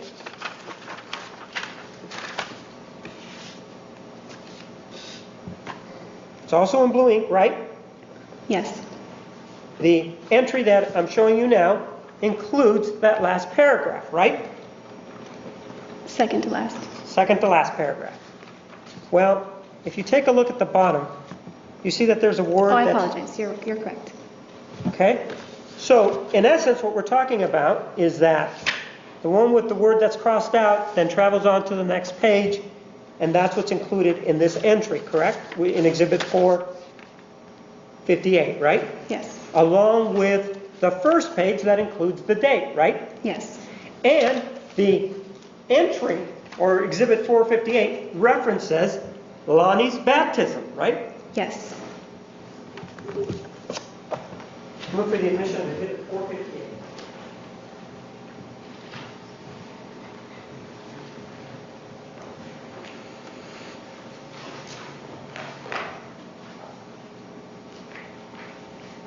No, this appears to be several pages, but take the All right, you one. need some additional time. All right, ladies and gentlemen, we are going to take the noon recess at this time. Please be back in the jury room at 1:25. Remember the admonition. Have a nice lunch. You are excused. All rise.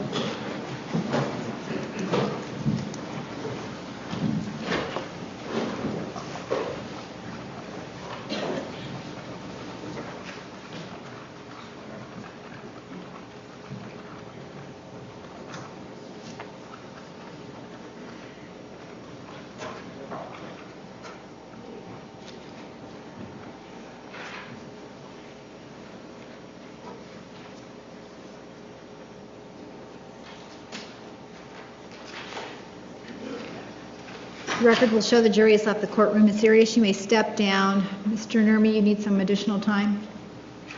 You may be seated in the back of the courtroom. You need some additional time? Yes, Judge, this is several pages and excerpts have been removed.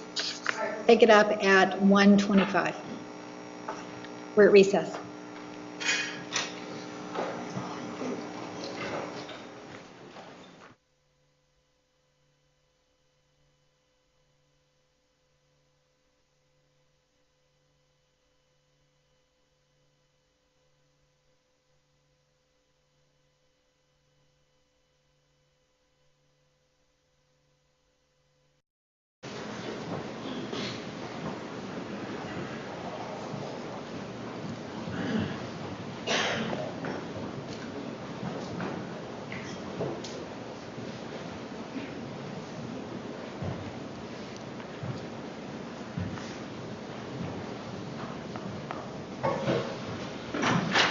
Please be seated. The record will show the presence of the jury, the defendant, and all counsel.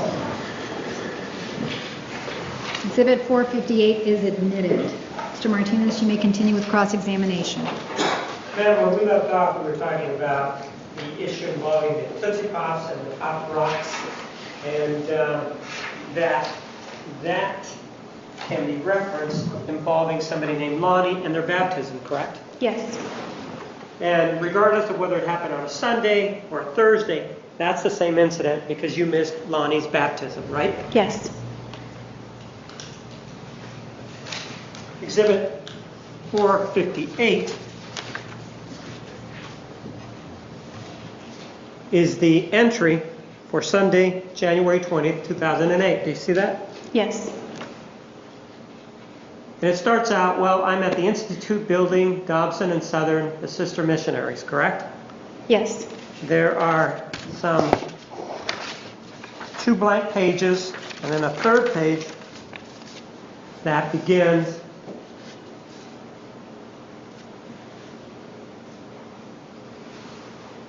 and says, so I went to the church building and met with the sisters and gave them a ride to the Institute building where I am now, correct? Yes. That's part of the same entry for that January 20th, 2008 date, correct? Yes. There are no, in the whole body of that particular entry, there are no other dates mentioned, correct? There's another day reference, but not a date. I'm asking dates, aren't I? Right? It's implied. It is referenced. No, I'm asking dates. Do you see anywhere in those 5 or 6 pages another date? Yes. Show me where there is another DATE date in Exhibit 242.002.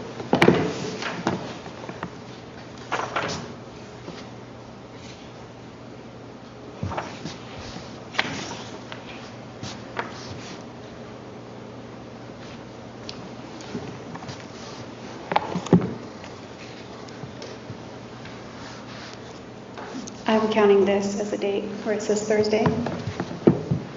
It says Thursday night, though, doesn't it? Yes. It doesn't say a date, does it? No.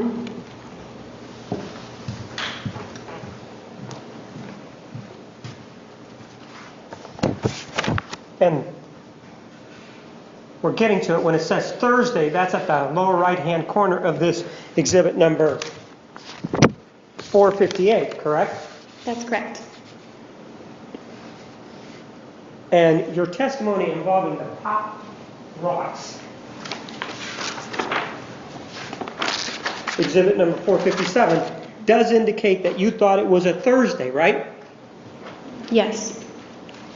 You indicated previously that you were having trouble remembering it. Did this exhibit refresh your recollection? Yes. And so you indicating I'm sitting with next to Sisters Knight, who's totally trying to read this, and Lonnie, who was just confirmed today, right? Yes. And that's the Lonnie that we've been talking about, right? Yes. He was baptized Thursday night, which is the date that is referenced in your previous testimony, right? Right.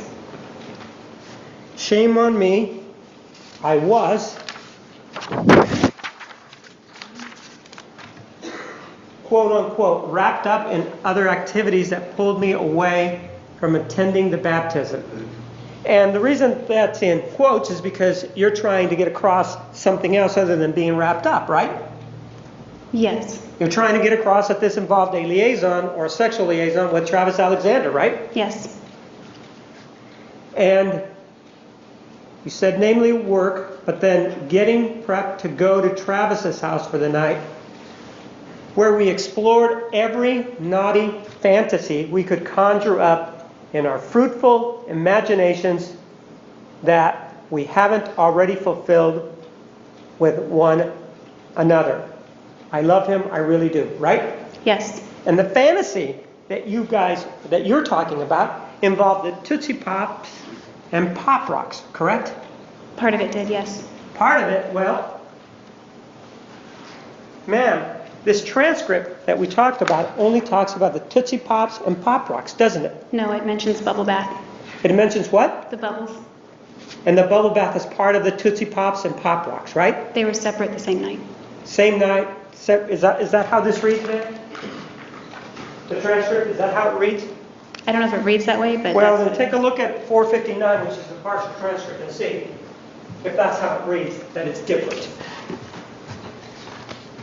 Different how? I don't know. Well, the way you were trying to tell me that it was different, that it talks about a different sequence of events.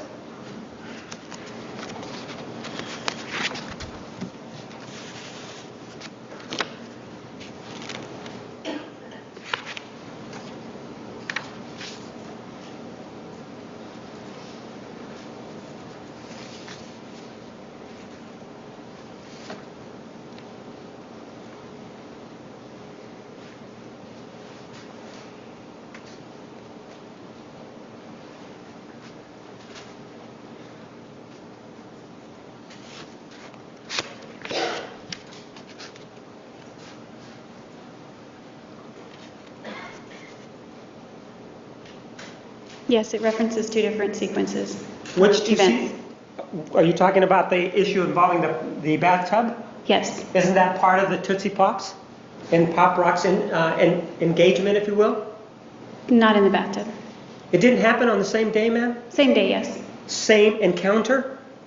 Yes, I guess. Well, no, what I'm saying is, did he ejaculate twice that night? Yes, So are you saying that when you were involved in the bathtub, that was hours later than the Tootsie Pops and Pop Rocks? Is that what you're saying?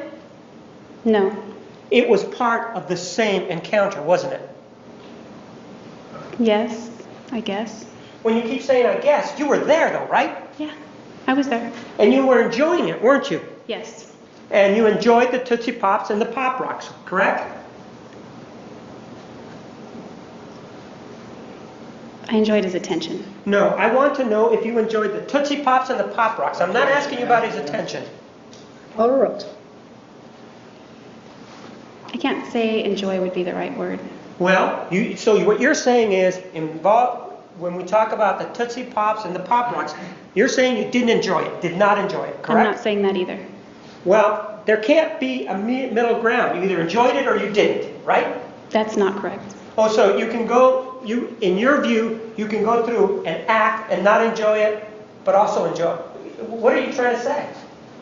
Am I allowed to tell you what I'm trying to say? I want to know whether or not you enjoyed it. I wouldn't characterize it that way. So you're saying you did not enjoy it. Just want to be If clear. you're speaking only in the context of the Tootsie Pops and the Pop Rocks, sure. I wouldn't call it enjoyed. You would not say that you enjoyed it, right? I would not say enjoyed. And if we then take a look, though, at exhibit number 458, which references that encounter involving Lonnie, right? Lonnie, no. You mean? It didn't involve the baptism involving Lonnie? I don't understand your Well, question. then let's just take a look at it, okay? We're talking about, irrespective of the date, we've referenced it as Lonnie's baptism. Just for point of reference. You remember we talked about that, right? That's right. During this encounter that we've been calling Lonnie's baptism, there were some Pop Rocks and Tootsie Pops that were involved, right? No, Lonnie's baptism did not involve Tootsie Pops and Pop Rocks. Ma'am, we both know what we're talking about. This journal references Lonnie's baptism, doesn't it? Yes. And you missed Lonnie's baptism, right? Yes. And the reason you missed Lonnie's baptism is because you were having a Tootsie Pop placed somewhere, right? Yes, that's one of the reasons. Okay? And this exhibit here, exhibit number 458, does say that you explored every naughty fantasy we could conjure up in our fruitful imaginations that we haven't already fulfilled with one another, right? Yes. This doesn't say that you didn't enjoy it, does it? No. It does say you did enjoy it, doesn't it? I don't see the word enjoy in there. No, did I say the word enjoy was in there? Yes. You I said did it say said the I word was enjoyed enjoy it. there? It says you explored every naughty fantasy we could conjure up in our fruitful imaginations. You're saying that having a fruitful imagination, that's not enjoyment, is what you're saying, right? I'm not saying that. And you're saying that every naughty fantasy, that's a bad thing, right? That's what you're saying. I'm not saying that. Well, the Pop Rocks were part of this naughty fantasy, weren't they? Part of it, yes. And they were part of fulfilling your imaginations, right? His imagination, yes. Oh, so it wasn't, so even though you wrote it, he didn't write this, did he? I wrote it.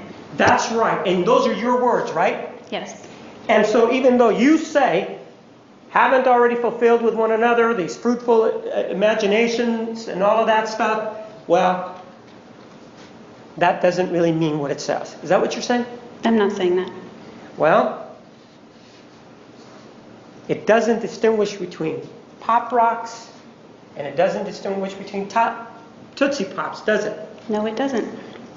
And yet you're saying here that they are different, right? No, that's not what I'm saying. What you're saying goes against what's written there, doesn't it? No, it does not go against it. Where? Show me here. Point it out where it says, I did not enjoy the Tootsie Pop encounter. Does it say I that didn't anywhere write there? anything like that in my journal. It doesn't say anything there like that, does it? That's correct. And it doesn't say anything there that you did not enjoy the Pop Rocks encounter, does it? That's right. And nothing prevented you from writing that in there, right? That's right. And you could have written anything that you wanted. It's not like you didn't have pens, right? Yeah, that's right. And you had enough space to write it because we know there was an entry after that, right? Yes. And it's a situation where you considered this to be a secret kind of thing, so that if you wrote whatever you wanted there, you had a reasonable expectation that it would remain private, right? Reasonable. Which means you had an expectation that it would remain private, right? More hope. Well, you were living with another individual, I think you said Rachel, correct? Not at this date. Okay, where were you living? I was living at 9634 East Nido Avenue in East Mesa. Is that an apartment, or were you renting a room? I was renting a room. And in that room that you rented, you kept this journal, right? Yes. So no one really had any authority to go into your room, right? That's not right. Well, are you saying that people in that house went through your journal? Is that what you're saying? I'm not saying that. So you did have an expectation that your journal would remain private there, right? While it was at home, yes. So you're saying that somebody broke in and looked at your journal? Is that what you're saying? No, because that would be at home. Well, you kept your journal at home, didn't you? I took it everywhere with me. And so what you're saying is if you went somewhere, it could have fallen into the wrong hands. Is that what you're talking about? Yes. You never reported to the police that your journal ever went. Anybody ever looked at your journal, correct? I don't think that's a crime, so no, I didn't. Well, ma'am, did I ask you if it was a crime? No, you didn't. Are you a lawyer? Do you know what a crime is and what isn't? I have a pretty good idea, but I'm not an attorney. And so, if somebody broke into your house and read your journal, you're saying, you wouldn't report it because you wouldn't think that was a crime, right? That's right. Not the breaking and entering part, just the reading the journal part. Oh, so now you're drawing a distinction, but isn't this where this journal was kept most of the time? With you in your home? No, I misunderstood what you said. Overruled. My understanding was that you were talking about if somebody was looking in my journal, if I would have reported that. No, I would not have reported somebody reading my journal to the police. Part of this encounter that you had involving the Tootsie Pops also involved braids, correct?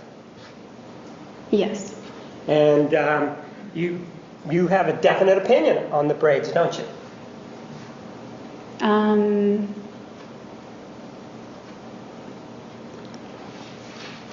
Yes, I have an opinion. And you think they're hot, don't you?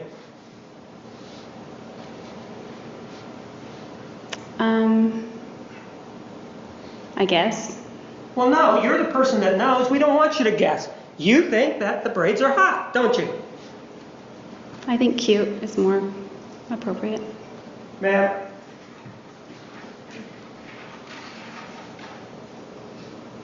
Let's take a listen then. I'll have this marked as an exhibit. It's part of the conversation that you had with Mr. Alexander back on May 10th of 2008. I'll mark it. I'll have you listen to it to see whether or not that is your voice and whether or not we're talking about the braids.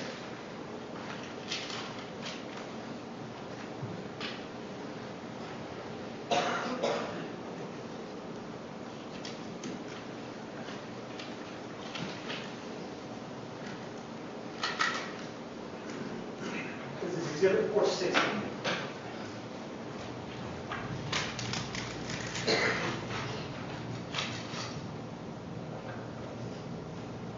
Has this been admitted? It has not. She's going to lay the foundation for it right now. Jury can't hear? You know what I really liked is when we were in the bath with the candles and I had braids, Yes, there's an objection. bubbles that's on top of Please. it. Oh, I love the braids.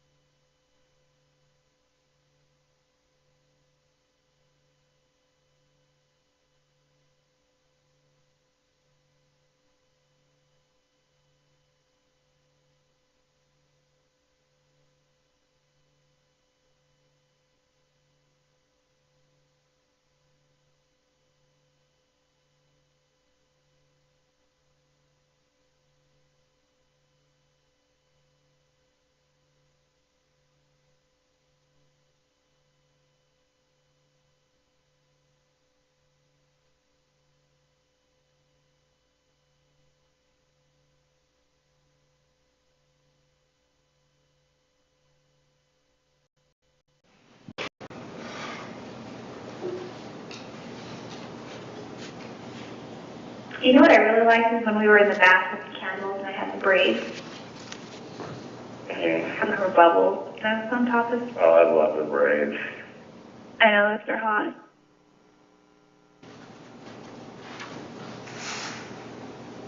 That was your voice, right? Yes. And you're talking about braids, right? Yes. And you're talking about how much you like them, right? Yes. And you're also saying that they're hot, right? Yes. And this encounter involving the Pop Rocks and Tootsie Pops also involved braids, right? Yes. So you enjoyed those braids, right?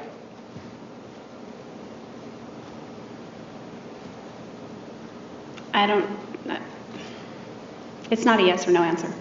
Well, we did hear you saying that you enjoyed them, right? Do you want to hear it again? No. You did hear that, right? I said I like them. When you say that you like them, isn't it true that that means that there's something that's enjoyable? Yes. Right? And you also said that they were hot, right? Yes. So during your sexual encounters with Mr. Alexander, if you wore braids, you thought they were hot and you liked them, right?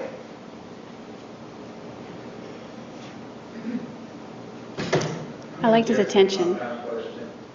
Yes, both hot and liked him. Restate the question.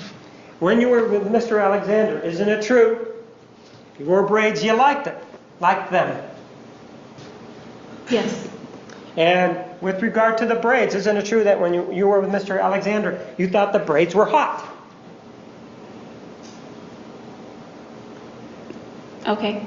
Oh no, I'm not asking for an okay. I'm asking for you to tell me the truth. What is it that you believe? I believe that he thought it was hot, so it was hot. So what you're saying here with regard to exhibit number 460 and that telephone call that was played during your direct examination, you're saying you lied? No. Well, you want to listen here when you say that they're hot? I just heard it. Right. And it doesn't say anything about you doing this for Mr. Alexander anywhere, does it? No, that's implied. It's implied. Let's listen to it and see where it's implied.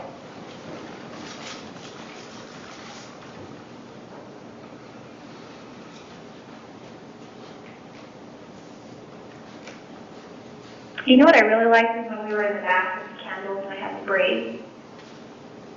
Some of her bubbles. And I was on top of. Oh, I love the braids. I know, those are hot. That's your voice, right? Yes, and Travis's. Did I ask you if that was Travis's voice, ma'am? I didn't know which voice you were talking about. Did I ask you if that was Travis's voice? No. We're talking about your voice. That was your voice, right? Yes. And you do say that those braids are hot, right? Yes. And you said it because you believed it, right? Yes.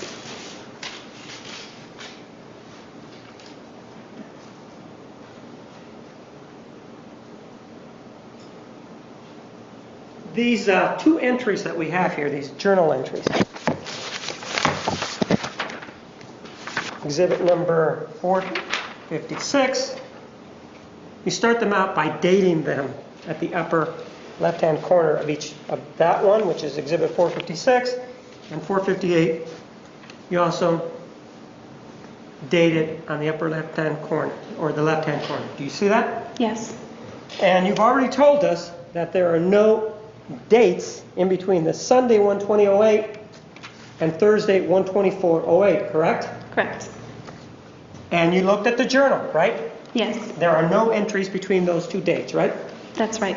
And it's fair to say that September 22nd of 2008 falls between this gap here, correct? Correct. And nowhere do you mention either in this January 24th of 08 or January 20th of 08 document, you don't mention anything about this physical encounter with Mr. Alexander that you told us happened on January 22nd of 2008, do you? No, I would have never. I'm not asking if you would ever. Do you mention it there? I said no. And with regard to not mentioning it there, nothing stopped you from mentioning it, right? Yes, something did stop me. So you're saying that somebody held your hand and stopped you from writing that? I'm not saying that. Are you saying that somebody came into your house and stole your journals and said, you know, and took whatever was the journal there, so that took the journal so you couldn't write in it? I'm not saying that. You had the ability to write in it, right? Yes. You had the free will to write in it, didn't you? Yes. And there is nothing there, correct? Referencing that incident? Pardon? Do you mean referencing that incident? I can't hear what you're saying. Do you mean referencing that incident? There's nothing there regarding that? Right, there's nothing referencing that incident between those two dates, is there? There is not. The reason it's not there is because it didn't happen, right? That's not right. You do say in exhibit number 456, I haven't written because there has been nothing noteworthy to report, right? That's right. So to you, getting this injury to the left ring finger, that's no big deal then, right? That's not what it says. Pardon? That's not what it says. I'm not asking you what it says, I'm asking you what you think. It's no big deal to you then, right? Right? That's not right. Well, you came in, you told us about it, right? But it's not written in your journal, right? No. You didn't call the police, right? No. You didn't get any medical care for it, right? Not professional medical care. Ma'am, did you go to a doctor to get it looked at? No. Did you go to a hospital to get it looked at? No. Did you go to a friend's house or an acquaintance to tell them about it? Definitely not. And with regard to the conversation that you had with Detective Flores back on July 16th of 2008, you didn't tell him anything about that, did you? No, definitely not. In fact, you gave him a different story, didn't you? Yes. You told him something about these two people and how you got that injury to that finger, right? Yes. So you're saying that what you told the detective there was a lie? Yes. So you, in your view, when do you decide to tell the truth? When you're in this court and no place else? Is that what I'm hearing from you? No. I mean, just because you're in this court doesn't mean you have to tell the truth. That's what you're telling us, right? That's not what I'm telling anyone. Ma'am, nothing has stopped you from telling this story ever, correct? That's not correct. You have free will, don't you? Yes, I do. Nothing the detective did stopped you from telling him, right? Flores, no. Nothing stopped. You had a car back then, didn't you? When? When this supposedly happened, January 22nd of 08. Yes. You could have driven yourself to a hospital, right? Yes. You could have. Do you remember telling us about an incident that occurred in August of 2007 where you caught Mr. Alexander kissing some other girl, right? Yes. And you told us that, well, with regard to that incident, I called my father, right? Yes. And you told him some things about what you had seen and what had happened the day before, right? Yes. Nothing would have stopped you from calling your father to tell him that, right? Well, sorry, I'm kind of hyper-literal sometimes. Yes or no? Nothing did that day. Yes or no? Would anything have stopped you from calling your father?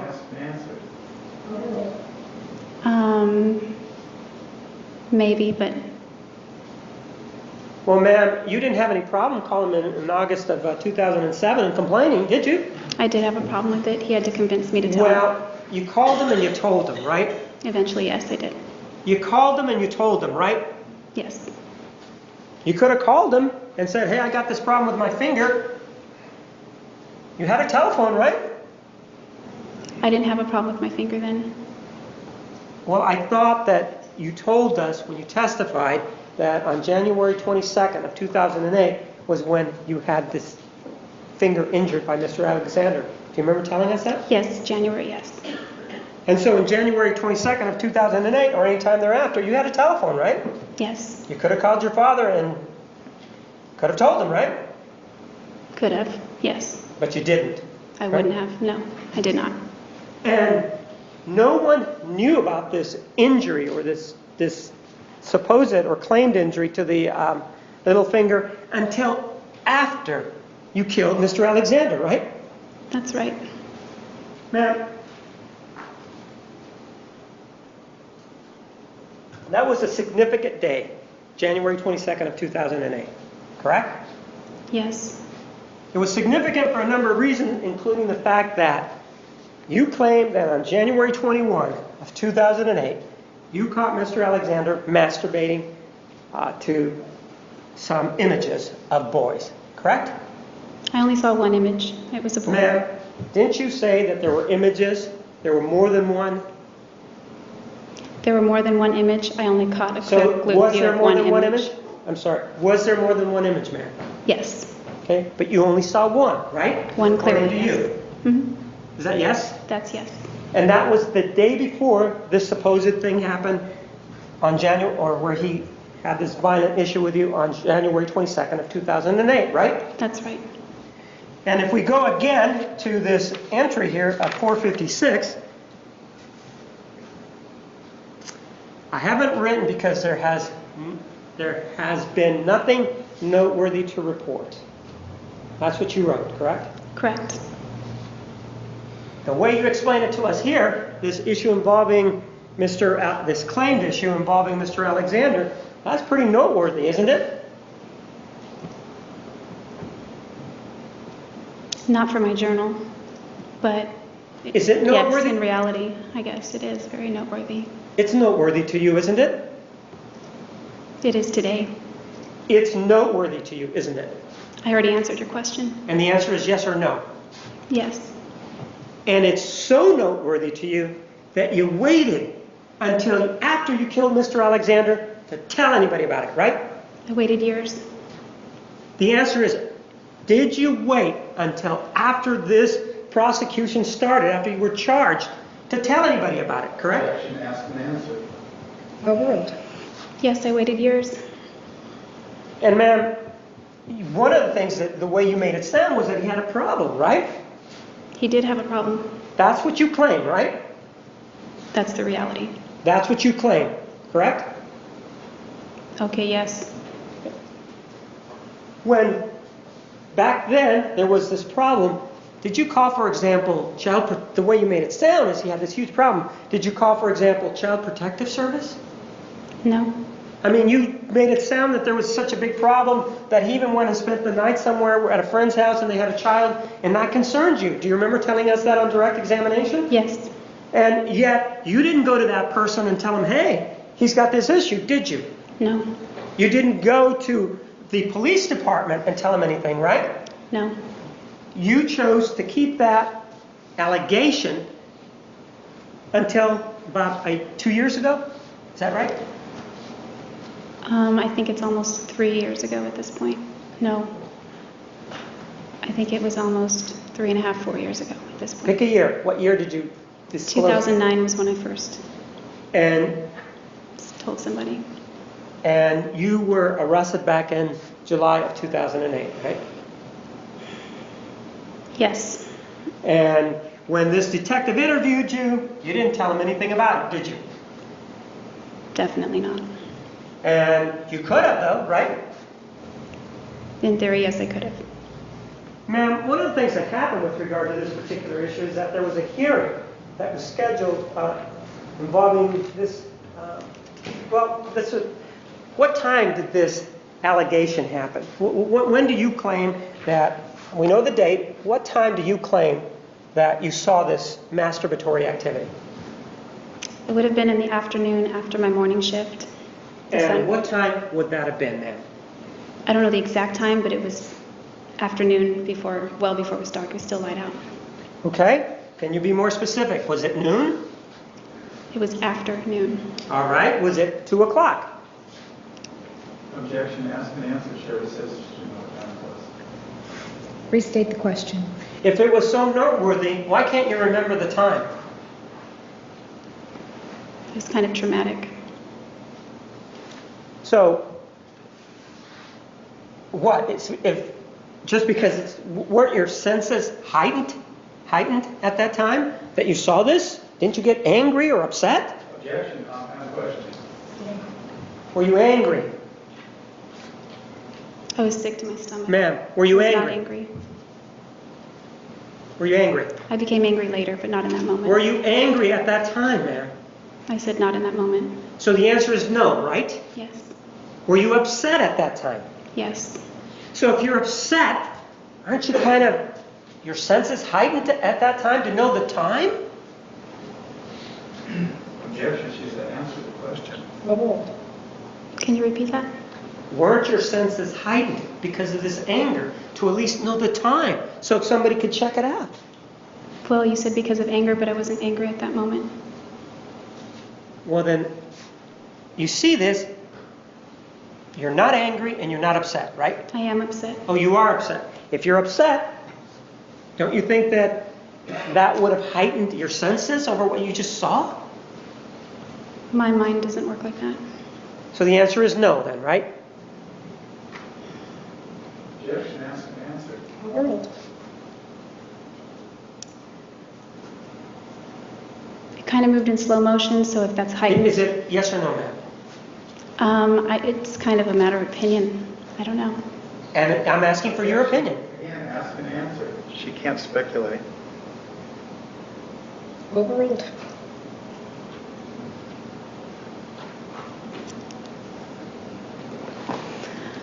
Whether it's heightened, my perception of things, is that your question? Right. At that time when you're viewing this, the way you described it is bad act.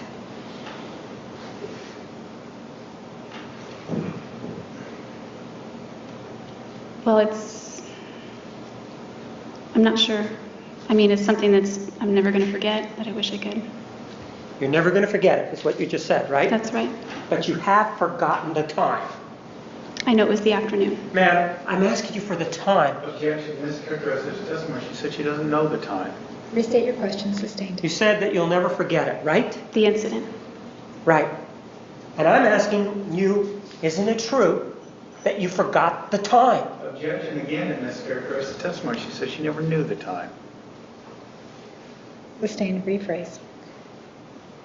You said that you had just been out from Mimi's Cafe, right?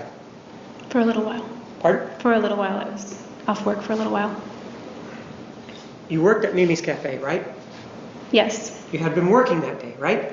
Yes. Your shift was over, right? Yes. What time did your shift start? It varied. That day, what time did your shift start? In the morning. What time? Sometime in the morning. I don't know the exact time. You don't know the exact time, yet you knew that you had to be there on that day at a certain Yes. time? What time does Mimi's open? I've never opened Mimi's, so I'm not sure, but they open early. So you don't know the time that it opens, you don't know the time that you went to work, right? Not the exact time. Just the morning is what you can give us, right? Yes, early morning. So if you went at 10 o'clock, 10 to 12 would only be 2 hours, right? That's right. Was it an 8-hour shift, ma'am? No, they aren't 8-hour shifts. So on that day, it was not an 8-hour shift, right? That's right. How many hours was your shift? It depended on the flow of business. I understand that it may depend on that. How many hours did you work on January 21 of 2008 on this day that this horrible thing you claim happened? I would only be able to tell you a range. How many hours then? Give me a range. Since what you're telling me is you don't know. I know the range, but not the exact hours. So you're telling me you don't know the exact hours, Yes. right? And anything else that you would give me would be a guess, right? Yes. And ma'am, do you have, you had a lot of memory for a lot of events involving sexual instances with Mr. Alexander, yet you seem to be having problems with your memory here today. And you also alluded to a little bit that you have problems with your memory. Is this a long-standing thing that you've had problems with your memory, or is this just something that happened recently? Objection, compound question. Sustained. Your problems with your memory, is it of recent vintage? Define recent. I don't know, since you started testifying. No, it goes back further than that. How long far back does it go? I don't even know if I'd call it a problem. Well, just tell me how far back it goes. You said you were going to tell me, so tell me, please. How far back what goes? We're talking about your memory problem, right? I don't know that I'd really call it a problem. Okay. I don't remember every single thing that's ever happened to me in my whole life. Ma'am, your memory issues, we're talking about those, right? I wouldn't even call them issues, but okay, my memory? Well, you don't want to call them problems, right? No, I don't want to call You don't want to call them issues, right? I don't know. I really Right, don't. you don't want to call them issues. You just told me that, right? I didn't say I don't want to. All right, so can we call them issues then? Okay. With regard to these memory issues that you claim to have, when did you start having them?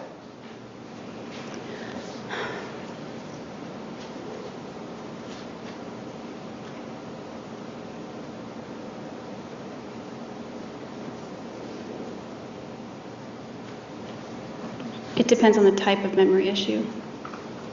If it benefits you, you have a memory issue?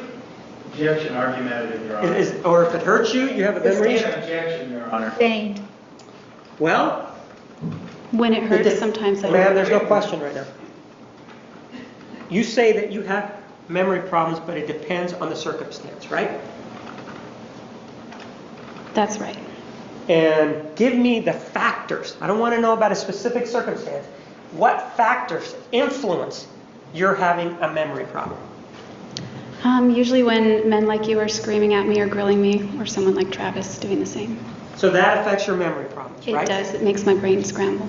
So you're saying that it's basically what you're saying is Mr. Martinez's fault that you can't remember things that are going on.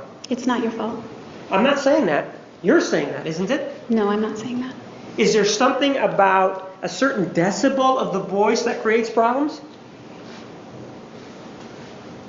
Decibel, tone, content, sort of a combination of those factors.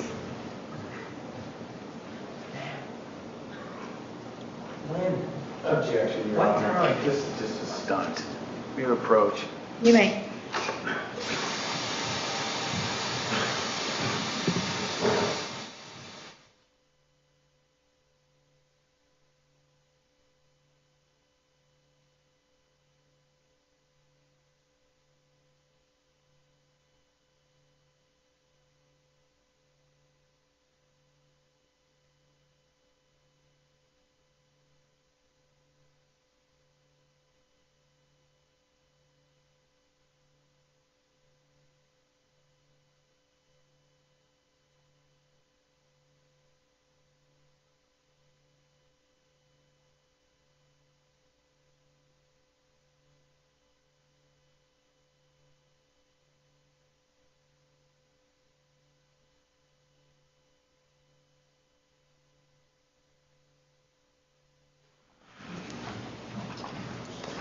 What time, ma'am, did you get off of work for meeting?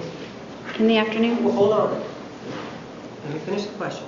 What time did you get off of Mimi's on January 21 of 2008? Objection, ask and answer. She's already said repeatedly she doesn't know the time.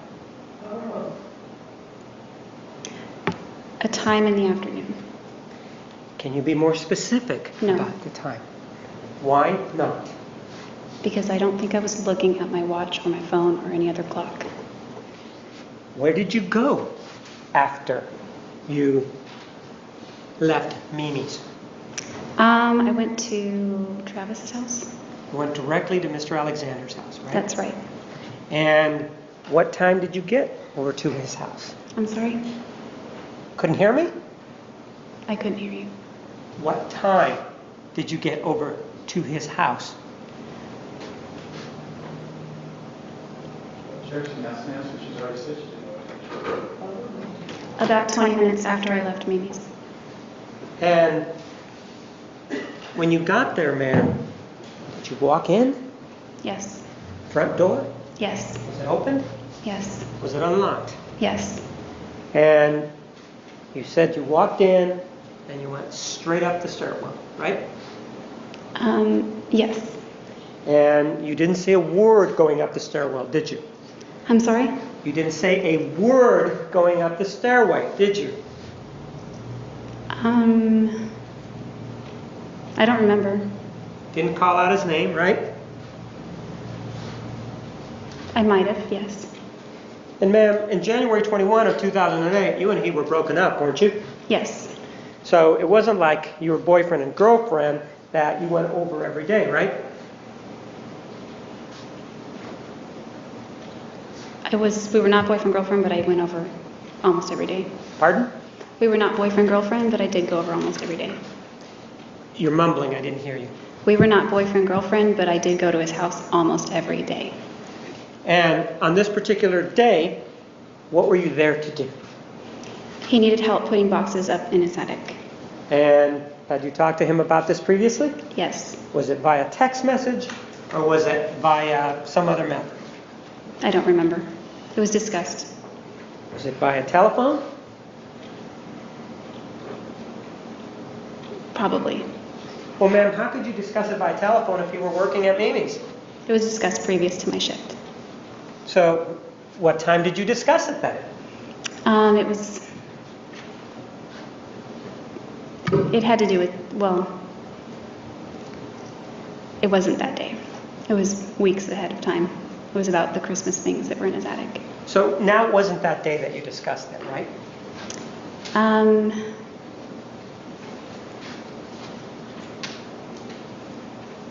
Once I got there, we were discussing it. I want to know if that day that you claim this happened, if there was a telephone call in the morning. I don't remember that part. And if back then, what was your number? I've already heard it, but... 831-402-1901. And that would have been the number that you called him on, right? That you used to call him. That would have been the telephone that you would have used to call him, right? Usually, yes. That was your telephone, right? Yes, that was my cell phone. And you say, well, normally I would use that to call him. Pray tell, what other circumstances would there be that you wouldn't use your cell phone to call him? Landlines. Pardon? Landlines. You had a landline also at your home, right?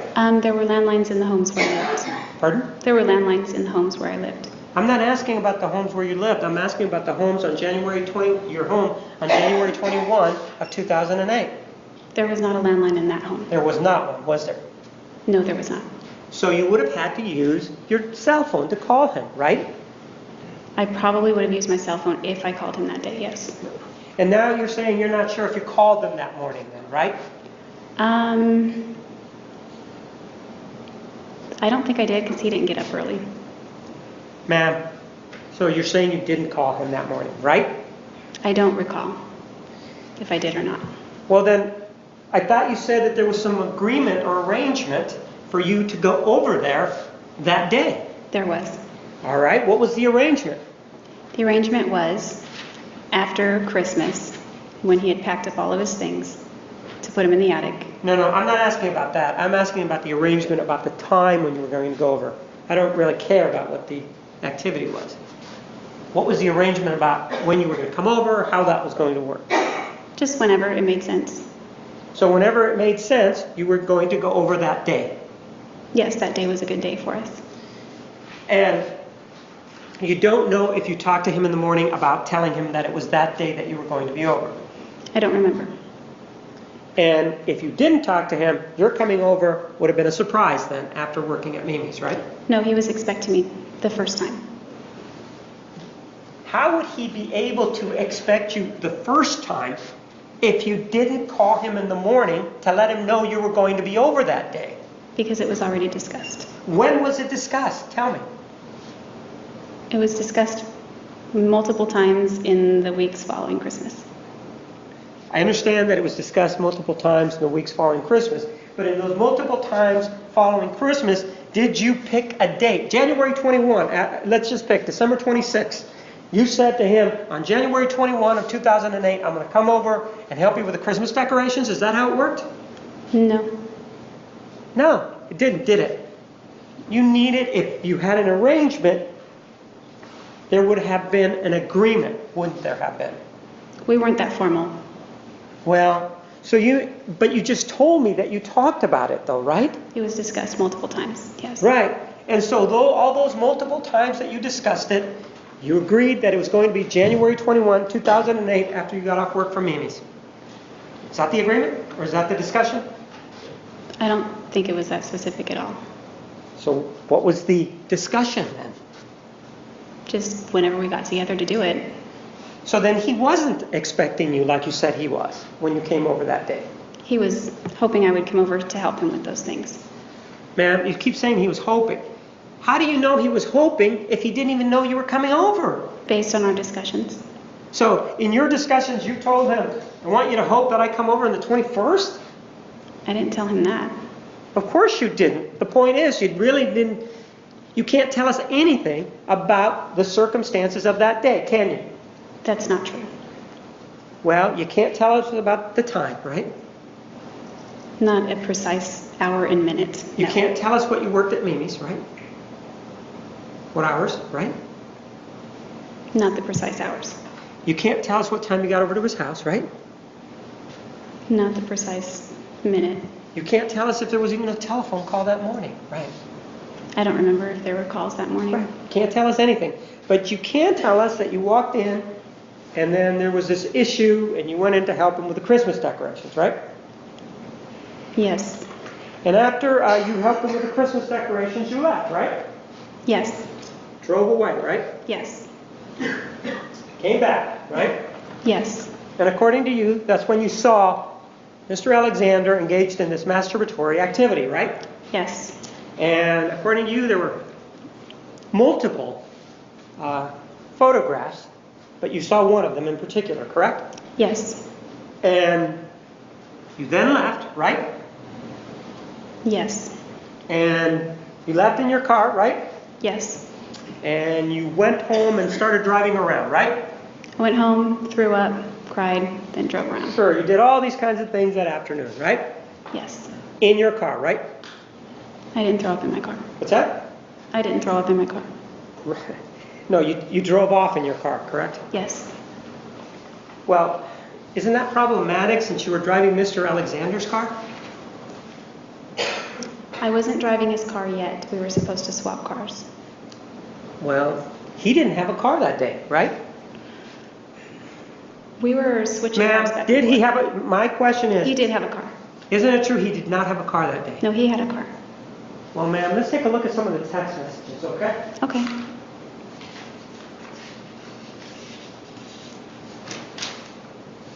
I'm going to give you two sets, one with his responses and one without, all right? Okay.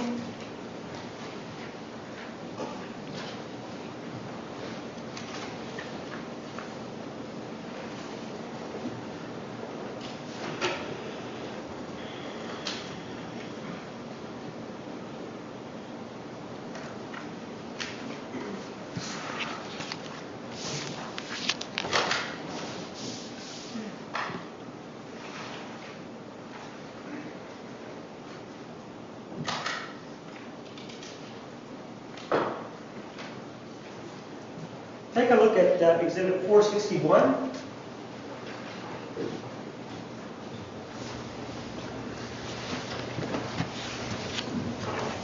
Those are text messages between your telephone number and that of Mr. Alexander, correct? Yes. And the incoming means that that's your message coming in to him, correct?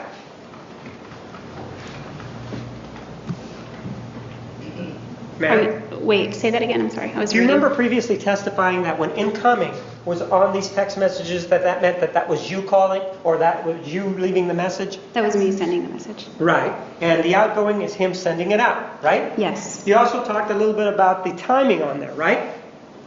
The times that are designated.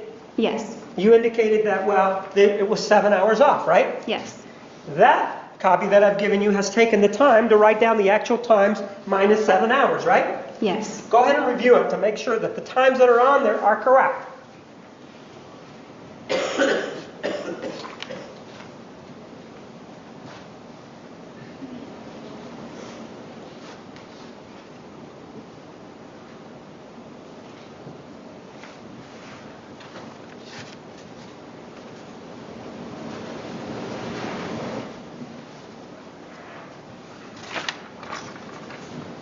Yes, those are correct. I believe. Well, we don't want you to believe. Take your time, subtract 7 from there and see if that's correct. Because it's important here, we don't want you to believe. pretty sure they're correct. When you say pretty sure, it means you're not sure to me. No, I said I'm pretty sure. And it does not include his responses on there, or his outgoing messages, does it? Yeah, it looks like it's blocked out. Right. Take a look at Exhibit 462.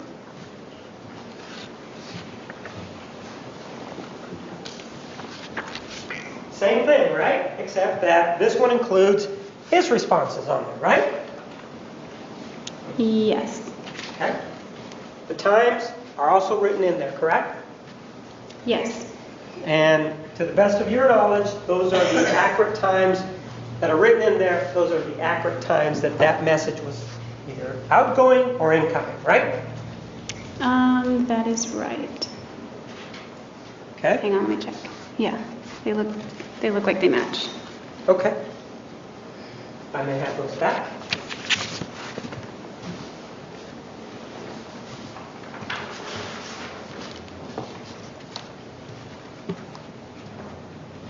Look for the emission of exhibit number 461.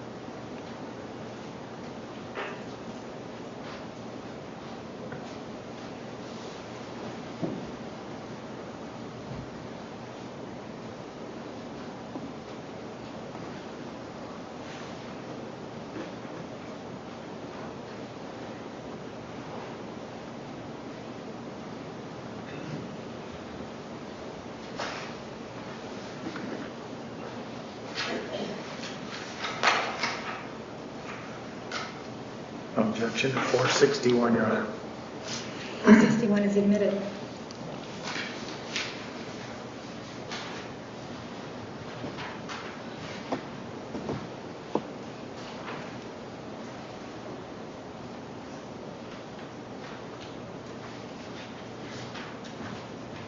Take a look at Exhibit 461.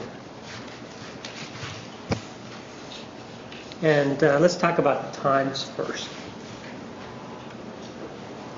Do you see that, although it says 1:22:08 at 003850, someone has written 1:21:538 p.m. because of the 7-hour time difference that you talked about previously on direct examination, right? Yes, And when we talked about, it's got your name on there, right? that's right. It's got your telephone number on there, right? Right. And then it has the time of January 21st at 5:38 p.m., right? Yes.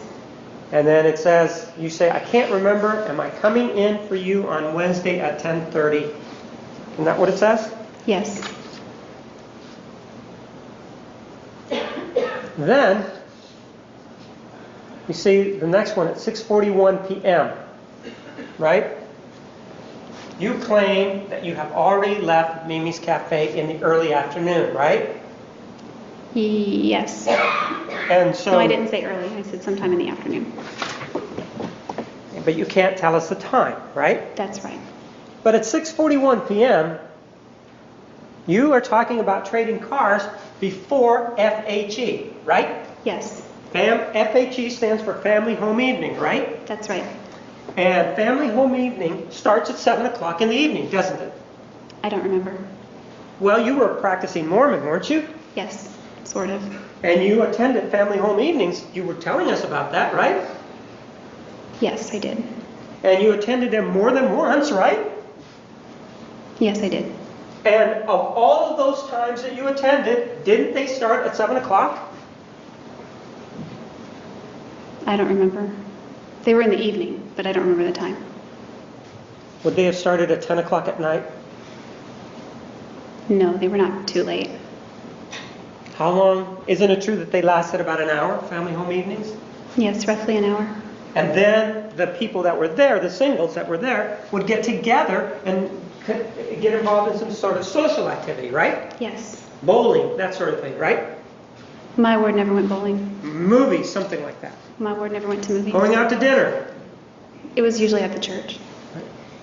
But it could also be at people's houses, right? Yes.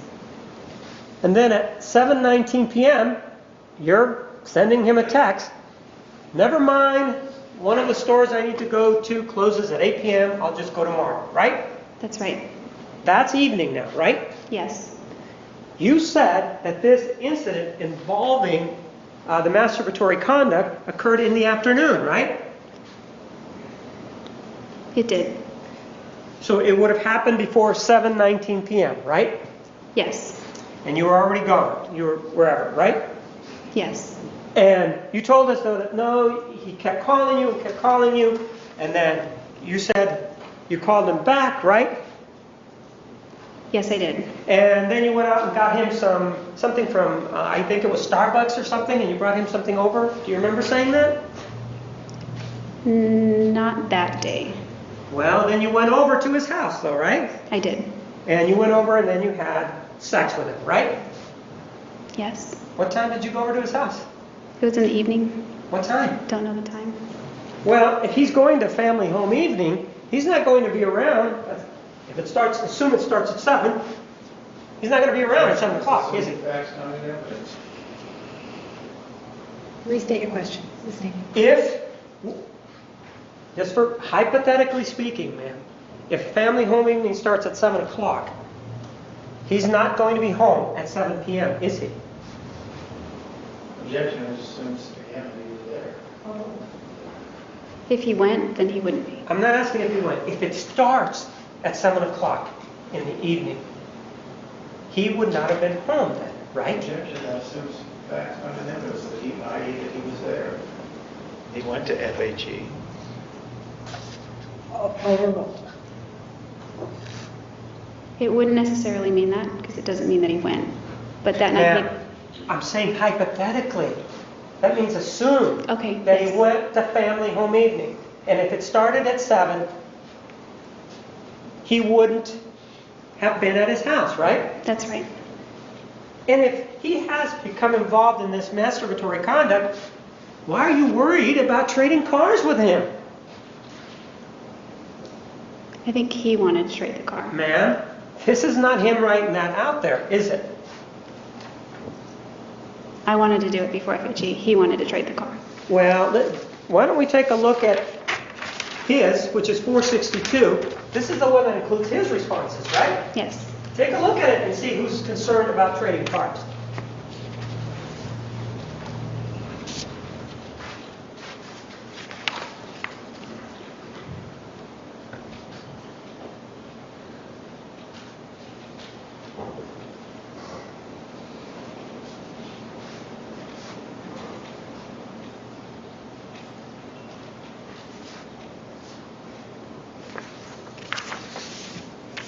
It indicates the back and forth involving the car, doesn't it? Yes, it does. I move for the admission of exhibit number 462.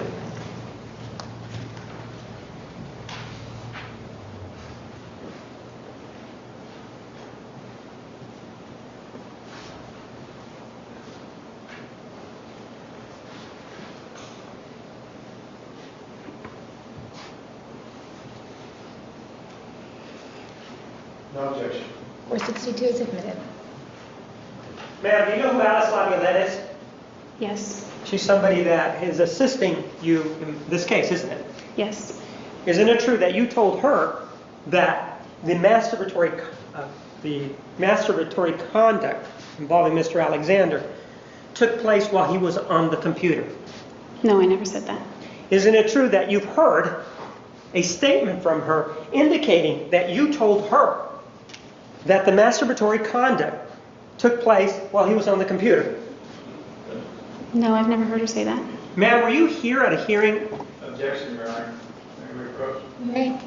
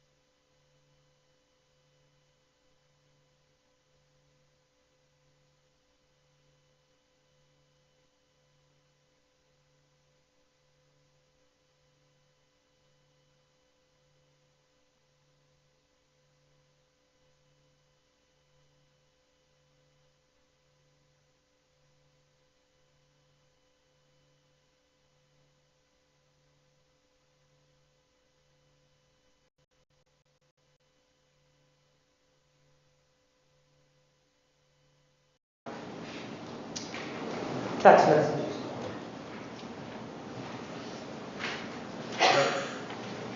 This is now exhibit 462.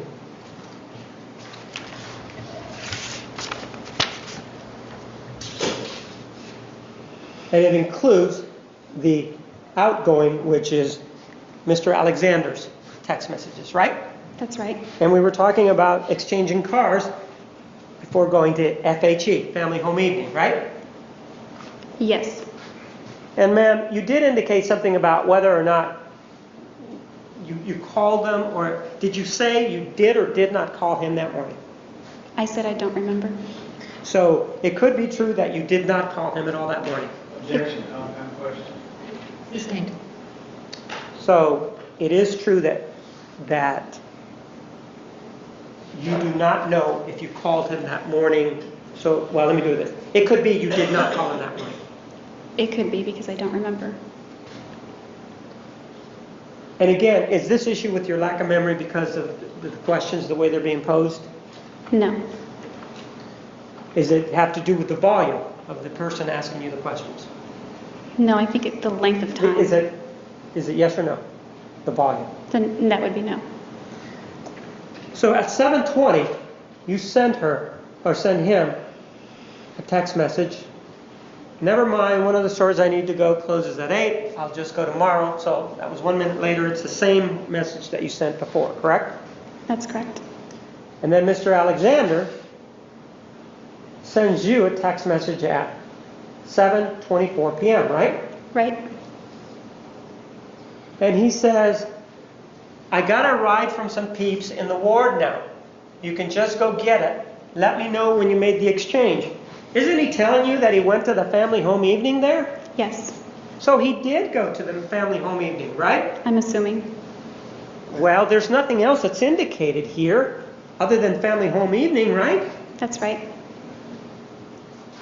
And family home evening, from your experience, when you were going, how long does it last?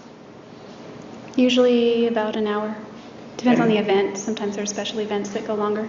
And then there are other events that may come along afterwards, right? I don't know. I usually went home after FHE.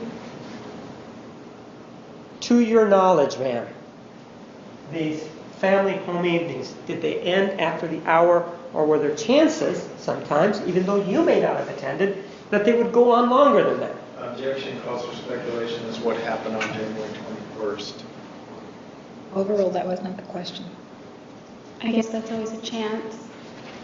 Well, I'm asking from your knowledge when you were going. Typically, we all dispersed. It was a Monday night. We didn't hang out too late. Okay.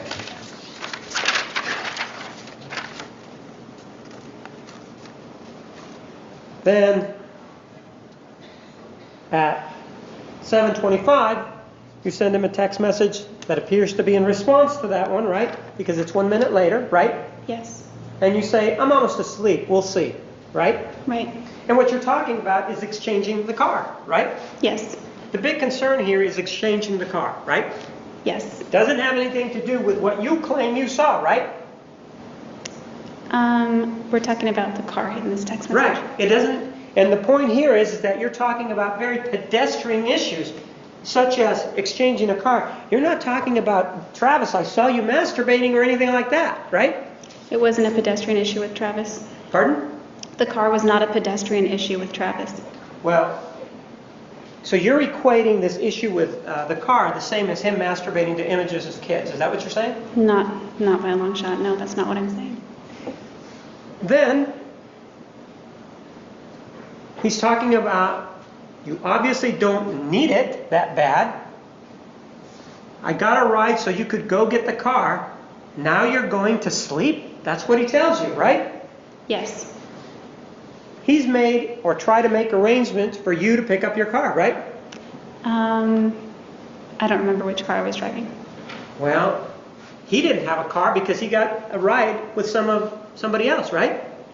That's not why he got a ride. Well, when he's riding with somebody else, his car's not with him, right? That's right. And so he's without a car at family home evening or wherever it is that he went, right? Yes. You have a car, right? Yes. His car, right? Objection, she's asking an answer. I don't remember which car I was driving. Well, it wouldn't have been his car because you wouldn't have needed to exchange his car for his car, right? It would have been mine or his. Right. So you're driving your car, right? Objection, ask an answer. Overruled. I've already said that I don't remember which car I'm driving.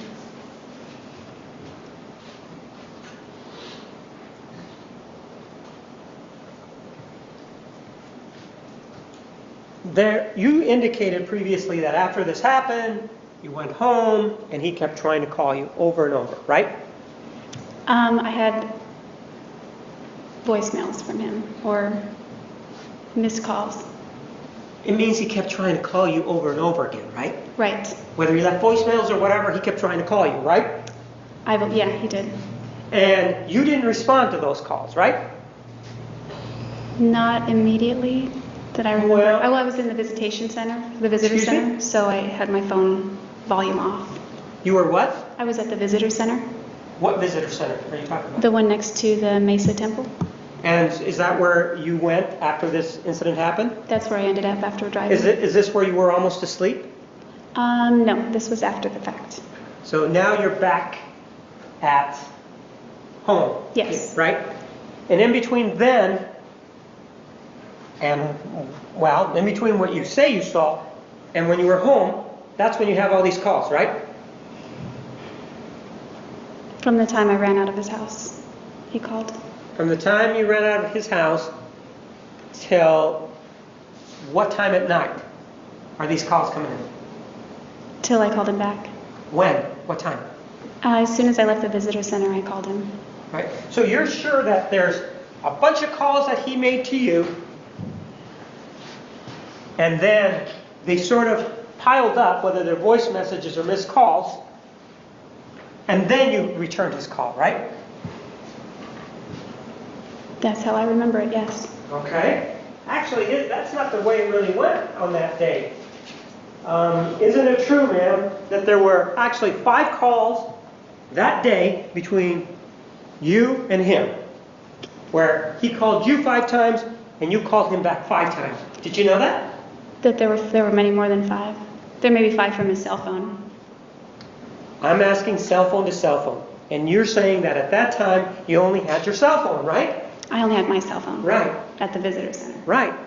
And he left you 5 calls, or he left you calls, right? Yes. And actually there were only 5 calls from him all day long to you on the 21st. Isn't that true? That's not true. Isn't it true there was only 5 return calls from you on that day? That might be true. And in fact, when you say that he was calling you all the time, actually didn't it go this way that you called him at 3:53 in the evening or the afternoon, didn't you? That sounds accurate. And then you called him again at 4:09 in the evening, didn't you? That sounds accurate. And he returned your call at 4:29, right? I believe he did. And then you called him back at 4:53, right? That sounds accurate.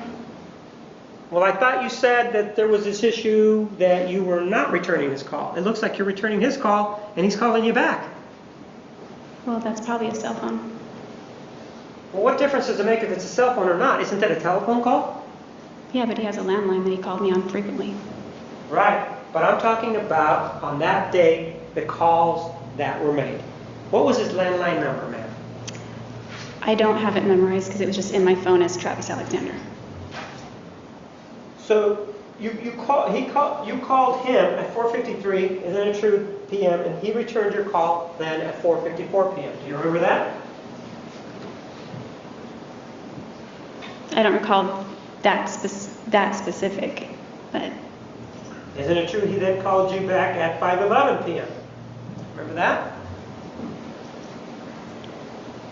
not specifically. How about him calling you back at 5:20 p.m.? I don't remember specifically. And how about him calling you back at 5:48 p.m.? I just know he called me a lot that day. And then you returned his call at 5:53 p.m. Do you remember any of that? The time sounds accurate. Well, then if we go then to 462, which is the text messages, you have these calls and then it picks up with text messages. You see that? Yes. The communication does, right? Yes. So there was never a time when, as you said previously, where you and he were not communicating. You're either communicating by telephone or by text message, aren't you? No, there's a gap. Well, you said that it was right that you called him at 5:53 p.m., right? You just said that that sounds right. It sounds about right. I don't remember the times. Right. And then the first message after this call that you said sounds right at 5:53 p.m. is at 6:41, right? Yes. Less than an hour later, right? The text, yes. And then there's one at 7:19. Right? Yes. And if we say, hypothetically speaking, that family home evening starts at 7, he's already at family home evening by the time that he sends you this text at 7:24, right? That's right.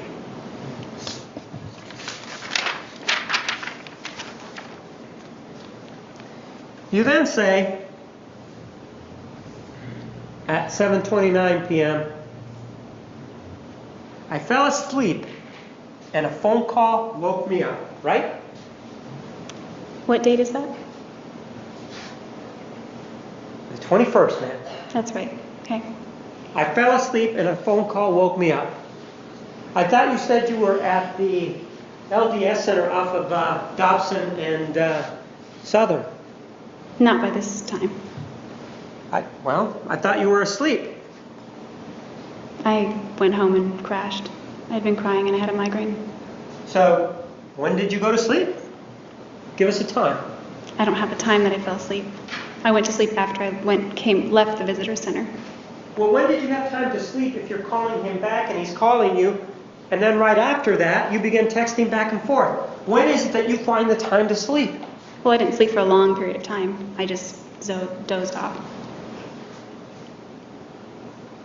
Well, you do say at 7:25 p.m. that you're almost asleep. We'll see about this car transfer thing, right? Right. And then you put the Z's on there that indicates you're going to sleep, right? I was very tired, yes. And so you went to sleep. You say you went to sleep, right? I was laying there very tired and I think I fell asleep. Well, then you say at 7:29, 4 minutes later, I fell asleep and a phone call woke me up. That's when I sent you a text. That's what you say, right? Yeah. Well, when is it that you're sleeping?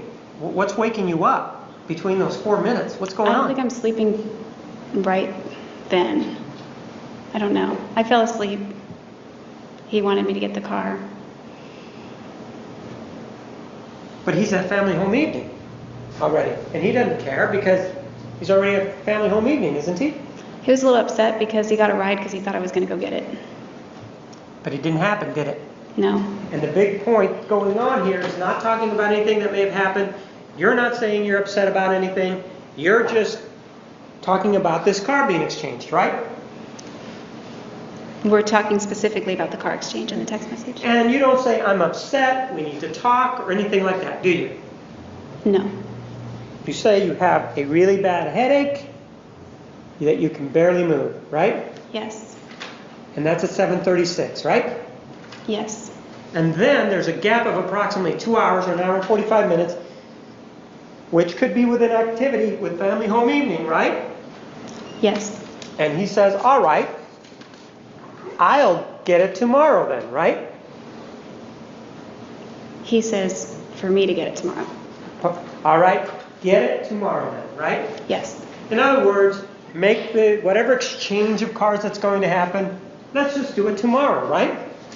Yes. Or have you do it tomorrow, right? Right, whichever. Which indicates you aren't going to get together that night, are you? At the moment, yes. Not at the moment. It says, do it tomorrow. Isn't that what it says? When that text was sent, yes. Okay, but then you want to talk to him, right? Yes. And that's at 9:16 p.m. You say, can you talk right now? And he says, no, not right now, right? Yes. Presumably, if he went to family home evening, I'm not saying that he did, that's probably what he's doing, if he did go, right? If he did go. If he Maybe. did go, right? If family home evening is still going on at that hour. And then, but previously, ma'am, you told us that he was the one that wanted to talk to you, right? Didn't you tell us that? That he kept calling until you relented. And then you went over, right? He did want to talk to me, yes. Right. But it looks here that, like you want to talk to him, doesn't it? I do now, yes.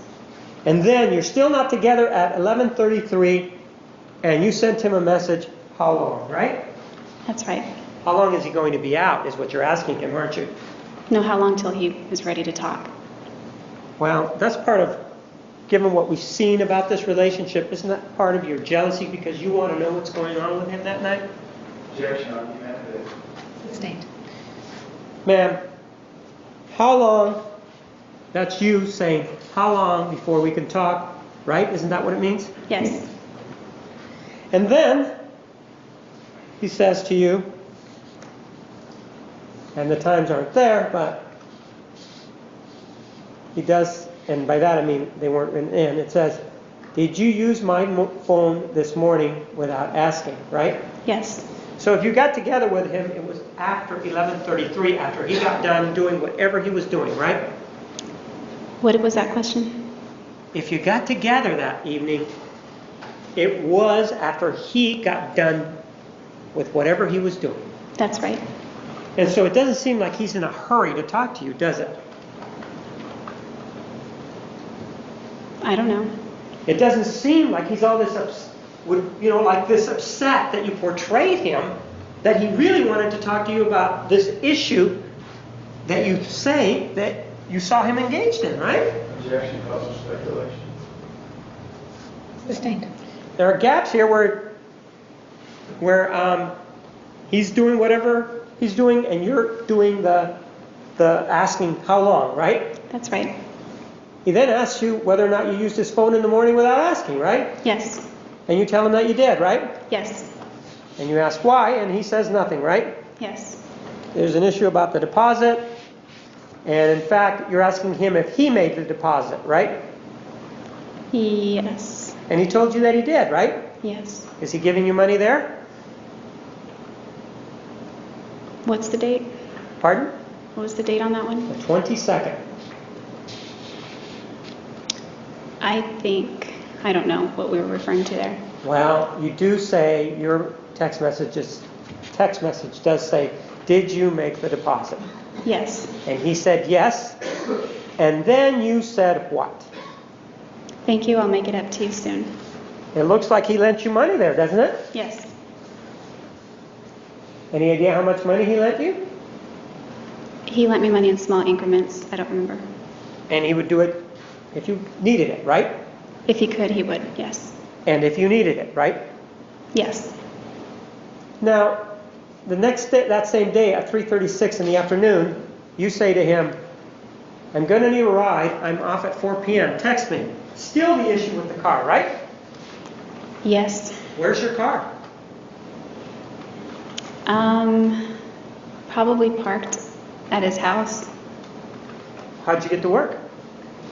He sometimes he drove me and sometimes I carpooled with a coworker. So what happened on this particular day? I don't remember. What time did you get to work? I don't remember. I usually worked in the morning, but sometimes I worked evenings also. So in this day, you're going to get off at 4 o'clock, right? Well, in theory, if business permits. But that's what it says there, though, right? Yes. And this is at 3:36. You want him to pick you up, right? Yes.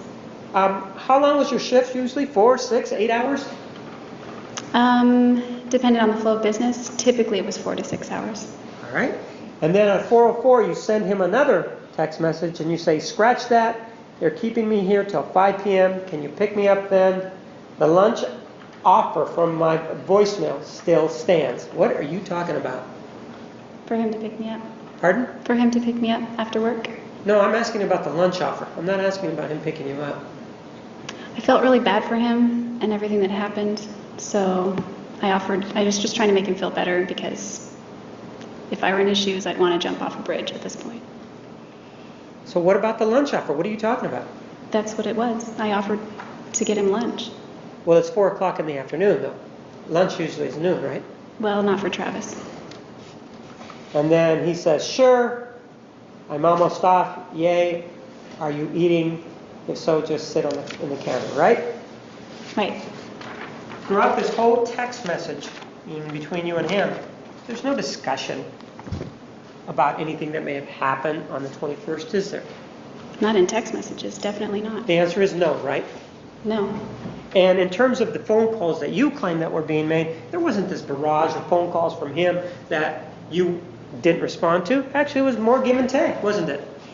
He left a barrage of phone calls at one period of time, yes. Pardon? He did. He left a barrage of phone calls. Well, then let's just take a look at his phone records, okay? So that we can see it. I'll see you back here at 3:25. Please remember the admonition. You are excused. All rise.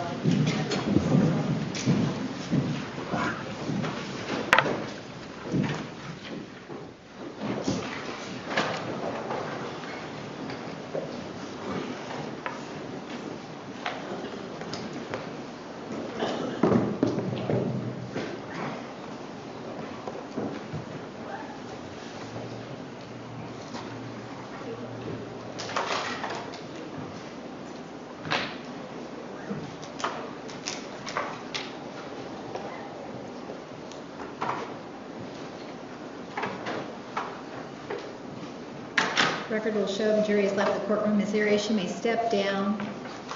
We are at recess.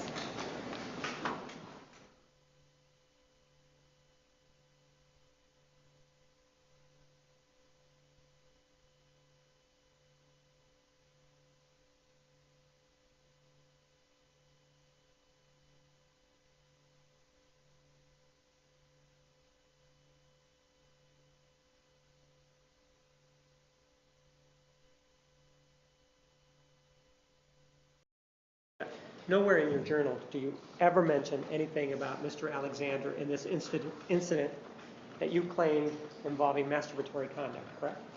That's correct. Take a look at Exhibit 463. This is a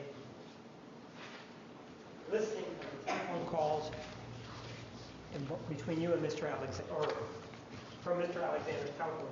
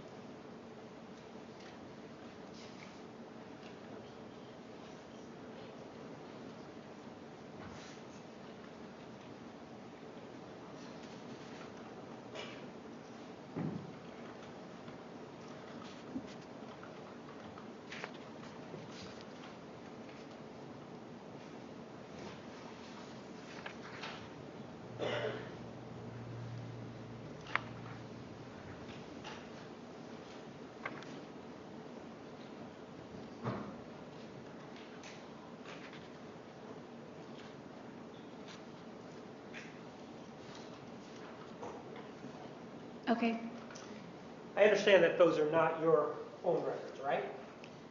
that's right. And so I don't expect you to vouch for the authentication aspect of it, but we did previously discuss the calls that were involved between you and Mr. Alexander, and you indicated where that seems right. The calls that we previously discussed, they're on that sheet, correct? Not all of the calls, but yes, some are. All the calls that are there, ma'am, are the ones between you and him, correct? The ones highlighted are between him and I, yes. Right. There are other calls, but not between you and him, right? Yes. And the calls between you and him are the ones that you and I talked about, and that you indicated that they seemed right, correct? They seem correct, that's right. And that sheet bears that out, correct? Yeah, the times are out of order, but I The think, times are out of order, and they're out of order because they're different switches that carry the calls, right? I don't know. But they are out of order, right? The times are out of order, yes. Right, but in terms of the calls themselves, we talked about you calling him at 3:53 p.m. You can find that on there, correct? Yes. There's a blue marking for those, right? Yes. So there's that call, right? Yes. And there is no other call on the 21st previous to 3:53 p.m. that you can see, right?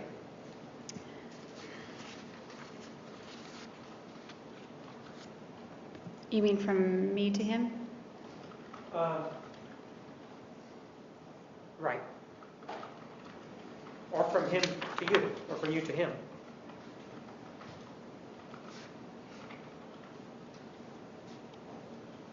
From me to him, I don't see any others before 3:53.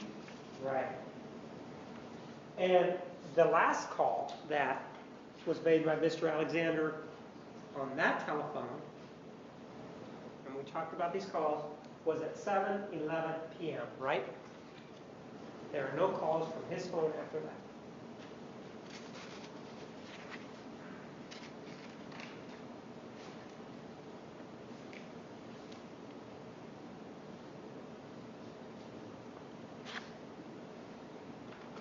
I don't see the one at 7-Eleven.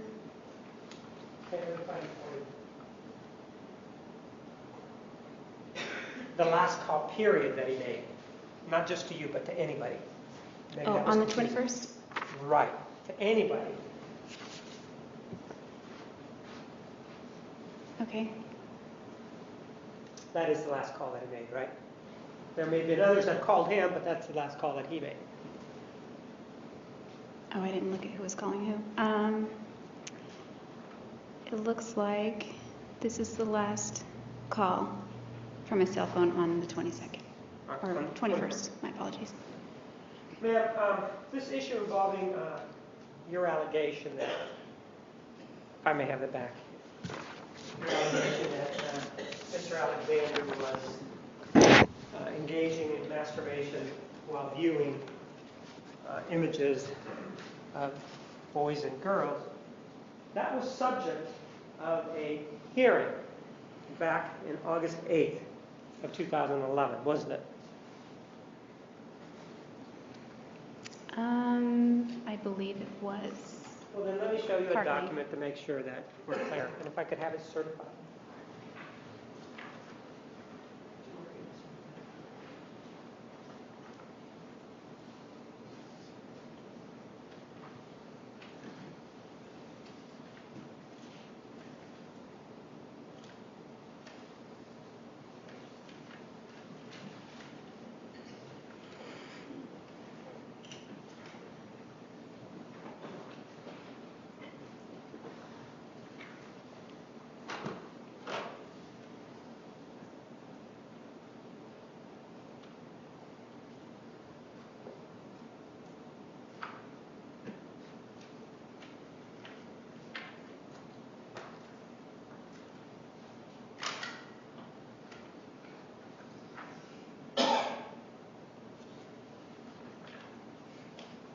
Before the question begins, I'm going to object to the rules related to the hearing on August 8, 2011.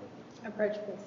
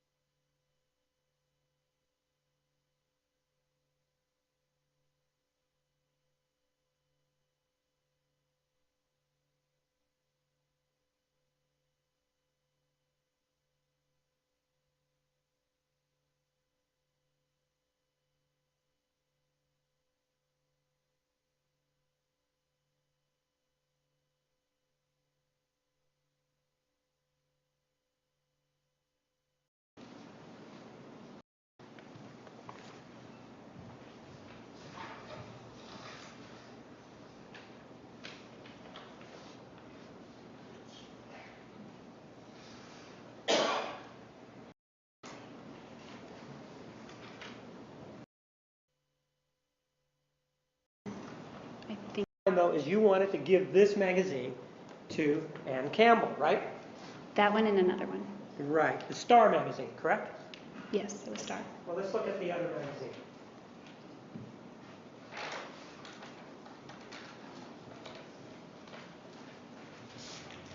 Let's take a look at exhibit number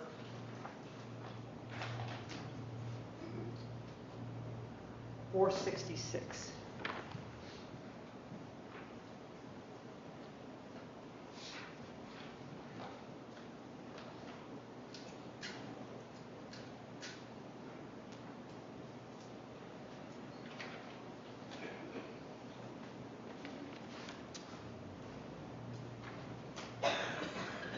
Is this the magazine that you wanted to give to Ann Campbell, 466?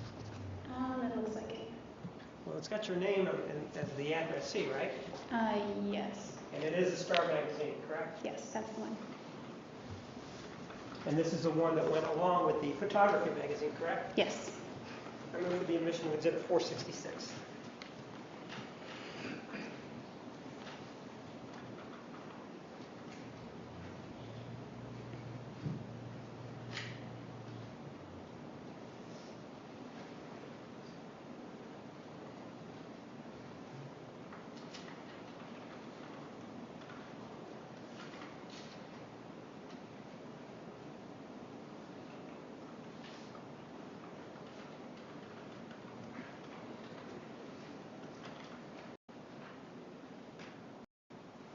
Digital Photo Pro in a magazine, correct? Yes.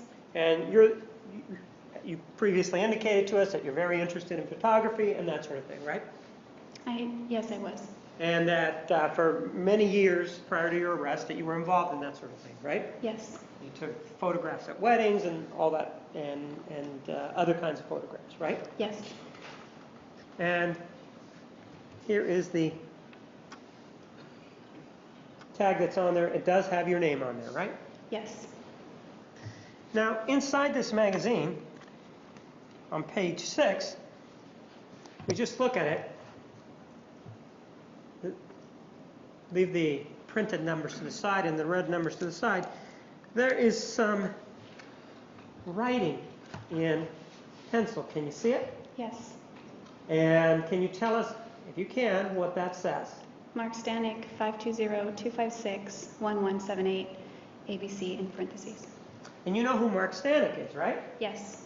Mark Stanek is a producer for, or at that time was a producer for ABC News, right? Yes. Well, I don't know if he was a producer at that time. But he had visited you on occasion, right?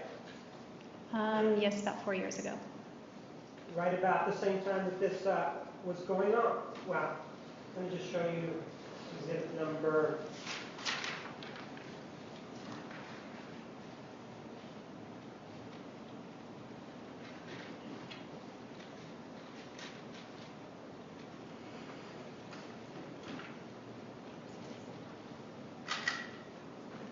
467. Does that refresh your recollection as to when this individual from ABC was visiting you?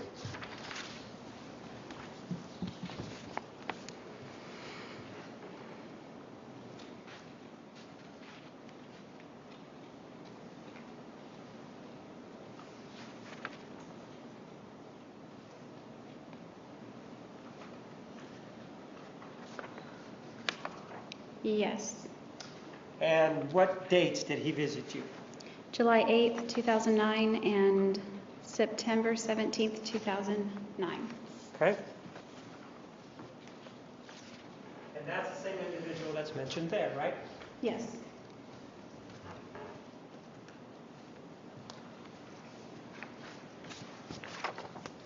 You previously indicated to us that with regard to Inside Edition that they came to visit you and that you really didn't solicit them coming out to the jail to talk to you, right? That's right. And that you believe that the guard pushed you into that interview, right? Inside Edition, yes. And who was that guard? What's that guard's name? I don't remember her name. It was 5 years ago almost. She didn't push me. She just encouraged me. Well, what's the name of this person that encouraged you? I don't remember her name. They don't wear name tags very often. But with regard to the visit involving Mark Stanek with ABC News, She had nothing to do with that, right? No, nothing to do with that one. And you took his visit, right? Yes, I did. You can refuse a visit from anybody you want, correct? Yes, And you did not refuse his visit, right? that's right. Now, let's take a look at another page, page 20.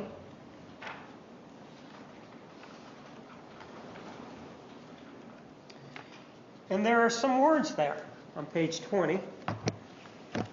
And they're kind of hard to find, but they're in pencil, right? The writings? I haven't seen him. Those are in pencil, right? It looks like it, yes. Pardon? It looks like it, yes. Well, no, take a look at it. We want to make sure.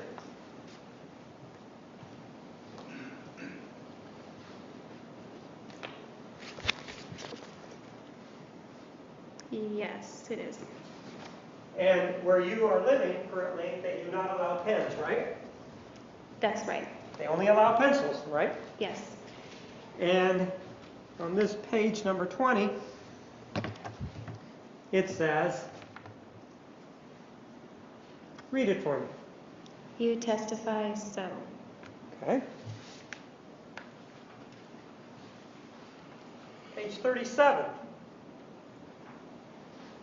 And you would agree that the one on page 20 is kind of hard to find. It's kind of right here near the spine of the book, right? It seems like it, yeah. Page 37.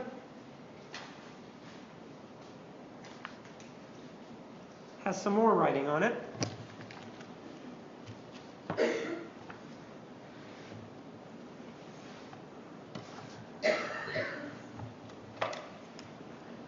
See that right there? And again, if the glare is too much, let me know and I'll work it out. It looks like it says, oh, you want me to read it? I'm sorry. Yes, please. It looks like it says, we can fix this. We can fix this, right? Right.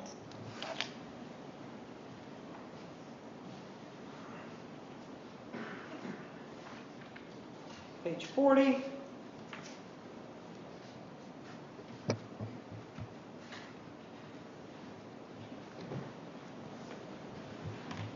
Has some more writing on it, and the lighting's not so good, but it says, what does it say? Looks like it says directly contradicts what I've been saying for over a year. Okay.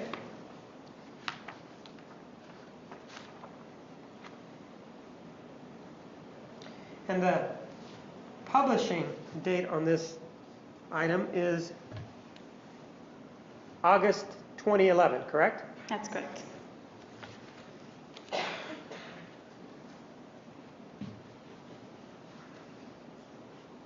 Page 43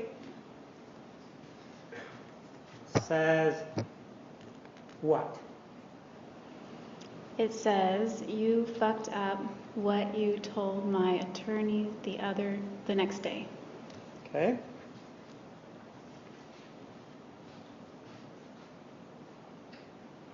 And then page 54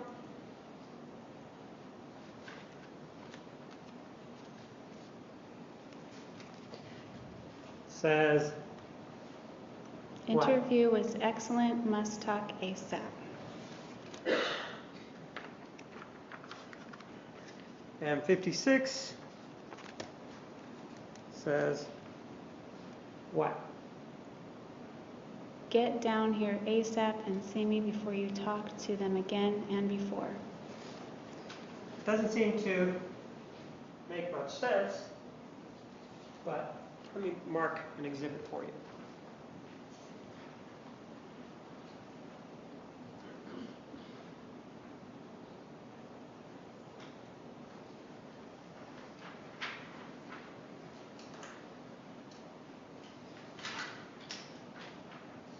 Take a look at Exhibit 468. This contains the pages and what was written on them, doesn't it?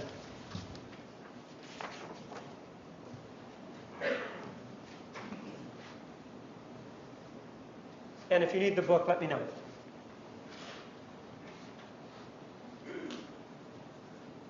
Yes.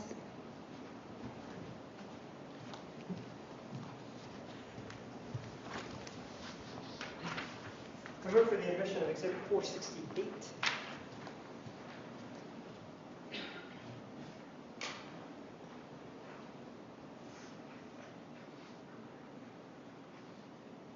Objection as to foundation. Approved.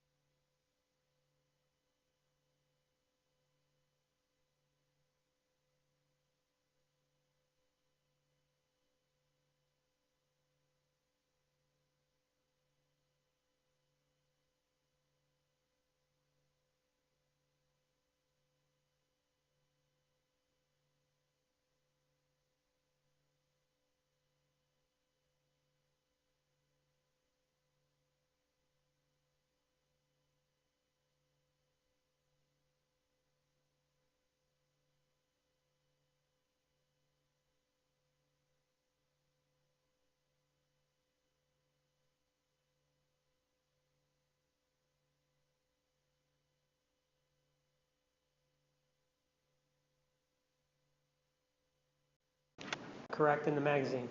That's correct.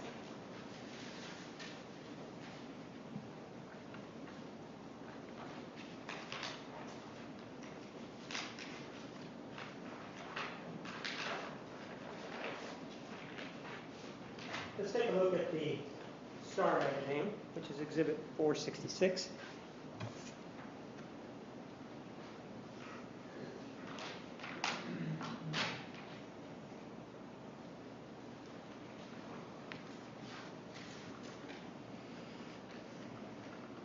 And this is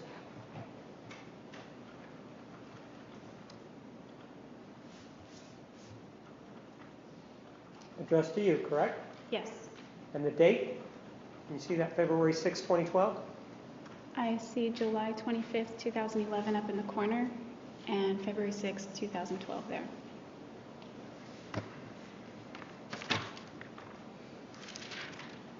If we go to page 82, because if we look at this exhibit number 468, what is written here doesn't seem to make sense, correct? Not offhand, no.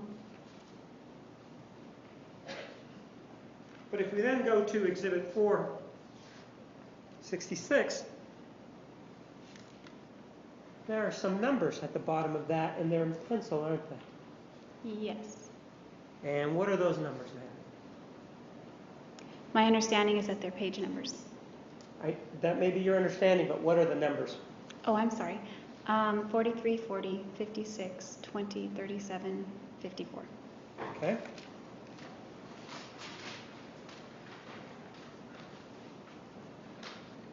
If we then arrange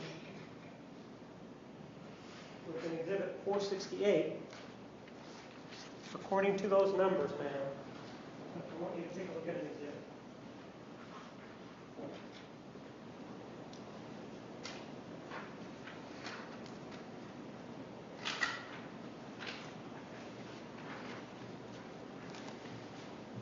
$469.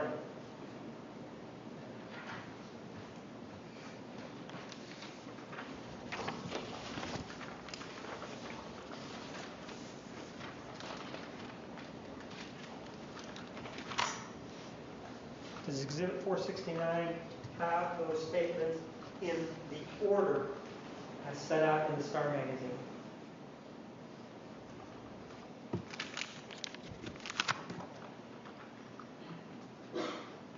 Yes.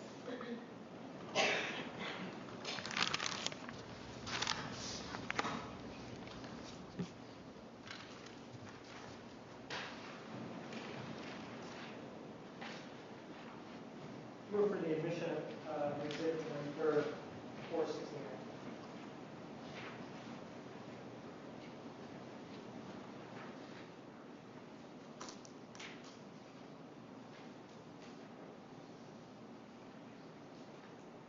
Objection, Your Honor. Overruled Exhibit 469 is admitted.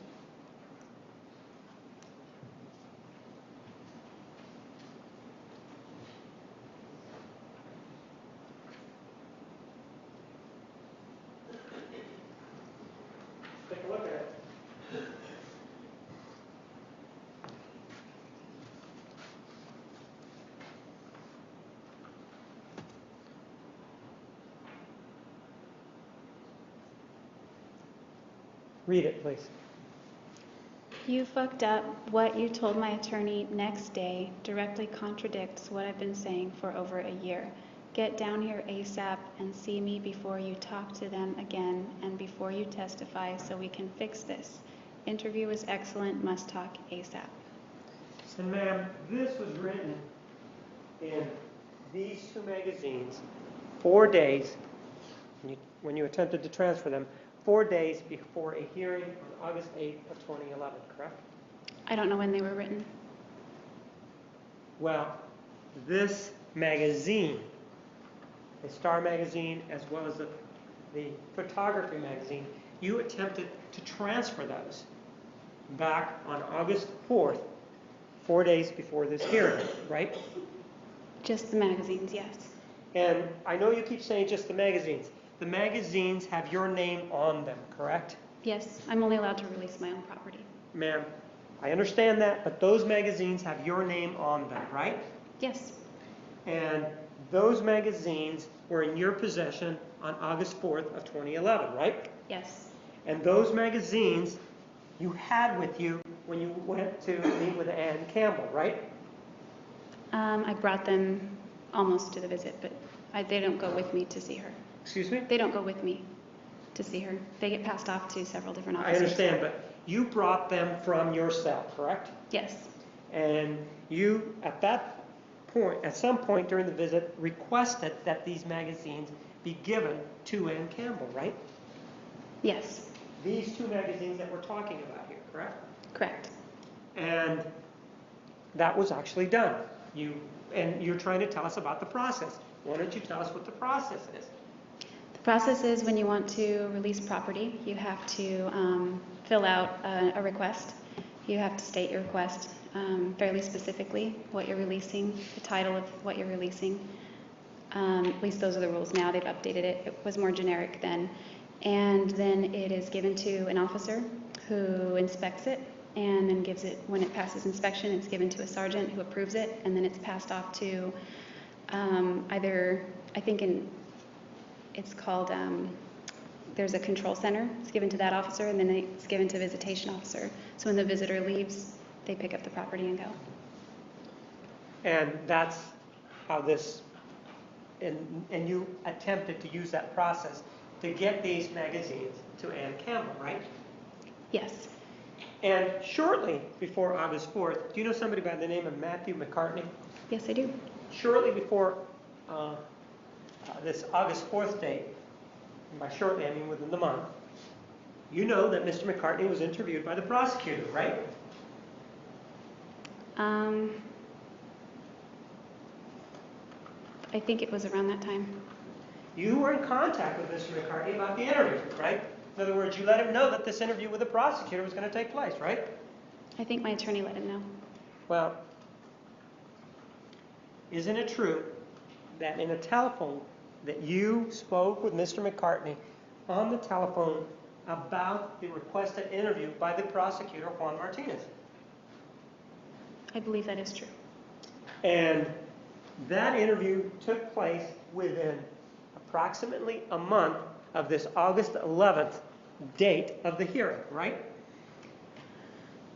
I wasn't told when it was taking place, but it was close to that time. And Mr. McCartney is the individual that you testified about previously with whom you had this relationship with, right? Yes. And he's somebody that you dated, what, in 2001? 2000 and 2001. And he's the individual that you said that, well, we kind of broke up because, well, why don't you tell us why you broke up with him? Why you think you broke up with him? Because he cheated on me. And you're saying that he cheated on you with somebody named Brianna, right? Bianca. Bianca. And what happened with regard to that incident is that he cheated on you, you heard about it, and you heard about it while you were at work, right? Yes. Was this at the Purple Plum? This was at Applebee's. Applebee's. And you decided to drive about an hour and a half to confront Bianca, right? Yes. Because you needed to find out, right? I needed to know, yes. You needed to know. Isn't that sort of the same thing that you did with Mr. Alexander in August of 2007 when you saw him kissing with somebody, that you went and you asked him about what was going on the night before because you needed to know, right? Yes. And so you went up to, was it Crater Lake? Yes. And you went up to Crater Lake, and this is the place where they have people living in not subsidized housing, but housing that is provided by the employer, right? Yes, they're like dorms. And you were able to find where this Bianca was, right? Yes. How was it that you were able to find this Bianca if you had never had contact with her? I asked a mutual friend, and he told me what room she was in. So I Which went and knocked mutual on friend her. did? Go ahead, I'm sorry. So I just went and knocked on that door. Which mutual friend did you ask? I believe his name was Steve. And is this the individual that you said that acted really gay, right? He was gay, and he was acting very frantic. Right. And you indicated that when you came over there, he started to act really frantic, right? Yes. And he started to act really frantic just at the sight of you, right? I think because I was asking about Bianca, and he knew about the affair. Well, he saw you, and you started to talk to him, right? Yes. When you started to talk to him, did you immediately indicate to him that you wanted to talk about Bianca? Not about, but to. So you indicated you wanted to talk to Bianca, right? Yes. And immediately, or shortly thereafter, he started to get all flustered, right? Would that be correct or not? Not when I saw him, but when I went to her room to knock. So you start talking to him about Bianca, and he tells you what place, the room she's staying in, right? Yes. And he goes with you, right? No, he told me the wrong room. He gave, initially when you went to see him, he gave you the wrong room, right? Yes. And you went to that wrong room. Yes. And when you went to that wrong room, did you speak to the people there? I knocked, nobody answered. In the meantime, Steve had gone somewhere else, right? Yes. He had gone to where Bianca was, right? Yes. But you didn't tell Steve why you were there, right? Just that I wanted to talk to Bianca. Right, but you didn't tell him why you wanted to talk to her, right? No, not why. No. And it was kind of an unannounced visit, right? Yes. And so he took it upon himself, without any prompting from you, to give you the wrong place and then go and talk to Bianca, right? Yes. Oh. And then you went, and how is it that you were able to find Bianca's room? I thought maybe I misheard him and transposed some numbers, so I reversed the two last numbers. It was a three-digit dorm, and I had the right floor, but I just went to the opposite number. So do you remember the number? No. So you went there, and when you got to the door, you heard that there was talking inside, right? Yes. And there was talking inside. Would it be characterized as excited inside? Steve's voice, yes. Right, and this is the one that you said he was sort of acting gay over dramatic, right? Yes, dramatic. And you attributed that to the fact that he was gay, though, right? It was a feminine tone, so yes. Well, no, I mean, part of what you told us before was that, well, he's kind of gay and he's kind of that way, and so that he was being dramatic, right? He is gay and he was acting dramatic. And that's what you told us, right? Yes. It could have also been that it wasn't because he was gay, it was because he was concerned that you were there, that he was excited, right? Well, I never said that he was. Overruled. You may answer. I never said he was acting that way because he's gay. I just said the tone of voice, I remember it because it was very feminine and very frantic, almost like a woman. But you're the one that brought up the fact that he was gay, right? Yes. And explaining this to us, right? Yeah, when I was describing it. Right. And so you were able to hear his voice through the door, right? Yes. And it was an excited tone. Yes. And that excited tone could be for a myriad of reasons, but one of them was that you were there unannounced, right? That's right. And it could be that he was, for whatever reason, excited, or that term, he was excited that you were there, right? Yeah, it calls for speculation. We don't know why he's excited. Rephrase the question. He had his demeanor when you arrived changed after you asked for Bianca, right? I didn't notice it change. I just noticed it different after I went to knock on her door. And his demeanor changed to the fact that he was more excited, for lack of a better term, Yes. right? Frantic. And you began to knock on the door, right? Yes. Nobody answered, right? No, they answered. Initially, right? Bianca answered. Oh, No, the first not door? initially. Do you mean the first door? The second door. Didn't you say before that you went to that door, you knocked on that door, and nobody answered initially? You heard them talking. For a second before she came to the door, yeah. So, so you were there long enough to hear them excitedly talking, right? Not her, just him. And how long were you standing there before the door was open? I'd say 5 seconds or less. She opened the door, right? Yes. And did you recognize her? Well, you did recognize her from her photograph, right? It looked to be the same person. Right. And you began to talk to her, right? Yeah, I asked if she was Bianca. Right. You began to talk to her, right? Yes. And you started to talk to her, and you brought up the subject of Matt McCartney, right? Yes. She didn't bring it up, right? That's right. And you started to talk to her, and you started to ask her whether or not they had a relationship, right? Yes. And you were able to determine that they did, in fact, have a relationship, right? Yes.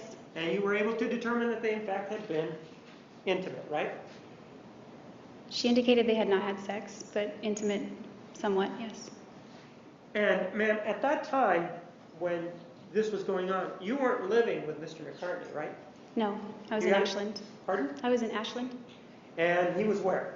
He lived at, well, he had moved away from Crater Lake. He had lived at Crater Lake that summer, and now he moved back to Phoenix with his dad at that point.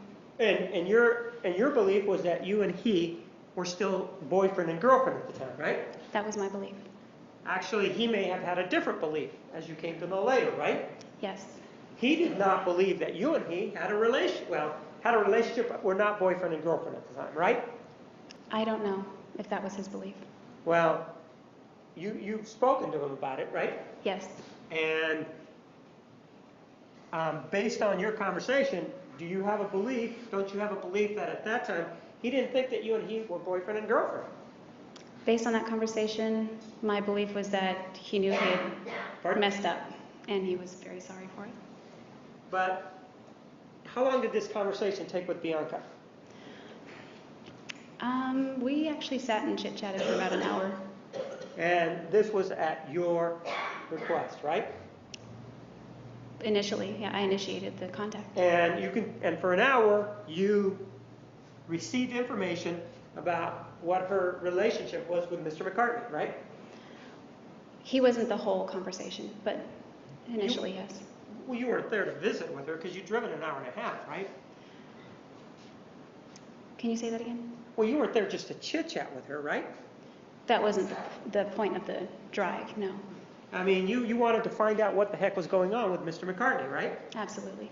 And so it's fair to say that this wasn't a situation where you were just sitting there chit-chatting about her job or anything like that. It was because you were interested in finding out what was going on, right? Yes. And you were satisfied after speaking to her for about an hour what was going on. I was satisfied pretty early on, not just the hour. And in fact, isn't it true that you became a bit excited or upset during that conversation? No. At any time did you raise your voice to Bianca? Definitely not. I was in her home. And in this place, Crater Lake, was what, an hour and a half from where you were living in Ashland, right? About 70 miles. But it's an hour and a half driving, right? I think so, yes. About an hour and a half. And then after that, where did you go? After that, it was very late. I didn't want to drive the hour and a half back because I'd fall asleep. So I went and stayed at in a mutual friend's dorm. There were two. And what's that friend's name? Eddie. Eddie what? Eddie Lee. And how did you know Eddie Lee? I knew him because his parents also owned a restaurant in Wairika, as did my parents at that time. And how old were you when this was happening? How old was I? Yes. I believe I just turned 21. And your parents still own a restaurant, right? No, not at that time. They had owned one up to how old were you when they I think stopped? I was 16 when they closed it the first time, 16 or 17. Right about the time you moved out of their home? It was I moved out after they closed it.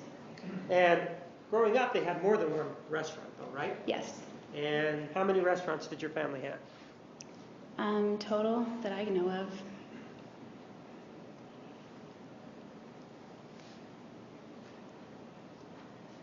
6 or 7. And growing up, there really wasn't any financial problems, was there? Early on, there was not. And early on, there were trips to Disneyland, for example, right? Yes, when I was very young. And when you say very young, we're talking up to 6, 7, or 8, right? Under 10. And during that time, it was what has been described as what you've described as an idyllic sort of environment, right? Yes, somewhat. And then at some point, the restaurant issue started. There became an issue with the restaurants, right? Yes, I believe. My understanding is it was an issue. And Mr. McCartney, where was he living at the time that you went to see Bianca? He was living in Phoenix, Oregon with his dad. And he had a room there, correct? I believe he had his own room there, yes. And sometimes when Mr. McCartney, what town did he live in again? Phoenix, Oregon? And after this conversation, you and he broke up, right? Yes, after he got back from Borrego Springs. Pardon? After he returned from Borrego Springs, that's where he was that night. Okay, he came up, and what town did you meet in? Phoenix? Is that where you met? Yes. And that's when you decided that was the end of it, right? You decided that, right? I don't remember. It was just a lot of tears, and it was obvious that the trust was gone and there was not any kind of relationship anymore. And basically, that's the same reason why you and Mr. Alexander broke up, because according to you, the trust was gone, right? McCartney, though, you still continue sort of seeing him, don't you? There were some blurred boundaries, but we were not boyfriend-girlfriend. And in fact, you even stayed together at Crater Lake or Ventana Inn together after this, right? After you broke up, right? We crashed in a tent for 2 weeks, but we were not together at Ventana. But you did have intercourse with him after this breakup, didn't you? Do you remember telling us that on direct examination? Yes, one time. One time, but you did, though, right? Yes. And did he continue to live at his parents' house? He moved down to Ventana to find work also. He was looking for seasonal work. Right, and at Ventana, this is where they have the places to stay as part of the job, right? Yes, more employee housing. And where were you when he was at Ventana? I was hired at Ventana first, and then he applied for a job right after me, and he was hired also. And you and he were you sharing the same bed or not?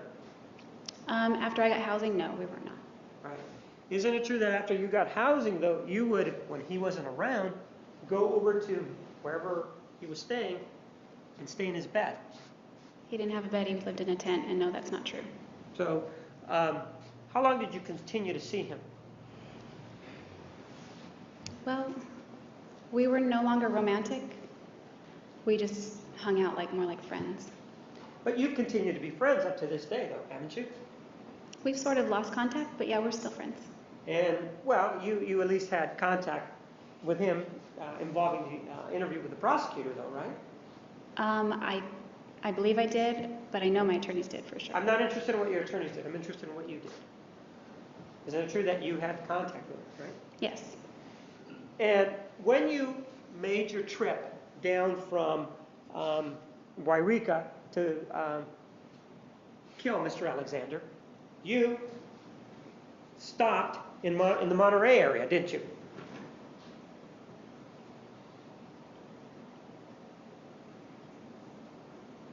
I can't answer your question the way it's phrased. You didn't stop in the Monterey, didn't drive through the Monterey area? I did stop in the Monterey area. And one of the people that you saw in the area was Matthew McCartney, right?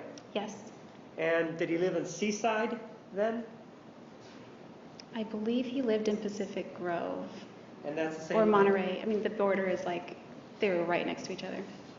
And so you actually stopped to see him back on June 3rd of 2008, right? Yes. And in fact, you spent the night with him June 2nd to the morning of June 3rd, right? Yes, I crashed on the floor. But you spent the night with him, right? Not with him, no. Okay, you spent the night at his apartment, right? Him and his roommate, yes. Okay, he and his roommate had an apartment. You spent the night there, correct? It was like a house. I stayed the night there in the room that they shared. In the house, they had a room together, both of them, right? Yes. And you stayed in the same room with these two individuals, right? Yes, on the floor. All right. And the three of you were in the room, though, is the point then, right? Yes, when we slept, yes. And you guys went to sleep around midnight, and you got up at what time the next morning, which would have made it the 3rd. What time did you get up? I don't know what time we went to sleep, and I woke up sometime in the morning. And did he go with you to see Mr. Brewer or not? No. And so you, after seeing him, though, there, you parted ways, and you left, right? And went to Salinas, right? Yes, I did. Yes, went to Salinas. Pardon? I went to Salinas. And how far is Salinas from Pacific Grove, Seaside, Monterey, whatever the area is? How far is it? My recollection is that it's between 20 and 30 minutes, depending on the traffic. And you were sort of detouring to Salinas for some cosmetic work, right? Well, I had to go to Salinas anyway to get on the road because I have to take Highway 1 south. I mean 101, excuse me, south. But you did go, when you went to Salinas, you did get some cosmetic work, right? Yes, my nails. Right, and you said it took a long time, right? Yes. And what kind of place was that in Salinas? It was at a strip mall, somewhat. What was the name of it? How about that? Oh, I don't know. It was one of those little operations where people are just coming and going. There was a long wait. And they only do nails, according to you there? It looked like they did pedicures also. I don't remember if there was hair or not, but just definitely nails and feet. But it could have been a salon where they also did hair, right? It might have been. And do you remember the name of this place at all? No. Overruled. What time did you get to Salinas? I don't remember. And how long were you in Salinas? A few hours. I don't remember. I knew that I wanted to get on the road, but... So what time did you get on the road? It was still light out, but I don't remember the time. This was after you had been over to Mr. Brewer's house, right? Yes. You were there for a time, and then you left Mr. Brewer's house, right? Yes. And then you went back to return something, right? If I remember from his recollection, I kind of remember it. Well, I'm not asking for his. I'm asking for your recollection. Do you remember coming back and giving him something?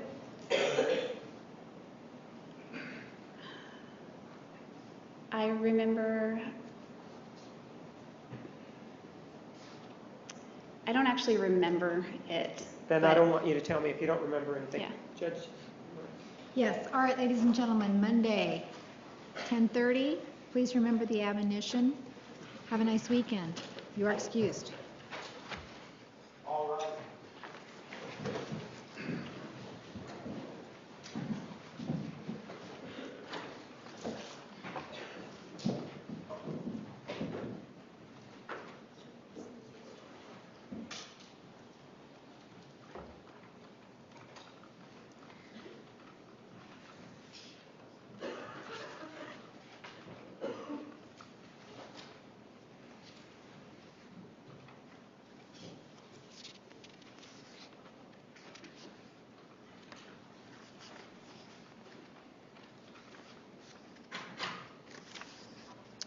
Please be seated. The record will show the jury has left the courtroom. Ms. Arias, you may step down. Counsel, anything else for today? All right. Thank you.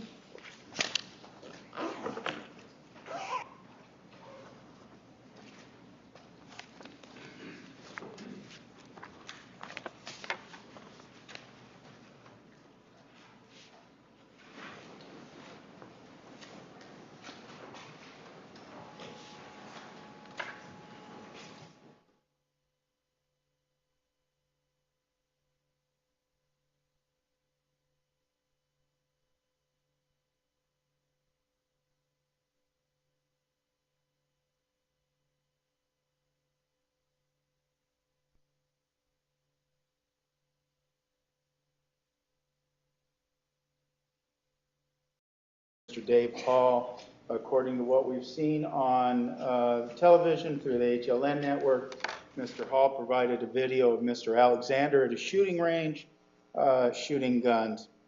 What we would ask, now that he is here, subject to the power of the Arizona courts, that he be asked to provide the court and/or both parties with a copy of said video, that he be ordered to do so by the end of this week.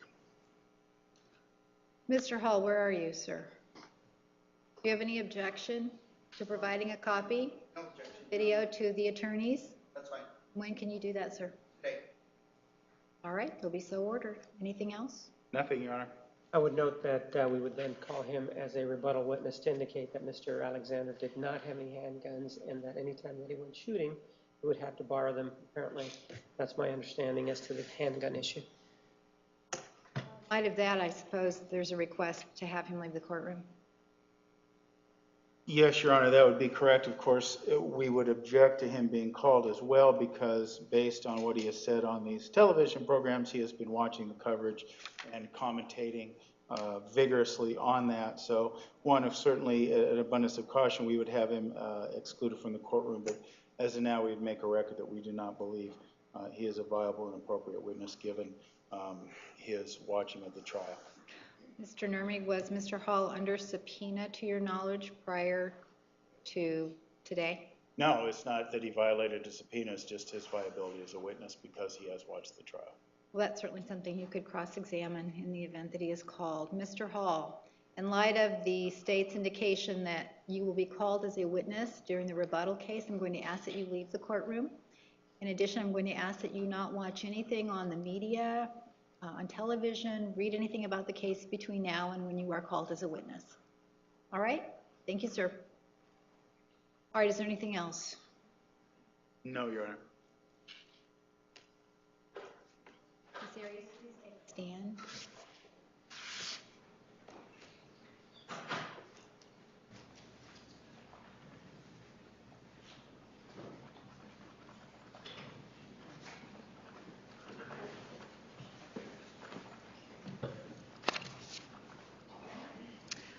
All right, let's bring in the jury.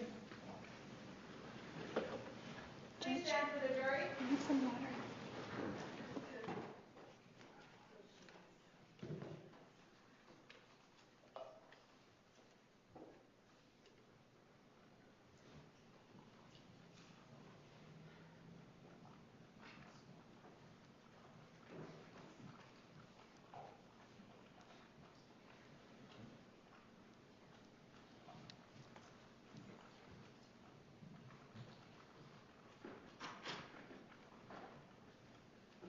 Please be seated.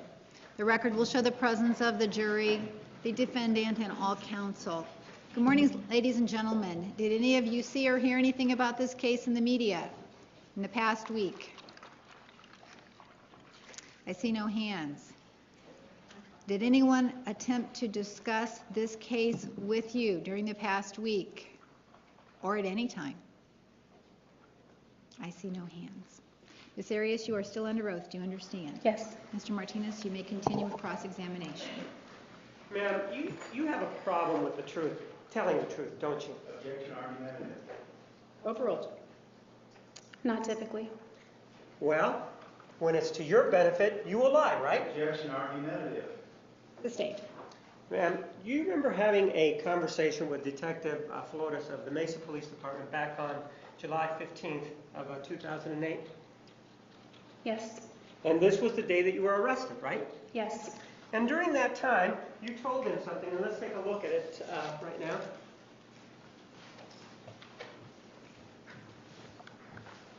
This is Exhibit 378.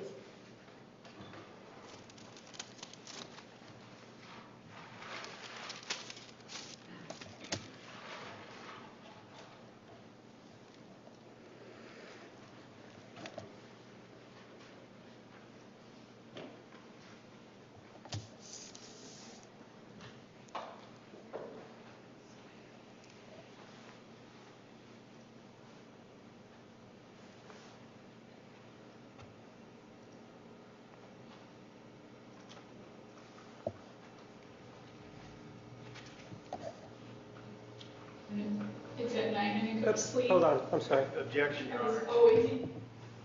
we approach? You may.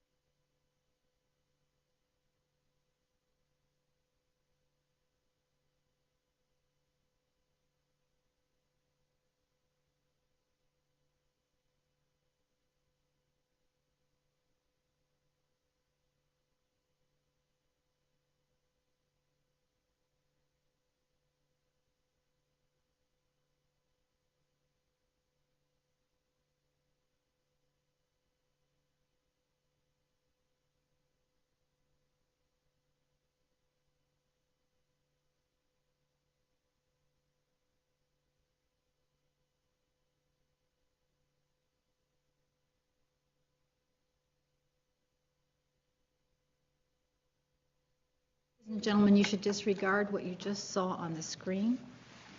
You may continue.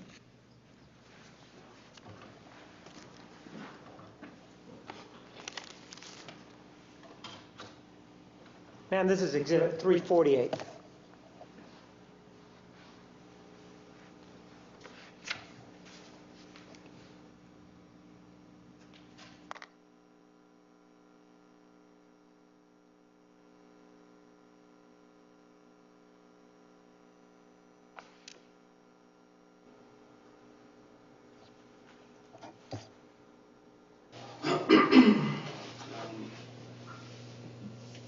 A lot of details on this case that haven't been released to the public and not even to Travis's family.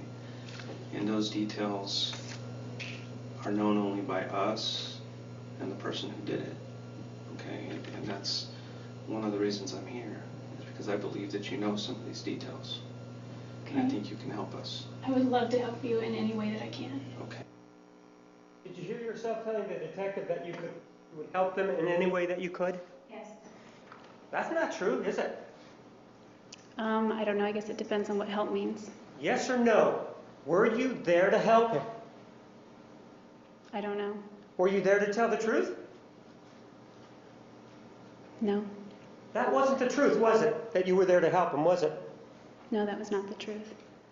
And in fact, you were there for a different purpose. You were there so that he wouldn't get the truth, right? No, I was there against my will. You were there against your will. You didn't have to talk to him, did you? In hindsight, I Ma'am, realized yes I or didn't no? have to. Did you have to talk to him? I'm not asking you about hindsight. Isn't it true that you could have chosen not to talk to him, right? I could have, I think. And well, you keep saying I think. At the time, I didn't know Ma'am, that. I'm asking you. You keep saying I think. Isn't it true that you had an opportunity to stop talking to him, but you chose to talk to him? Yes or no? That's true. And during that time, you told him certain things, right? Yes. And in fact, when you spoke to the detective, one of the things that you told him was that you were never there, right? Yes. And by there, I mean at the crime scene, right? Yes. And you told us previously, well, the reason that I lied to him was because I was ashamed. Do you remember telling us that? Yes. Just because you're ashamed, that gives you the right to lie? Objection, argumentative. Sustained. Well, ma'am, the fact that you were ashamed, do you think that justifies what you did? Objection, argumentative.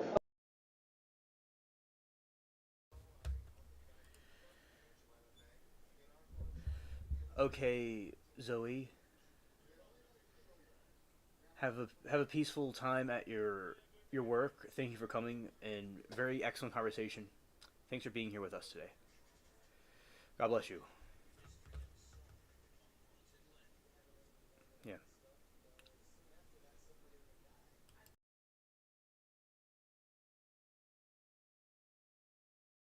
Overruled. No. And do you think, the other thing that you said, well, you know, I knew it was going to happen, but I was trying to postpone the inevitable. Is that what you were doing when you were lying? No, because the inevitable had occurred. Pardon? The inevitable had already occurred.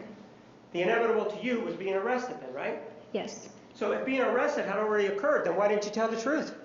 I was ashamed. So, which is what you told us before, right? Before when? Today. Isn't that the word that we just talked about? You were ashamed? Yes. So are you having problems remembering what you said a couple minutes ago? No. So you were ashamed. What could you possibly be ashamed of other than that you killed Travis Alexander, right? That was the biggest part of the shame. Oh, so there were other things that you were ashamed of more than killing Mr. Alexander then? Yes. Objection, mischaracterizes the testimony. Overruled. Yes? Yes. And one of the other things that you were, well, and the reason that you were ashamed of killing Mr. Alexander is because that was going to have some repercussions for you, wasn't there? Part of the reason, yes. Again, part of the reason. The other reason was that you were feeling scared, right? That's part of the reason too. So if you feel scared, you believe then it's okay to lie. No, that's not true. Well, that's what you did though, right? Yes, it is. So that's no excuse then, right? No, it isn't.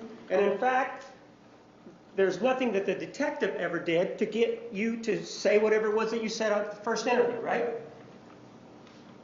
Not that I recall. Well, again, we're with the memory issue.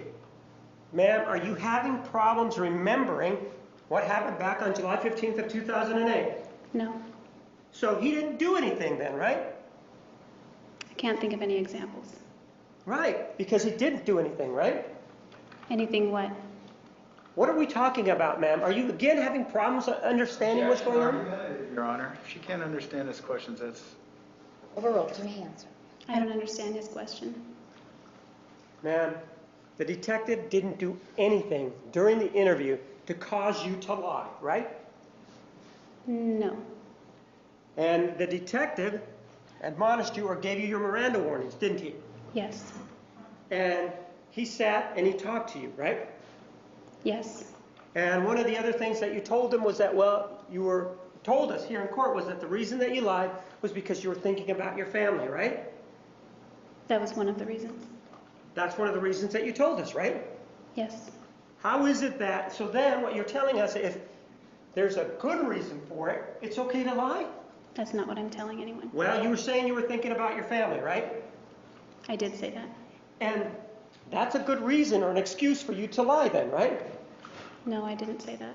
Well, that's the way you try to, didn't you tell us on direct examination that the reason that you lied was because you were thinking in part about your family? Yes or no? Yes, I said that. And so then the way you were conveying it to us was that it was okay. That's a good excuse to lie. If I conveyed it that way, I didn't mean to. Well, because you still have a family, right? Yes. So, but you did say that you were concerned about your family, right? Yes, I did. You were concerned about your reputation, right? Yes, I was. And so you were thinking more of yourself when you made this statement to this detective, right? I'm not sure about that. Well, other than you, who would be sure about your statement? God? Well, God's not here. We can't subpoena him, right? I don't think so. You don't think so? Are you sure that we can't? Because it seems like you're leaving the door open for that. Objection, relevance, Your Honor. With regard to this issue of this interview, it was for, when you lied, it was to benefit you, right? It was not for my benefit. Well, it wasn't hurting you when you were lying, was it? If he would have believed your lie, it would have helped you, right? It was hurting me to lie. Pardon? It was hurting me to lie. It was very what? It was hurting me to lie. So, in other words, you're saying that when you're talking to this detective, it was hurting your case to lie? Yes. You didn't know that at that time, did you? No. You took a chance by lying, didn't you? I wouldn't call it that. Well, yes, you did take a chance because you were hoping. Objection, argumentative. I don't have a question on it. Finish your question. You were hoping, ma'am, that he would believe what you were saying so that you could then walk out of that jail, right? No, that's not right. What other reason would you have to lie other than that it would benefit you? I assumed that though that video would become public one day and I didn't want my family to see me admitting to something like that. So, but you admitted it now. Yes. Your family's here, right? Yes. There are cameras everywhere, right? Yes. What has changed other than geography? Time. Time has changed. Oh, so a lie back then can be morphed into the truth now because time has changed, right? Nothing has been morphed. Well, you're saying that time has made the change that allows you to say something here, right? That you didn't say before. An internal change, yes. So you were saying that back then you were geared to lie. No. Well, that's what you said. There's been an internal change, right? Yes. And so this internal change, before that internal change, back on July 15th of 2008, that was part of the reason why you lied. This internal issue or change or problem, whatever it was, right? Yes, I had a problem. And that problem allowed you to lie, right? I don't know how to answer that. Why don't you know how to answer it? You're the one that brought this up about your internal problem. Objection, asked and answered, argumentative. Restate your question. This internal issue that you had, that made it, in your mind, okay for you to lie back on July 15th of 2008, right? I didn't consider it okay. Well, you didn't consider it bad, did you?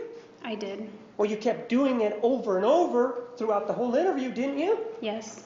And at no time did you stop the interview and say to yourself, this is not the thing to do, right? I did. You did tell him something different during that interview? No, you said say to yourself, not him. So, but when you're talking to yourself, no one can hear you, right? Yes. And Unless it's really I'm talking hard out for loud. people to corroborate what you're thinking if we don't know what you say, right? Yes. So we have to take your word that that's what you were thinking internally, right? Yes, but it Yes crossed or my no? mind. Yes or no? I said yes. And so with this interview, you then started to talk about whether or not you had been in Arizona, right? Yes, You said no, you hadn't been in Arizona, right? that's right. That's an absolute lie, right? Yes. And the reason that you didn't want to admit to being in Arizona is because you knew that you had killed Travis Alexander, right? Yes, You didn't tell that to the detective, right? that's right. And additionally, during that whole interview, you gave excuse after excuse as to why you weren't the person that had done this, right? Yes. So safe to say that the whole interview was a lie, right? Not the whole interview, but anything regarding my presence there on June 4th, yes. Anything having to do with responsibility in this crime was a lie, correct? Yes. And the reason you did that was because it was to your benefit, right? Objection, asked and answered, Mr. Overruled. Testimony. That's not the reason I did it. Well, it didn't hurt you, did it, back then? In the moment, it didn't hurt you, did it? It did. How did it hurt you in the moment if you had already been charged? It didn't change anything.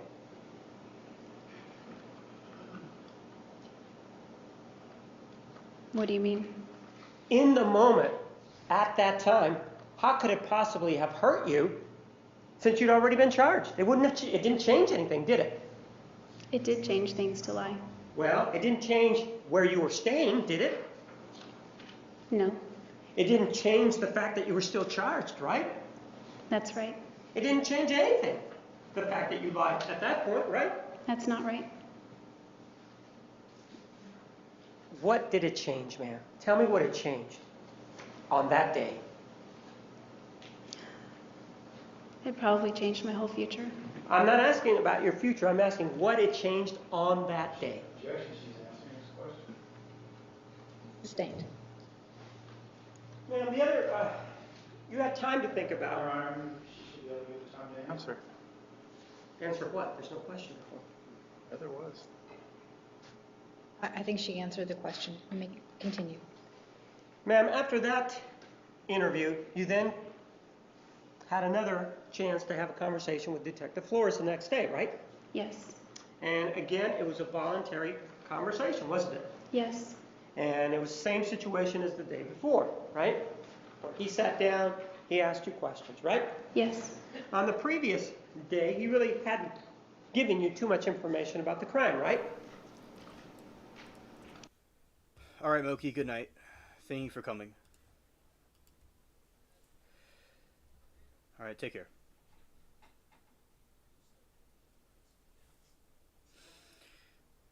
All right, and Saw Girl, you see, yeah, I've read about him, about doing that, and you see, the problem I have with it is that they were already broken up when this happened, so she went out to go seek him and do this action, in my opinion. And I do think she really, we would say,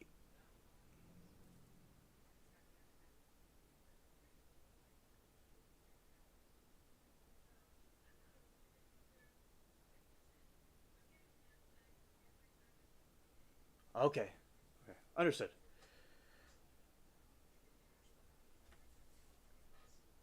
I'll have to read this again. Okay, let's see. Watching you don't know how.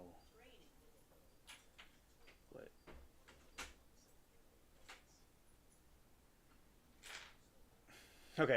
Okay, understood. Yeah, so I just think that it's wrong to go, if someone's acting in self-defense in that moment, I think there could be more justifications for it. I'm not saying like, oh, he was with another woman and then cheated on her for Jodi, so I do think he seems to have a history, with the ladies and stuff, but I do kind of similar to the Bayfield trial where she went out and like put him in a situation to go delete him. I'm not saying that the other party was in the right with Travis. I'm not saying he was perfect. I've definitely seen some different information about him. Yeah, autocorrect is cringe. That's why I like talking over typing. Yeah, so she stabbed him 28 times and slit his throat ear to ear. I think it's what you would call an overkill, and I don't think she had to go and seek him out, and she could have just left him and not actually go out and find him and do that to him, in my opinion. Now, if she was, like, if they're in a relationship and there's a moment where there's some sort of danger, people could defend themselves, but I don't think she's herself. I think she's not really the greatest person herself, in my opinion. I'm not saying he was a saint either, but it's like she could have just went away from him and not gone back with him. Like at that point when they're broken up, it's over with. In my opinion, though. I don't, of course, support anybody cheating on anybody or acting, bad towards either women being mistreated or men being mistreated. I don't like either group, or being mistreated like that, and they feel abused. They should go if they can, in the sense that someone's not like kidnapped in the basement. And there could have been other guys where they would have just been with her only and not cheated on her like that. Because I think there could have been other guys she could have went with for her own good, for her own peace of mind. That would have been better for her.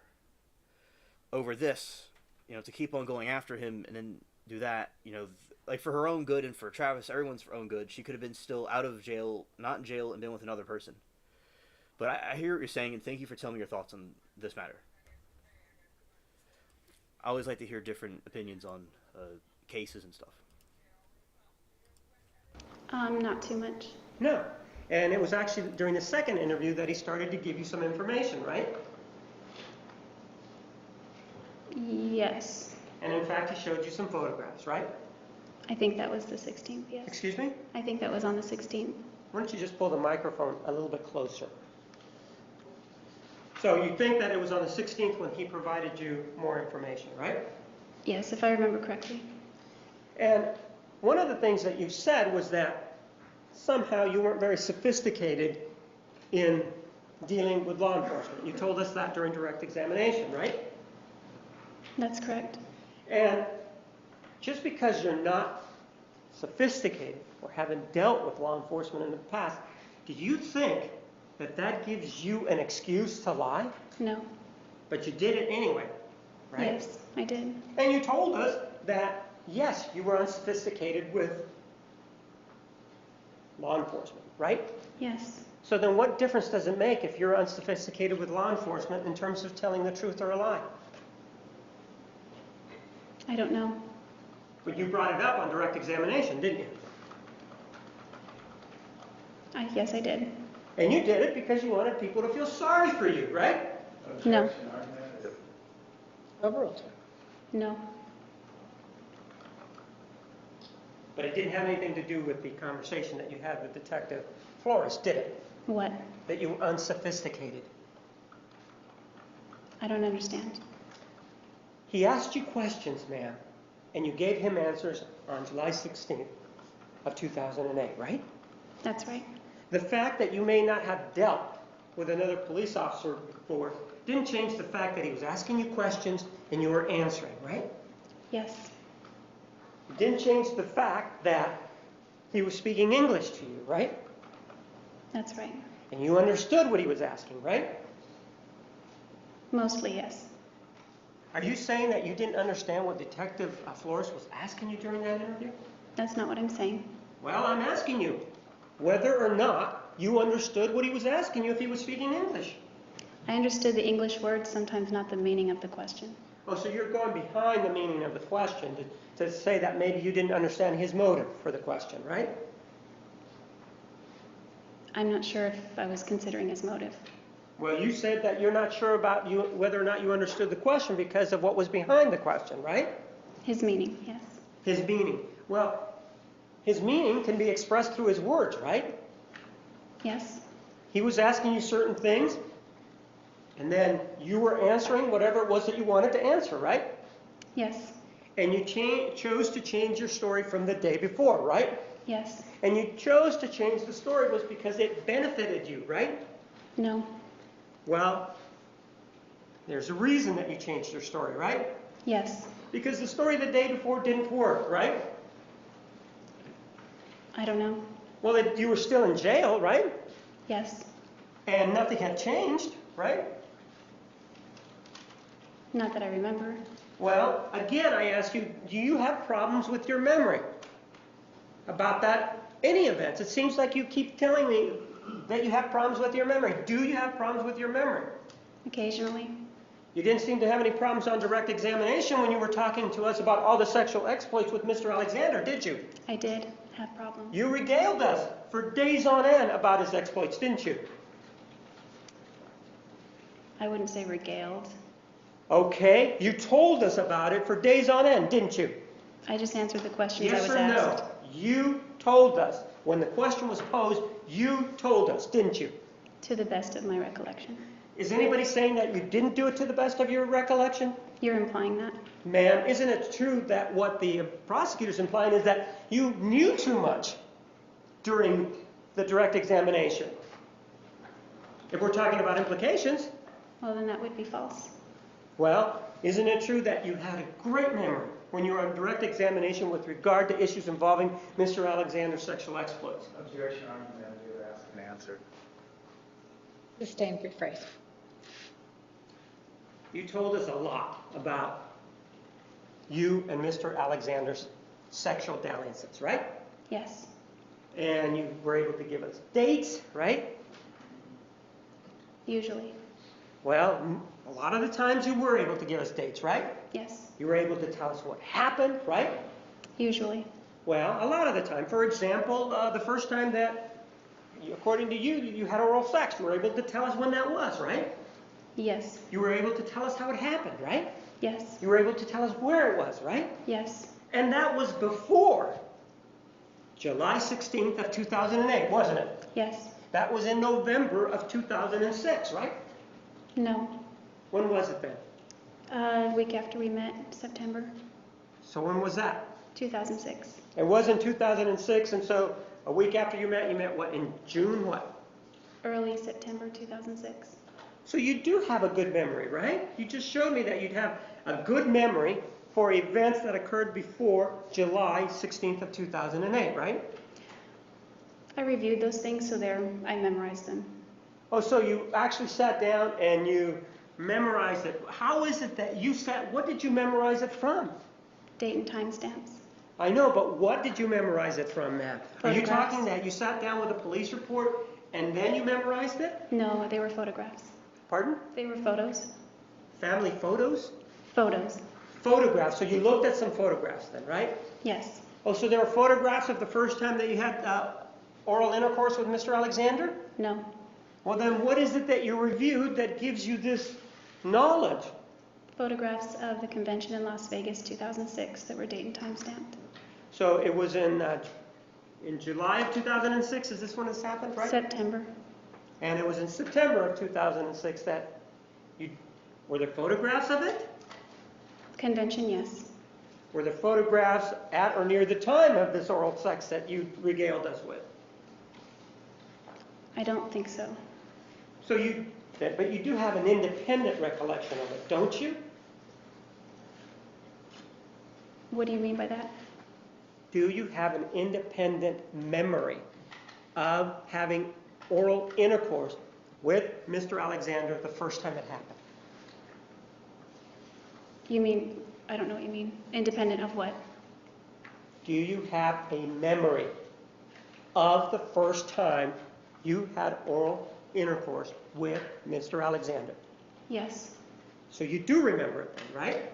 Yes. And you remember where it was, right? Yes. So that event was before this July 16th of 2008 interview, right? Yes. That was further in time, right? Yes. You didn't seem to have too much of a memory problem with that, right? That's right. Did you ever review anything else with regard to the July 16th, 2008 interview? Very briefly, it makes me sick Is to my that a yes or stomach. no? I guess that would be yes. So you did review parts, at least according to you, the way you're saying it, of the interview that you had on July 16th of 2008, right? Yes. And you're saying that your memory of what happened on July 16th of 2008 is so clouded today that it's only based on that review? No, that's not what I'm saying. You do have an independent recollection of it then, right? What do you mean by independent? Independent means coming from inside of your head. It's based on what I've reviewed. So everything that you have told us then in this case is based on what you reviewed? I'm referring to July 16th. So everything with regard to July 16th is based on what you reviewed. You don't have any other recollection. Not everything, but most of it. Do you remember that you lied? Yes. And do you remember what you lied about? Yes. Yes, sir. And do you remember that you lied about the killing of Travis Alexander, right? Yes. And that, you know, is a change from what you said the day before, right? Yes. And it was a drastic change, right? Yes. It was a total change because now you were there, right? Yes. You knew that that would be important, right? Yes. And in fact, what you were trying to do is because the detective had already told you about the fingerprints, didn't he? I think he did, yes. And he also told you about the hair that was there, correct? Yes. You guys talked about DNA analysis, didn't you? Yes. And you talked about, and he showed you the photograph with a foot in it, with your foot in it. Do you remember that? Yes. So after he showed, and you don't deny that that's your foot in the photograph, do you? I don't deny it. And after he told you that, that's when you changed your story, didn't you? Yes. And you changed your story to conform with the forensic evidence that he was telling you about, right? That's right. And that was because you wanted to make up a story that conformed with what he was telling you, right? Yes, as much as possible. Because you did not want any consequences with regard to the killing of Travis Alexander, right? I wasn't concerned about consequences at that point. Ma'am, do you think it's a good excuse to lie just because this detective is giving you some forensic evidence? No. But it's a good reason to lie if you want to get out of whatever you are being talked about, right? That wasn't my goal. So. Well, was your goal to go to prison? Not physical prison on earth, no. Well, ma'am, was your goal so your goal was not to go to prison then, right? It wasn't a goal of mine, I can say. And in fact, that was something that you were trying to avoid, right?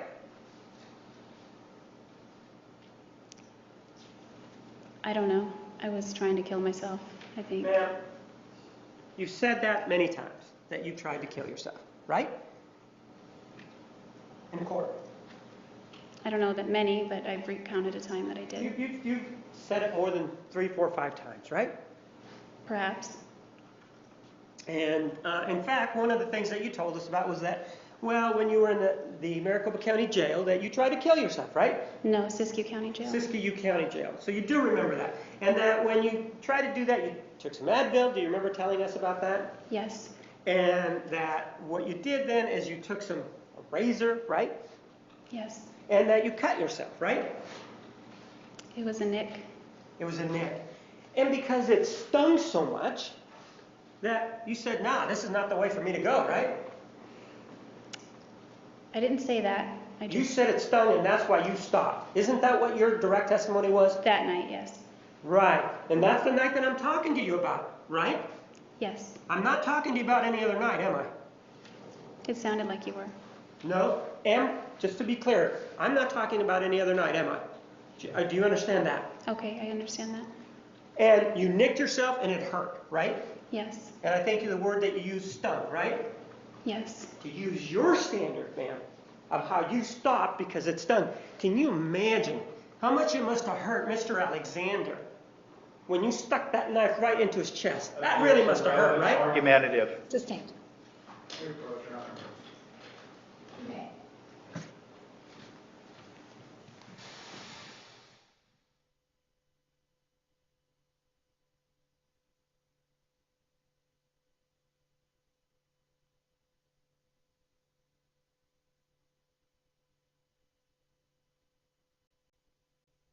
The story was that it was 2 individuals that came in, right? Yes. And one individual was a male, right? Yes.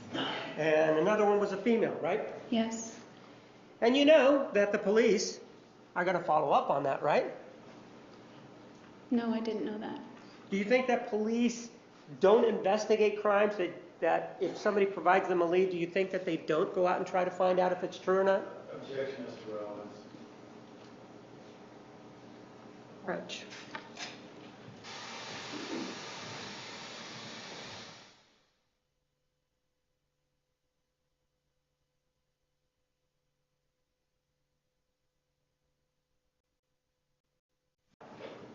No.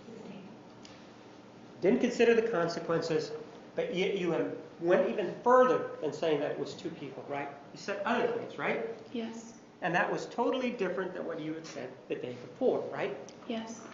And what you said was that these people, you were taking a photograph, right? Yes. You never mentioned anything about dropping a camera, did you? No.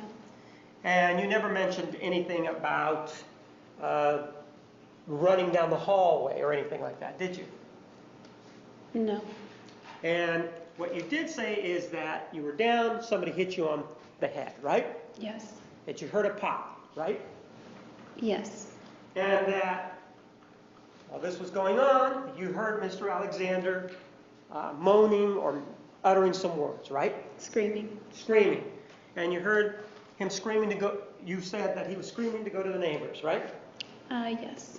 And at some point you said that you saw Mr. Alexander on all 4s, right? Yes. And he couldn't move his feet or feel his legs, right?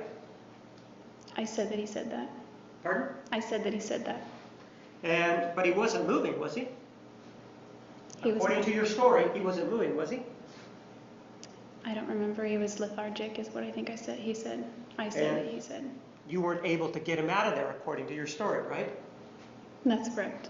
But you were able, at some point, according to you, get out of there, right? Yes. And that's what you told the detective, right? Yes. And the reason you told the detective this lie was because you didn't want to be charged in this case, didn't you? That's not the reason. Was the reason that you told him that because you did want to be charged in this case? What did you say? I said was the reason that you told him that because you did want to be charged in this case. Because I did. Yes, you said you didn't. Ma'am, didn't you just tell me that the reason you told him that was not because you didn't want to be charged? That's what you just said, right? That wasn't the reason I told him that. That's correct. Well, you didn't tell him the story just so you could be charged, right? That's also correct. So you told him a story for a reason, right? Yes, Is it the embarrassment factor now? that was part of it. And so it's more important to you about your feelings of embarrassment than to tell the truth. If you say that as present tense, that's not correct. I'm talking about back on July 16th of 2008. Your feelings of embarrassment were more important than telling the truth, right? I didn't really weigh importance. Well, you said that one of the reasons that you didn't tell the truth was because of embarrassment, right? I think shame would be more correct. All right, let's go with the word shame then.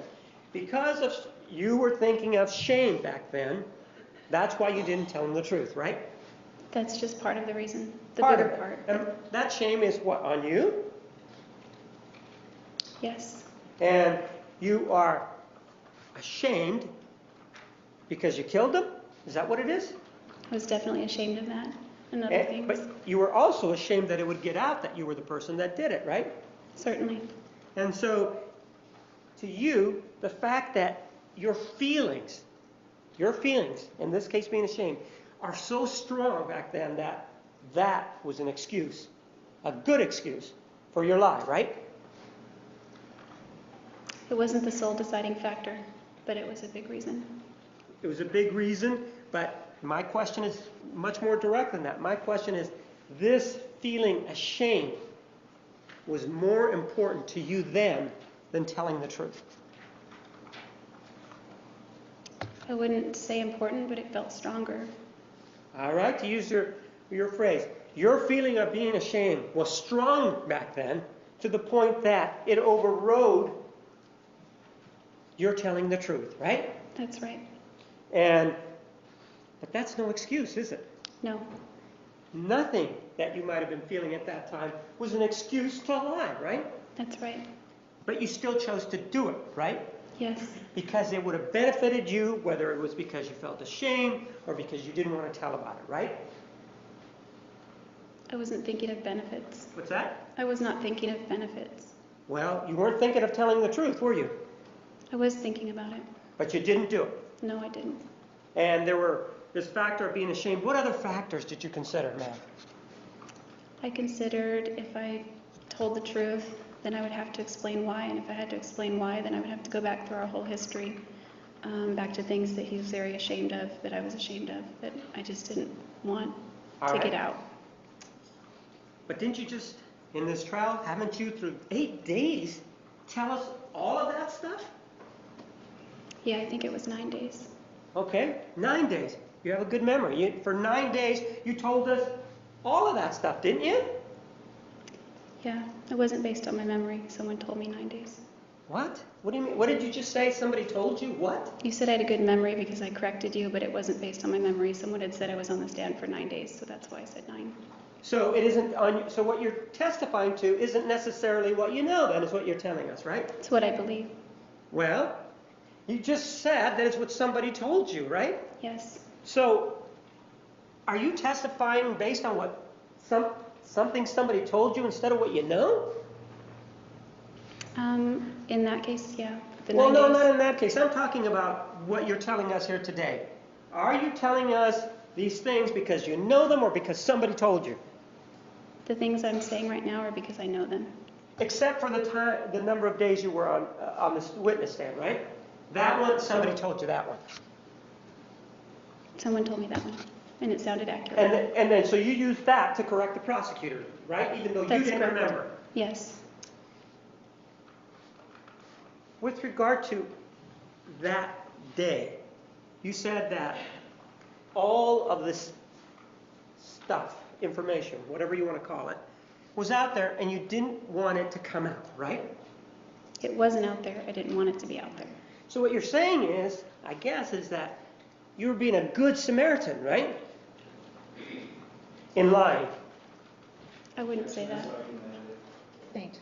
Well, you were saying that you didn't want this stuff to come out about Mr. Alexander and your relationship with him, right? That's right. So you were being a good person, right? Objection. Sustained. Well, do you think that that's an excuse that to not tell the truth? That you wanted to hide information? No. So you did hide information in addition to lying, right? Yes. But the detective isn't the only person that you lied to, right? That's right. You lied to a lot of people, right? Everyone. And there's different reasons that you had for lying to everyone, right? Yes. And in fact, one of the people that you lied to was Ryan Burns, right? Yes. Ryan Burns is this individual that you had a romantic interest in, right? Yes. In fact, in order to see whether or not the spark was there, you went all the way to Utah, right? That was my goal. Well, it was your goal, but you made it there, right? Yes, but not for the reason you stated. So you weren't there to go see him to see if there was any romantic interest? Not on June 5th. Not on June 5th, when you started your trip, part of your trip. So you're saying then that he was an afterthought? Yeah, he was. So he was just an alibi then? Yeah, well, no, not an alibi. Well, if he's an afterthought, then that means the primary thought that you had when you left Wairika back on June 2nd was to see Travis Alexander then. If Mr. Burns was an afterthought, as you say. That's not correct. Well, that's what you said, though, right? No, that's what you said. Mr. Burns was an afterthought, right? No, he was an afterthought after June 4th. Okay, so before that, he was a priority thought. He was the reason for the trip. So he was the reason for the trip, then, right? Yes. And the reason for the trip to go see him was to see whether or not there was a romantic interest, right? That's why I planned the trip. Right. That's my question. You wanted to see if there was going to be any sparks between you and Mr. Burns, right? Yes. And you had not seen him before that date in the sense that you hadn't been with him alone, correct? That's correct. You hadn't been out on a date with him before, right? That's right. You had only done the text messaging, right?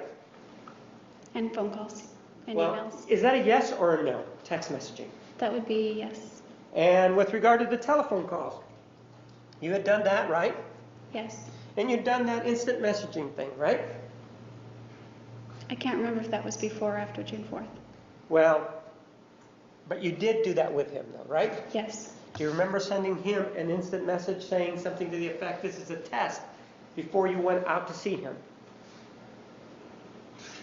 Remember seeing that? I remember seeing this as a test, but I don't recall the date. And because of this interaction, you decided to go see him, right? Yes.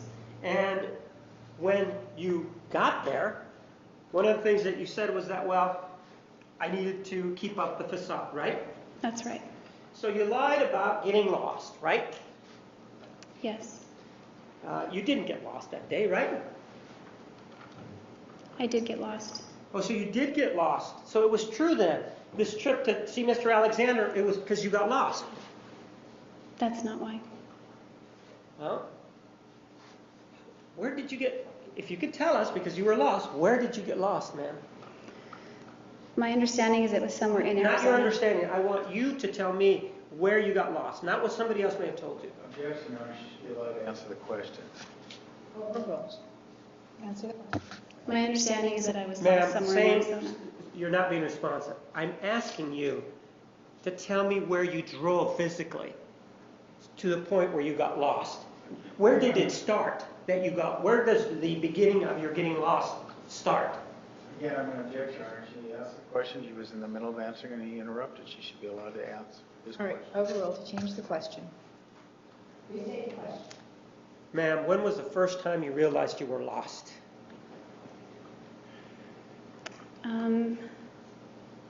When I couldn't power on my phone, it was dark. Was this before or after you killed Mr. Alexander? After. And this is where you pulled off the side of the road, right? Yes. And then you continued to drive from that point to see Mr. Burns, right? I just drove at that I understand that you say you just drove, but from that point on, you did get a chance to speak to Mr. Burns, right? Yes.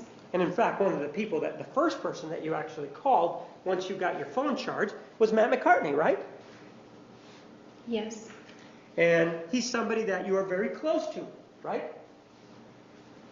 Somewhat, yes. He's a very good friend, right? Yes. He's an ally, right? I don't know what you mean by ally. Someone who will not betray you. No, he's betrayed me. So, and you're talking about the fact that he saw somebody else, right? When he was with you, right? Is that what you're talking about, the betrayal? That's only one of the times he's betrayed me. So you've never told somebody, for example, like 48 hours that he was somebody that will not betray you? I did say that on 48 hours. So which is it? Is he going to betray you or is he not going to betray you? What is it? Well, hopefully not. Well, hopefully not means you're not answering the question.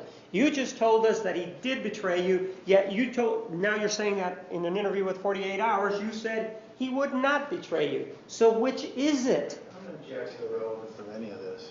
Overruled. Well, when I made that statement to 48 hours, it was my belief that he would not. It was your way of what? My belief that he would not betray me.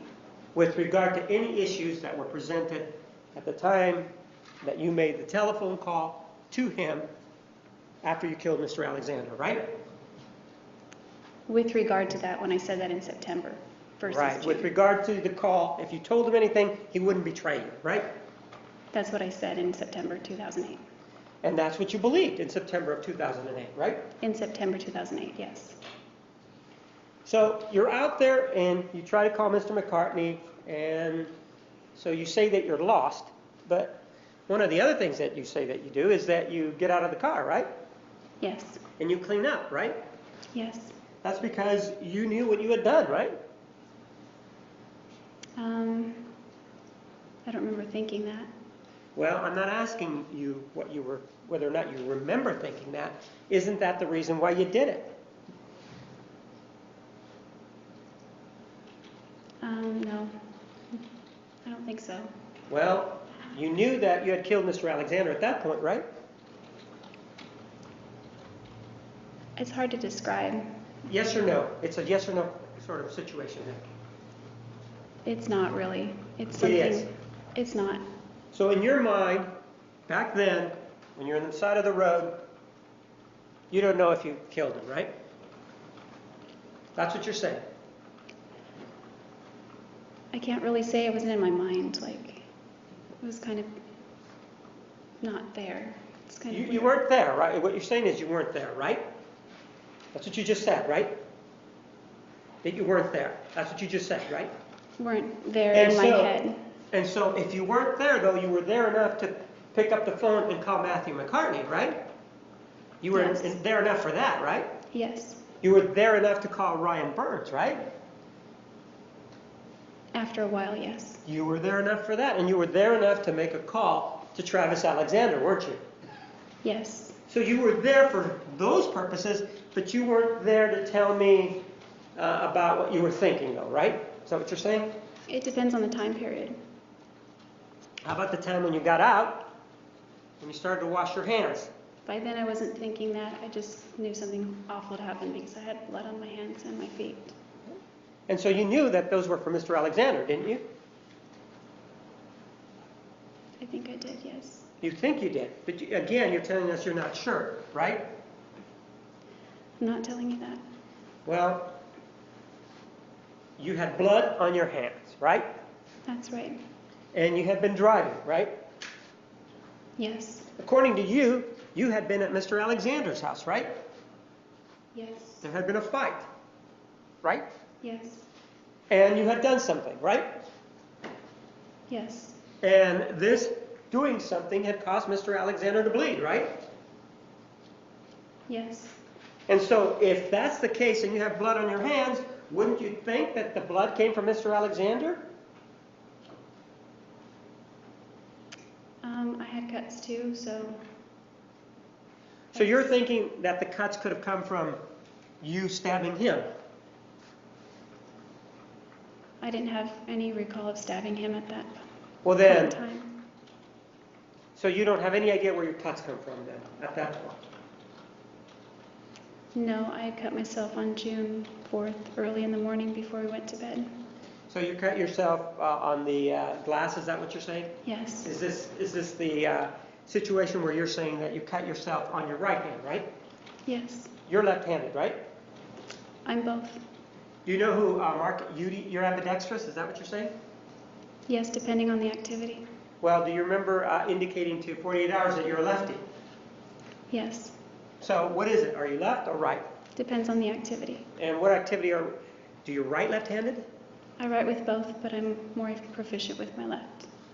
And so with regard to this being out there, so you're out there and you've made these calls, you've got out, and you find your charger, right? Is that when you find the charger? When I pulled over, yes. And at some point you're able to make a telephone call to Mr. Burns, right? Yes. And then starts the lying to him, right? Yes. And so at some point then you drive all the way up to see him, and you get there around 11 o'clock in the morning, right? I think so, yes. Well, in between 11 and noon, would that be accurate? I believe it was before noon. And after 11, right? I think so. I wasn't paying attention at the time, but it was late morning.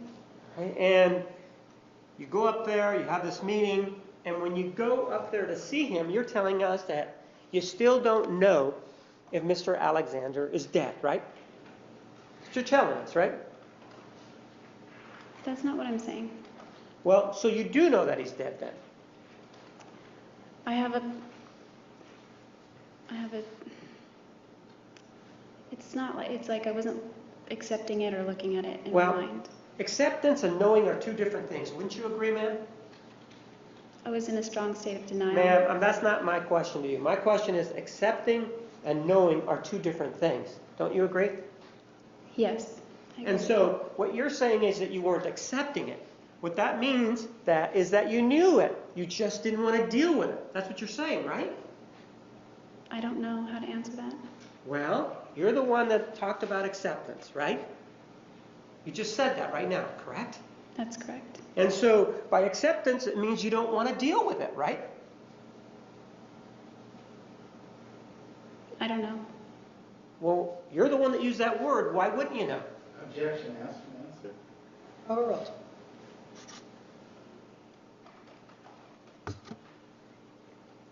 I don't know. My mind wasn't right during that whole period. Well, you're throwing up your hands and you're saying that your mind wasn't right, but that's not the issue. The issue here is whether or not you knew he was dead, and it appears, correct me if I'm wrong, that you're saying you did know that he was dead. I believe that I knew he was dead. Okay, so you knew he was dead.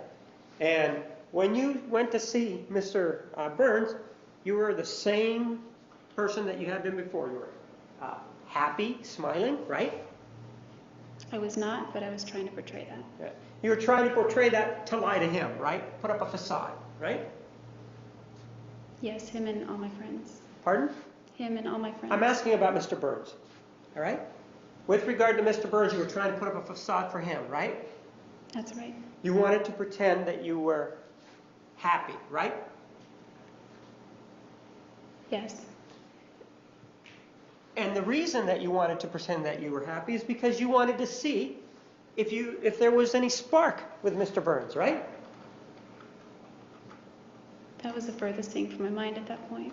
Okay, so if that's the furthest thing from your mind, then the closest thing in your mind is the fact that you killed Mr. Alexander, right? I wasn't thinking of it in those terms.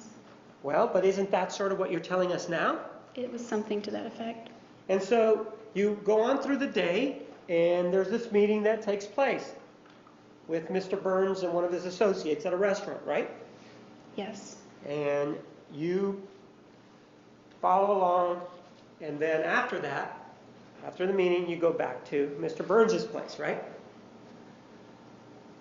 Yes. And now it's the afternoon, right?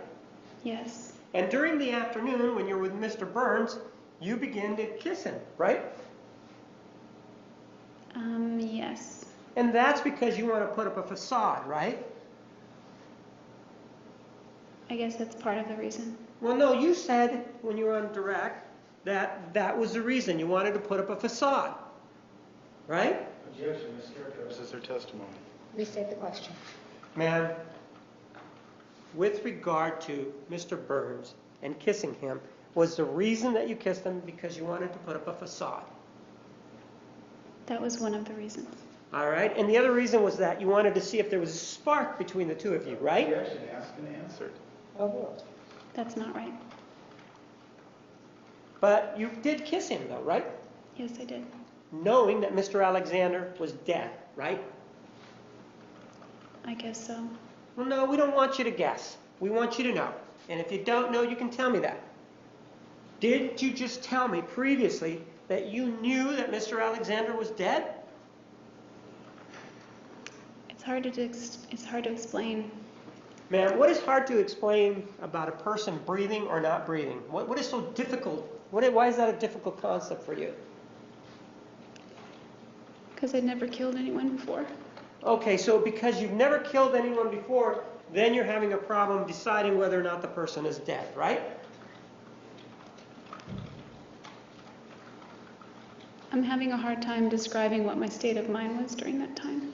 If you hadn't killed anybody before, and you didn't know if he was dead, then why did you just leave him to die? Objection, Mr. Relevant. Overruled. I don't think I did that. Well, sure, you just told us that you'd never killed anybody before and you didn't know. So what you're telling us is that you left them to die, didn't you? I don't believe that. Okay, so then you did know he was dead. Can't have it both ways. Which one is it? Objection, Your Honor. Argument if she's already explained her state of mind. She's not a psychologist. Sustained as to the question. Rephrase. At the time you were kissing Mr. Burns' lips, did you know he was dead, yes or no? And by he, I mean Mr. Alexander. Objection, asked and answered, Judge. Overruled. I think I did. Okay? And so, but yet you continue kissing Mr. Burns anyway, right? I don't know. You mean you don't remember him, that you guys were continually making out? Or not continually, but were making out before you went out for the evening? I don't remember making out with him before we went out for the evening. But you were kissing him, whatever that means, right? We kissed. Then you went to this training that was in the evening, correct? It wasn't a training. It was a business briefing. It was a briefing in the evening, right? Yes. And it was at a college, I believe, correct? I don't remember. And is that when you drove with Leslie Jodi or not? I don't remember. I think I might have followed Ryan to the place where the meeting was. And when you went to this place, that's where you met up with Leslie Jodi, right? Yes. And then after that, there was a meeting where you guys went to Chili's, right? I'm not sure what restaurant it was. All right, so you went to a restaurant, correct? That's correct. And when you went to this restaurant, before you went in, you were talking to Leslie Jodi, right? In the car. It was either before we went in or after, but at one point we were in the parking lot discussing things. And you talked to her for about an hour, right? I don't remember how long. It was not 5 minutes, it was longer than 5 minutes, right? It was longer than 5 minutes. And during that time, that's when you told her that you looked forward to the future when your kids, those that you were going to have, and Mr. Alexander's kids could play together at PPL meetings, right? Yes. That was a lie.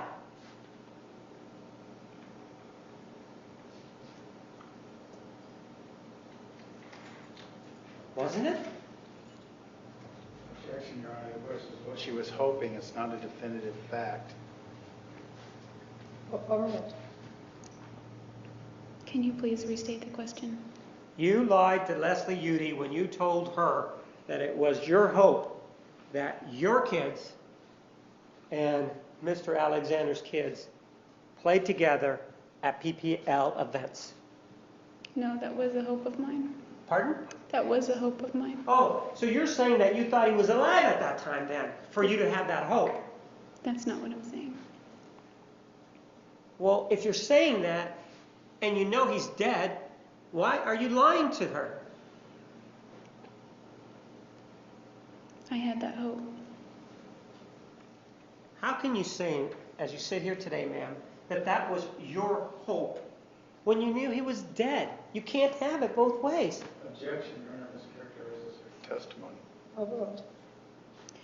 It was a hope of mine, and the fact that he had died didn't change my hope. It just made that hope unrealistic.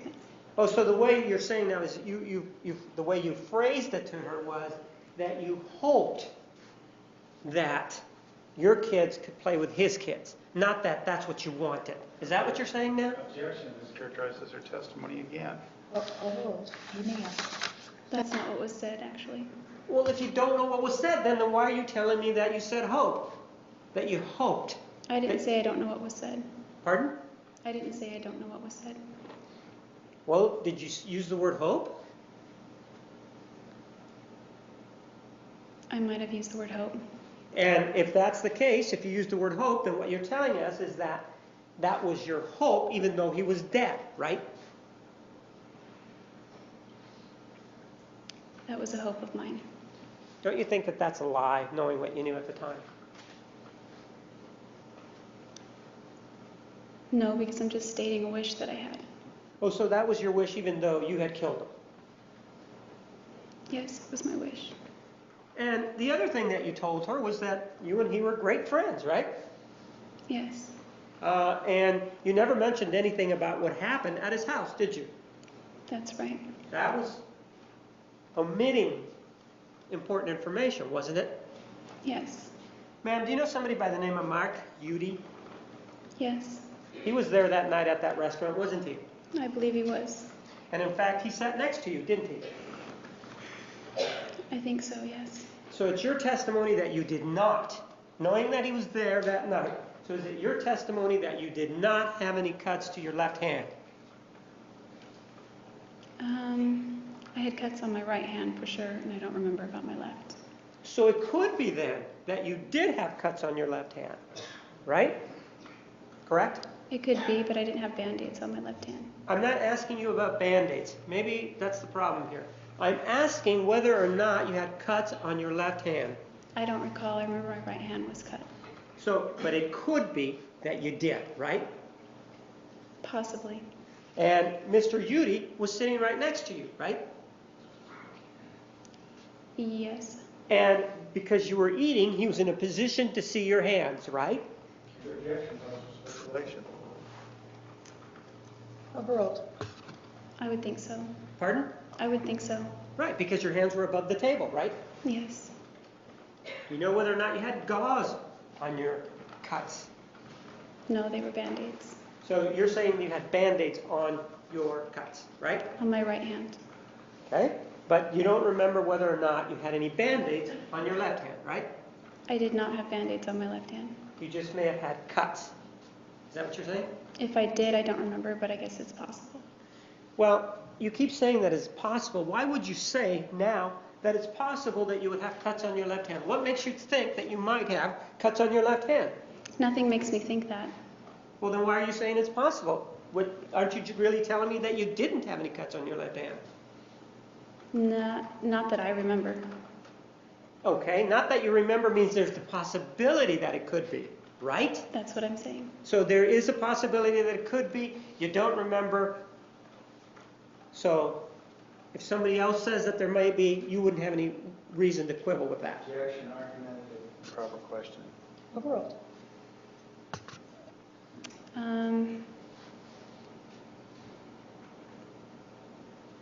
I don't know. And you don't know because you don't remember, is that it? I don't know because I didn't have Band-Aids on my left, I had them on my right. Ma'am, one of the other things that happened after that is that at some point you then returned back to Mr. Burns' home, right? Yes, And you returned back to Mr. Burns' house, and you guys go to sleep, right? yes, You set your clock, or the clock is set so that you can get up, right? yes, You need to get back to work, right? yes, And you need to get back to work. Margaritaville?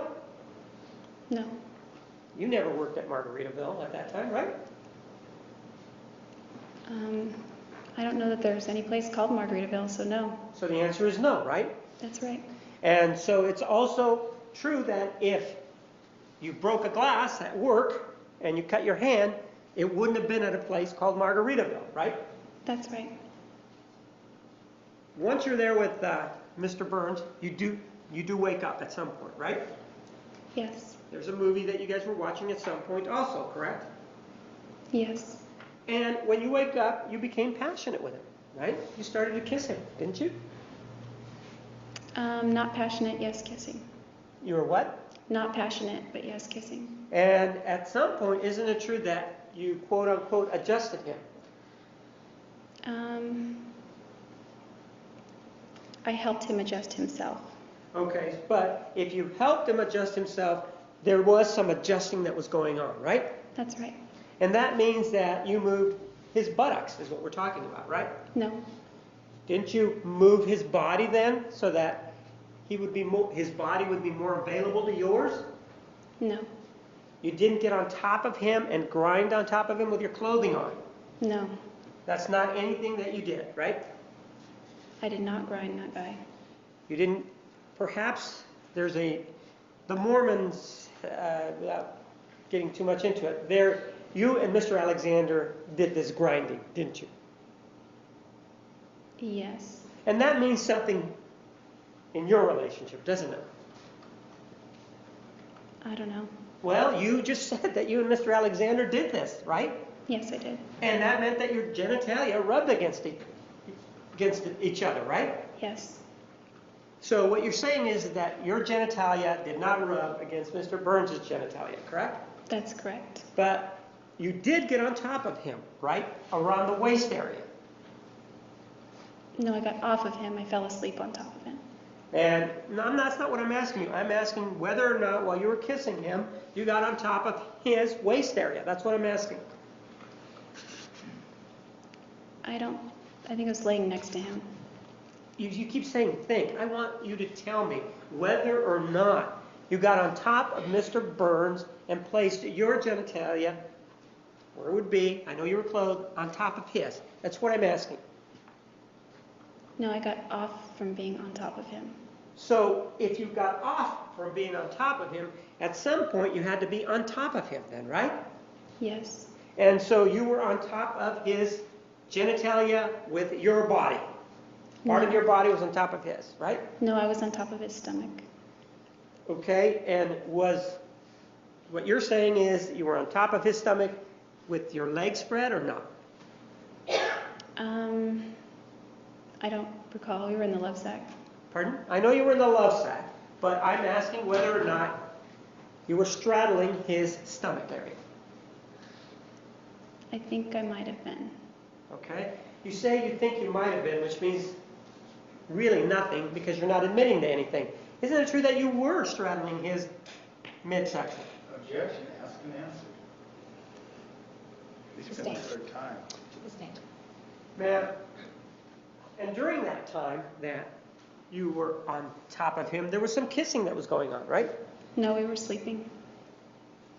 But as soon as you woke up, you kissed him, right? Not as soon as I woke up. Some point thereafter, you kissed him, right? Before I left, yes. So you're saying that there was no romantic kissing that went on, is what you're telling me, right? That's not what I'm saying. So there was romantic kissing that went on. Yes. When did this romantic kissing take place? I think it started first in the afternoon and then in the evening, or I guess it would be early morning on the 5th or the 6th. But And before he I also left. placed his hands between your legs, right? Some point. Not that I recall. But that means that you were here when he testified, right? Yes. So it could be that he did place his hands between your legs, right? No, could be that he was full of crap. He didn't go there. So you are saying that Mr. Burns is full of crap, When he said he got near my vaginal area, absolutely. right? So, and you're the same person that's telling us that he's full of crap that has lied to him, right? Yes. That has lied to Leslie Jodi, right? Yes. Right? Yes. That has lied to Detective Flores on 2 occasions, right? Yes. And to continue this litany of lies, it isn't restricted to Utah. You also lied to people in Arizona, didn't you? Yes, everyone. Right. And yet you're telling us somebody else is full of crap, right? When it comes to that, yes. So the answer is yes. I said yes. And so after this happened, you went back to Wairika, correct? Drove back. Yes. And you drove back to Wairika and you didn't tell anybody anything that had happened, right? You mean at Travis's house? Yes, at Travis's house. That's correct. One of the things that ended up happening, though, is that you then received a call on June 10th of 2008 in the early morning hours, right? Yes. And you received that call from an individual by the name of Daniel Freeman, didn't you? Yes. He's the same individual that testified here today, not today, but at some point during these proceedings, right? Yes. And he was telling you about Mr. Alexander, right? Yes. And you lied to him, right?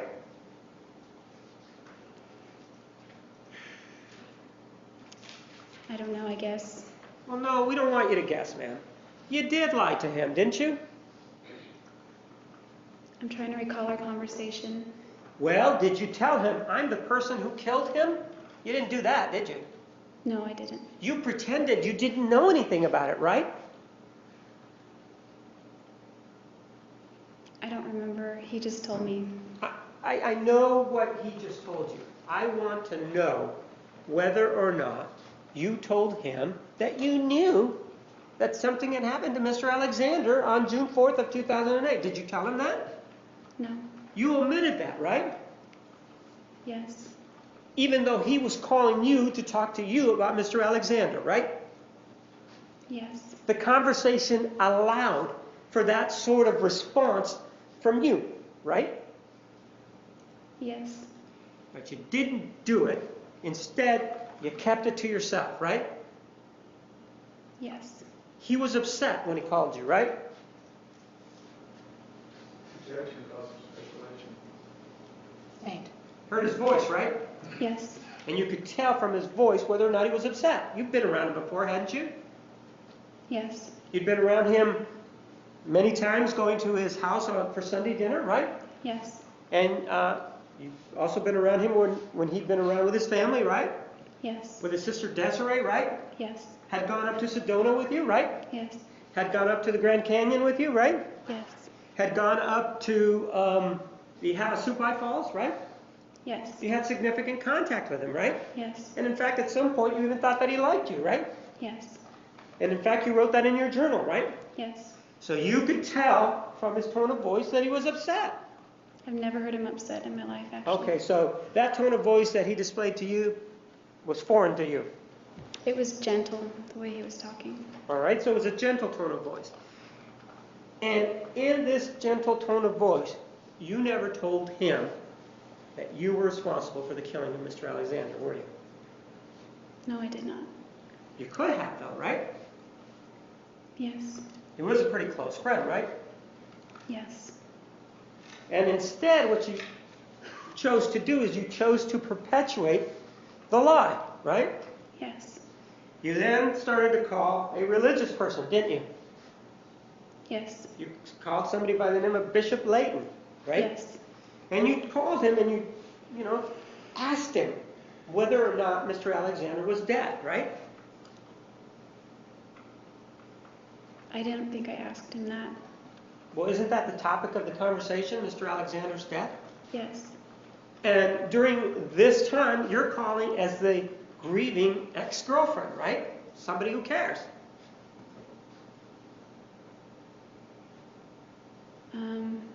I was calling as a friend. Okay, if you're calling as a friend, why are you calling if you already know what happened to Mr. Alexander other than to lie about it? There were many things I didn't know. Oh, so you just wanted to get information about the death so you could use it later to lie about it? Is that what it is? Objection argumentative. I just called because I wanted to know what he knew. And the reason you wanted to know what he knew was so that you could see whether or not anybody was on to you, right? Yes, partially. And it wasn't like you cared about Mr. Alexander. It was you just wanted to see what it was that you needed to do to make sure that you weren't charged with a crime, right? Objection argumentative. Sustained. Ma'am, you wanted to see what he knew is what you told us, right? Yes. What purpose would there be for that information, knowing what he knows about it, other than to benefit you? The fact that there was a big memory block was bothering me. I'm not asking you if a memory block was bothering you. You asked Am the I? reason. What other reason? Am I asking you if a memory block was bothering you? Objection, Your Honor, ask and answer. She answered the question he asked. Am I asking you if a memory block was bothering you? No. I was asking you about the information that you were trying to get and what you were going to do with it, right? No, that's not what you were asking me. Ma'am, isn't it true that I asked you the purpose for calling Bishop Layton, right? No. I asked you that. Why did you call Bishop Layton? Didn't I ask you that? Prior, yes. Well, this is part of the same conversation, isn't it? Yes. And you do agree that you called Bishop Layton, right? Yes. In the middle of the night, right? Yes. 3 a.m., I think, right? Yeah, it was late. And you called Bishop Layton and you spoke to him because you wanted to get information about what he knew about the investigation, right? That was part of it. Yes, that part. Let's talk about that part. The part that you wanted to know about the investigation, that was going to help you should something come of this, right? Objection again. That wasn't my thought, really. That wasn't your thought, then why do you even want to know about it? I couldn't remember much or anything from that day. Well, you remembered that you had been there, didn't you? Yes. You remembered that there had been this confrontation, right? I do remember that. Yes, and you remember that you didn't call 911, right? Yes. So why is it that you even need to know about the investigation since you have first-hand knowledge? Why are you asking for somebody who has second-hand knowledge? Objection, Your Honor, mischaracterized. She didn't have first-hand knowledge. She had no memory. You were there. You're the person who killed her, right? You've admitted that in court, right? Yes. That means you were there, right? Yes. If you were there, and you knew you were there, you did know you were there, though, didn't you? Yes. If you knew that you were there and that he was dead, then why are you calling for information? Is it to rub it in? Objection, argumentative. Why are you calling for Your Honor. Pardon?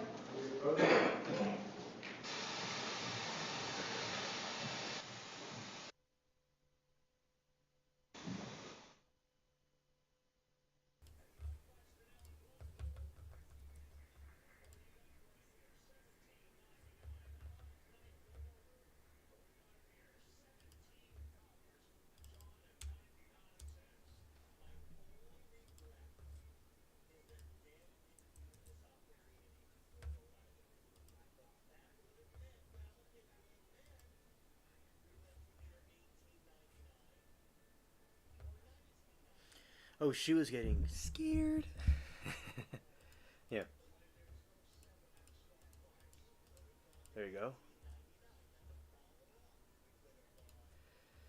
Alright, now, at this point in time, I'm going to end it for the night, and we'll resume tomorrow during the day.